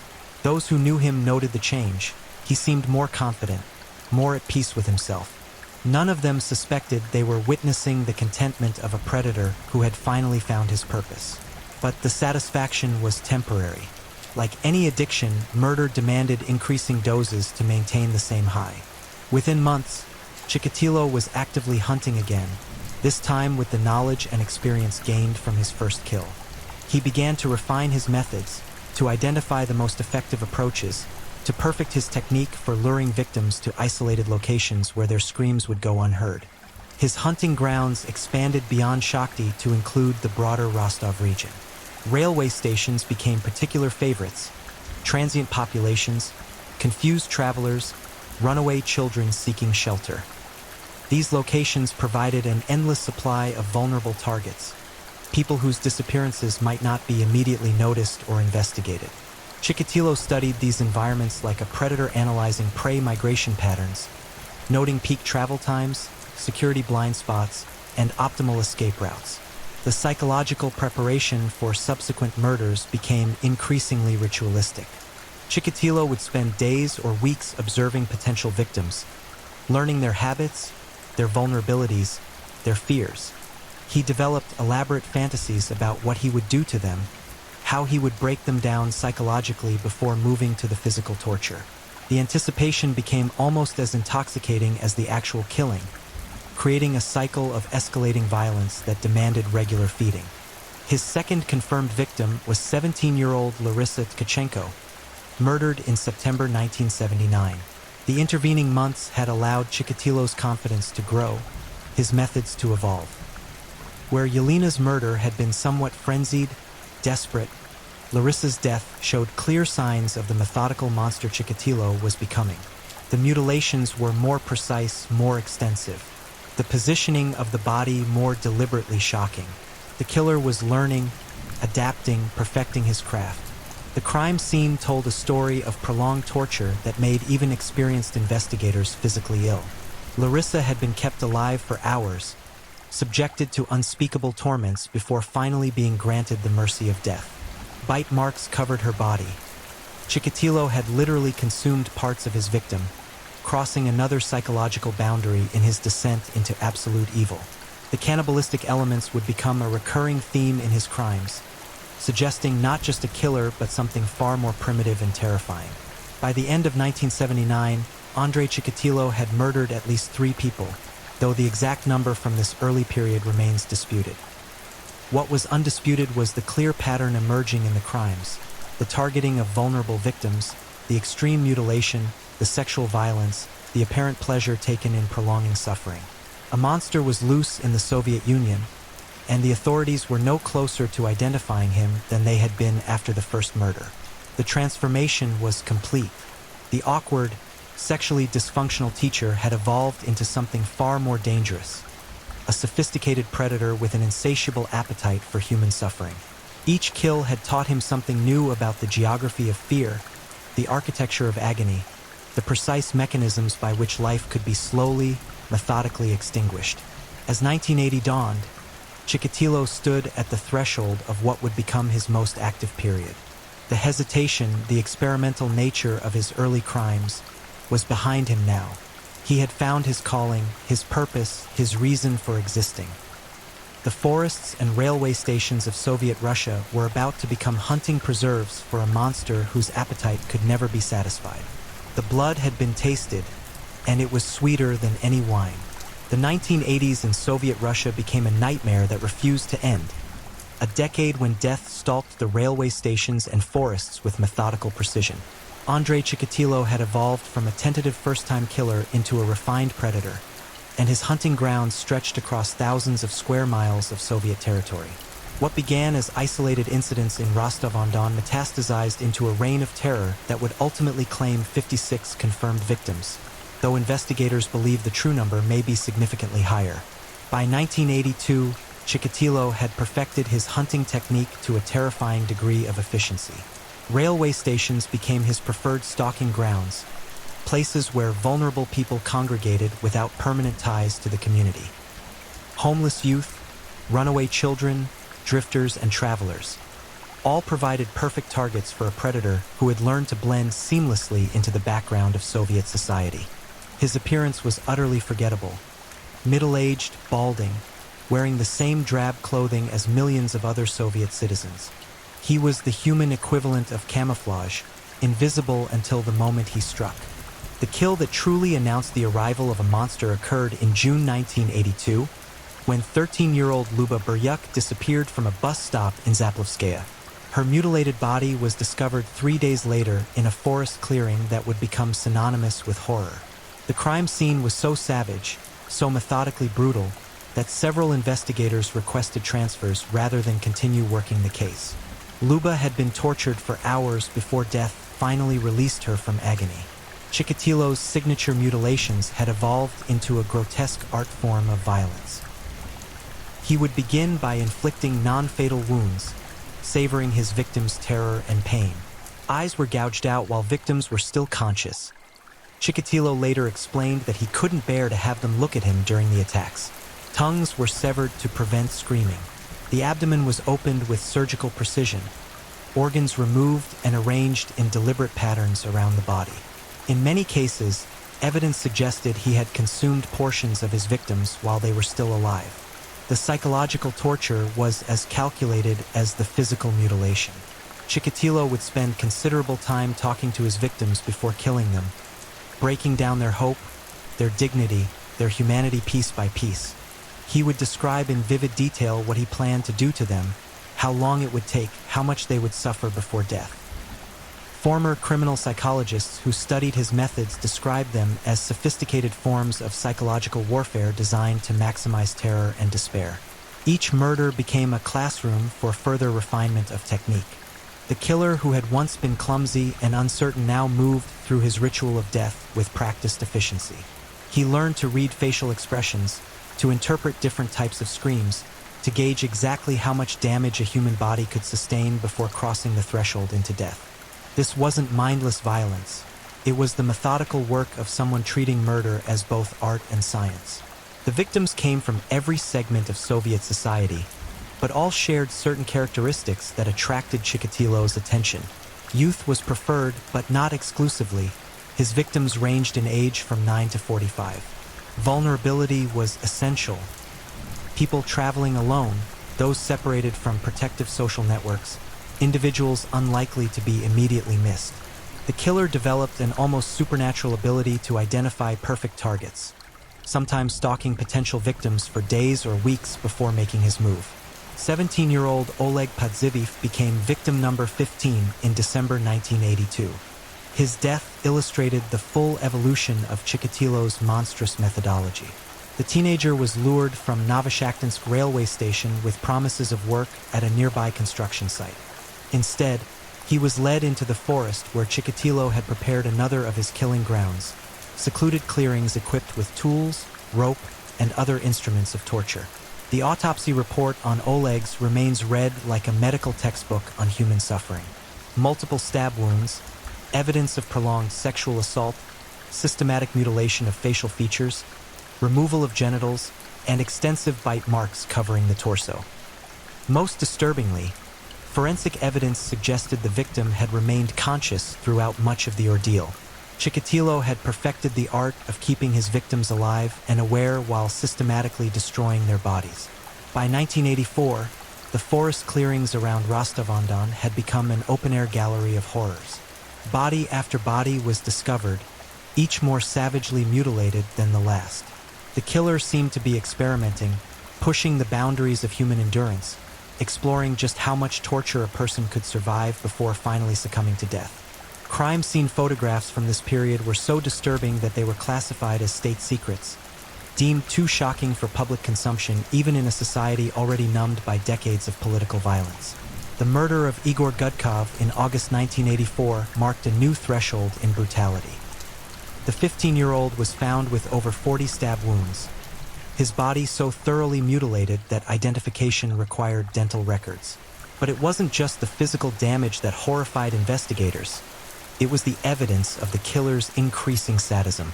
Torture implements were found at the scene, suggesting the attacks were becoming more elaborate, more ritualistic, more focused on prolonging suffering rather than simply causing death. Chikatilo's day job as a traveling engineer provided perfect cover for his expanding killing spree. His work required frequent travel throughout the Soviet Union, and he used these business trips to hunt in new territories. Bodies began appearing in forests near Tashkent, Baku, and other distant cities, each bearing the same signature mutilations that had terrorized the Rostov region. The killer was no longer confined to a single hunting ground. He had become a nationwide nightmare. The summer of 1984 represented the peak of Chikatilo's killing frenzy. 7 victims died between May and August, their bodies discovered in various states of decomposition throughout the forests of southern Russia. Each crime scene told the same story of methodical torture, systematic mutilation, and complete dehumanization of the victim. The killer had reached a state of perfect efficiency in his monstrous craft. 9-year-old Dmitry Tashnikov's murder in July 1984 demonstrated that age provided no protection from Chikatilo's appetite for violence.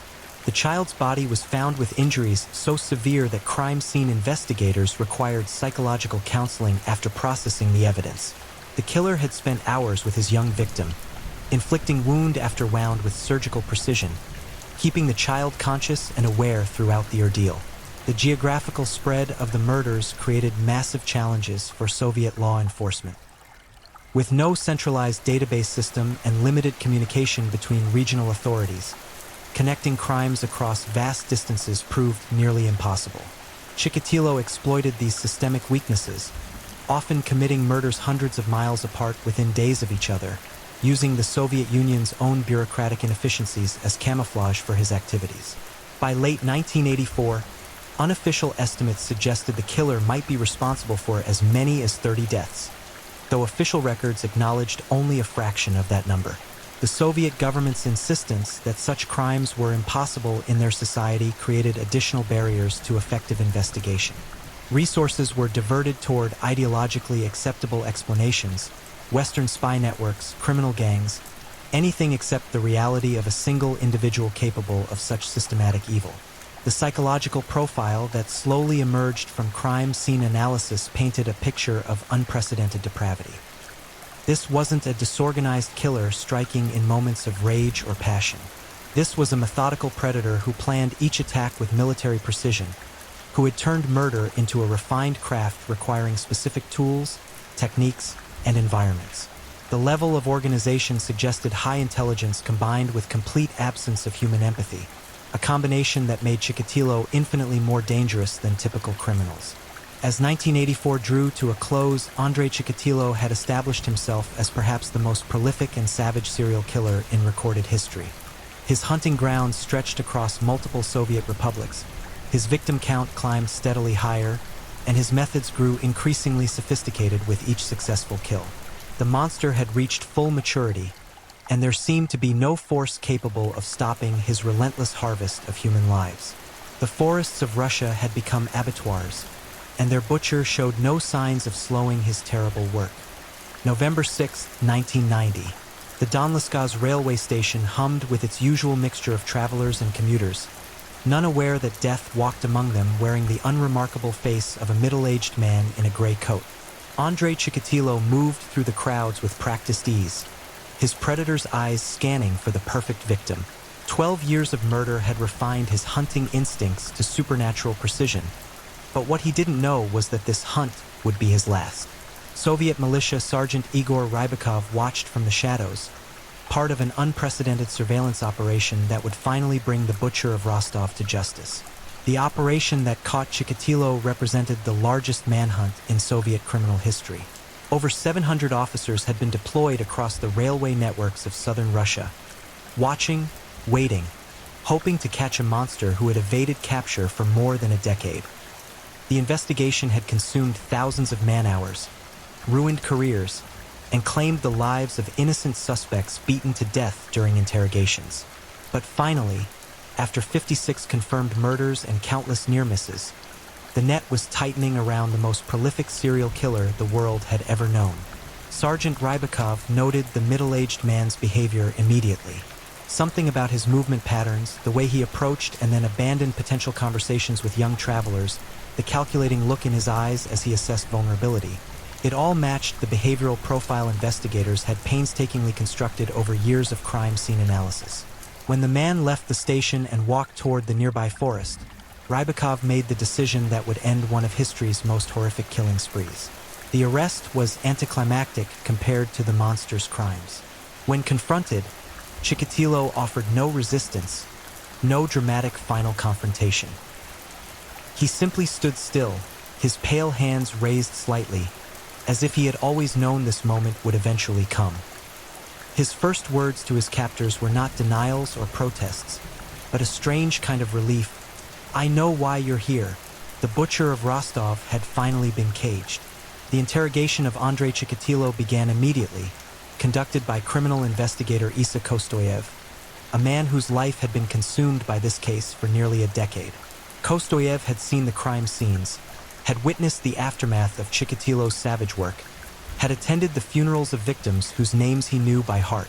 Now, face to face with the monster responsible for so much carnage, he struggled to reconcile the unremarkable man before him with the unspeakable evil of his crimes. Initially, Chikatilo maintained his innocence with the same methodical precision he had applied to murder. His responses were calculated, his demeanor calm, his explanations for his presence near various crime scenes entirely reasonable. He was a traveling engineer, he explained. His work required extensive travel throughout the Soviet Union. Railway stations were natural stopping points. Forests were pleasant places to walk and clear one's mind. For 8 months, he stonewalled investigators with the same patience he had once used to stalk victims. But the evidence was overwhelming. Forensic analysis had linked him definitively to multiple crime scenes.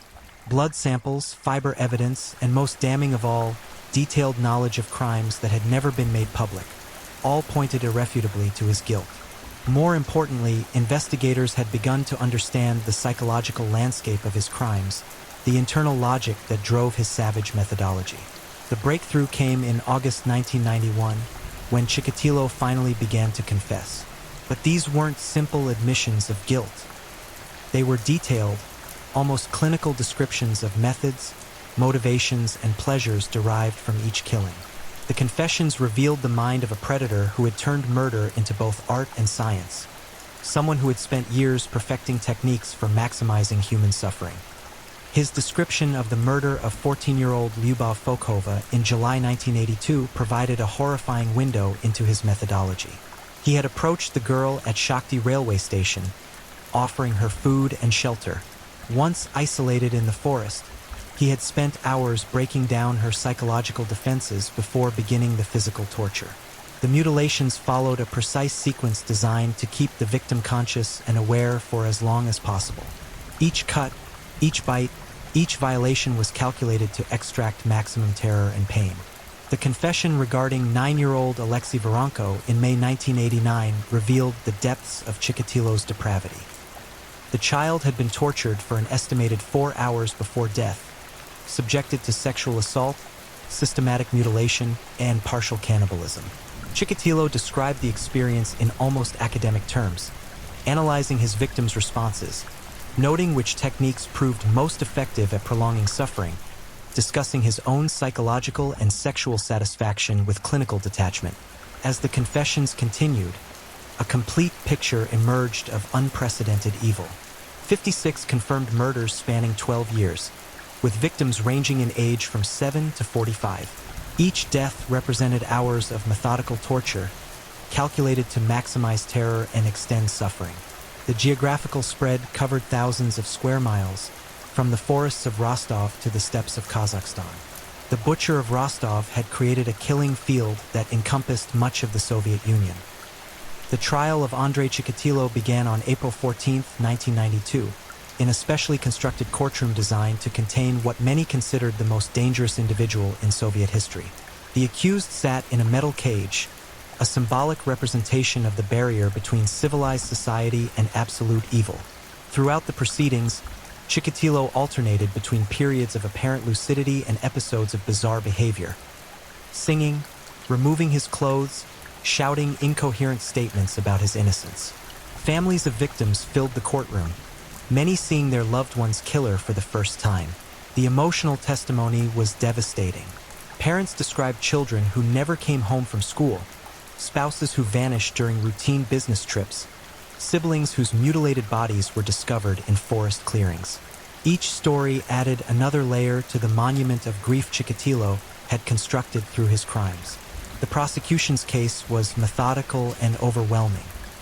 Crime scene photographs, forensic evidence, detailed confessions, and psychological profiles painted a picture of evil so comprehensive that defense arguments seemed almost irrelevant.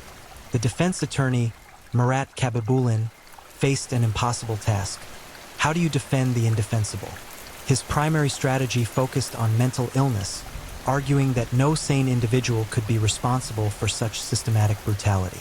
Psychiatric evaluation revealed a complex psychological landscape of trauma, sexual dysfunction, and pathological sadism. Experts testified about Chikatilo's childhood abuse, his sexual inadequacies, his apparent dissociation during violent episodes. But beneath the clinical language lay a simple truth.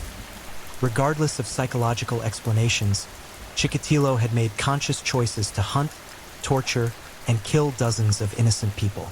Mental illness might explain his capacity for violence, but it could not excuse the methodical nature of his crimes.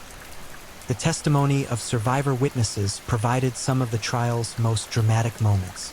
Several individuals described encounters with Chikatilo where they had narrowly escaped death, usually because of interruptions or their own quick thinking. Their descriptions of his behavior during these near attacks perfectly matched patterns observed at crime scenes. The initial friendly approach, the gradual isolation of victims, the sudden transformation from helpful stranger to terrifying predator. On October 15, 1992, after 2 days of deliberation, the court returned its verdict: guilty on 52 counts of murder and 5 counts of sexual assault. The evidence for 4 additional murders was deemed insufficient for conviction, though investigators remained convinced of his responsibility. The sentence was death, the ultimate punishment for the ultimate crime.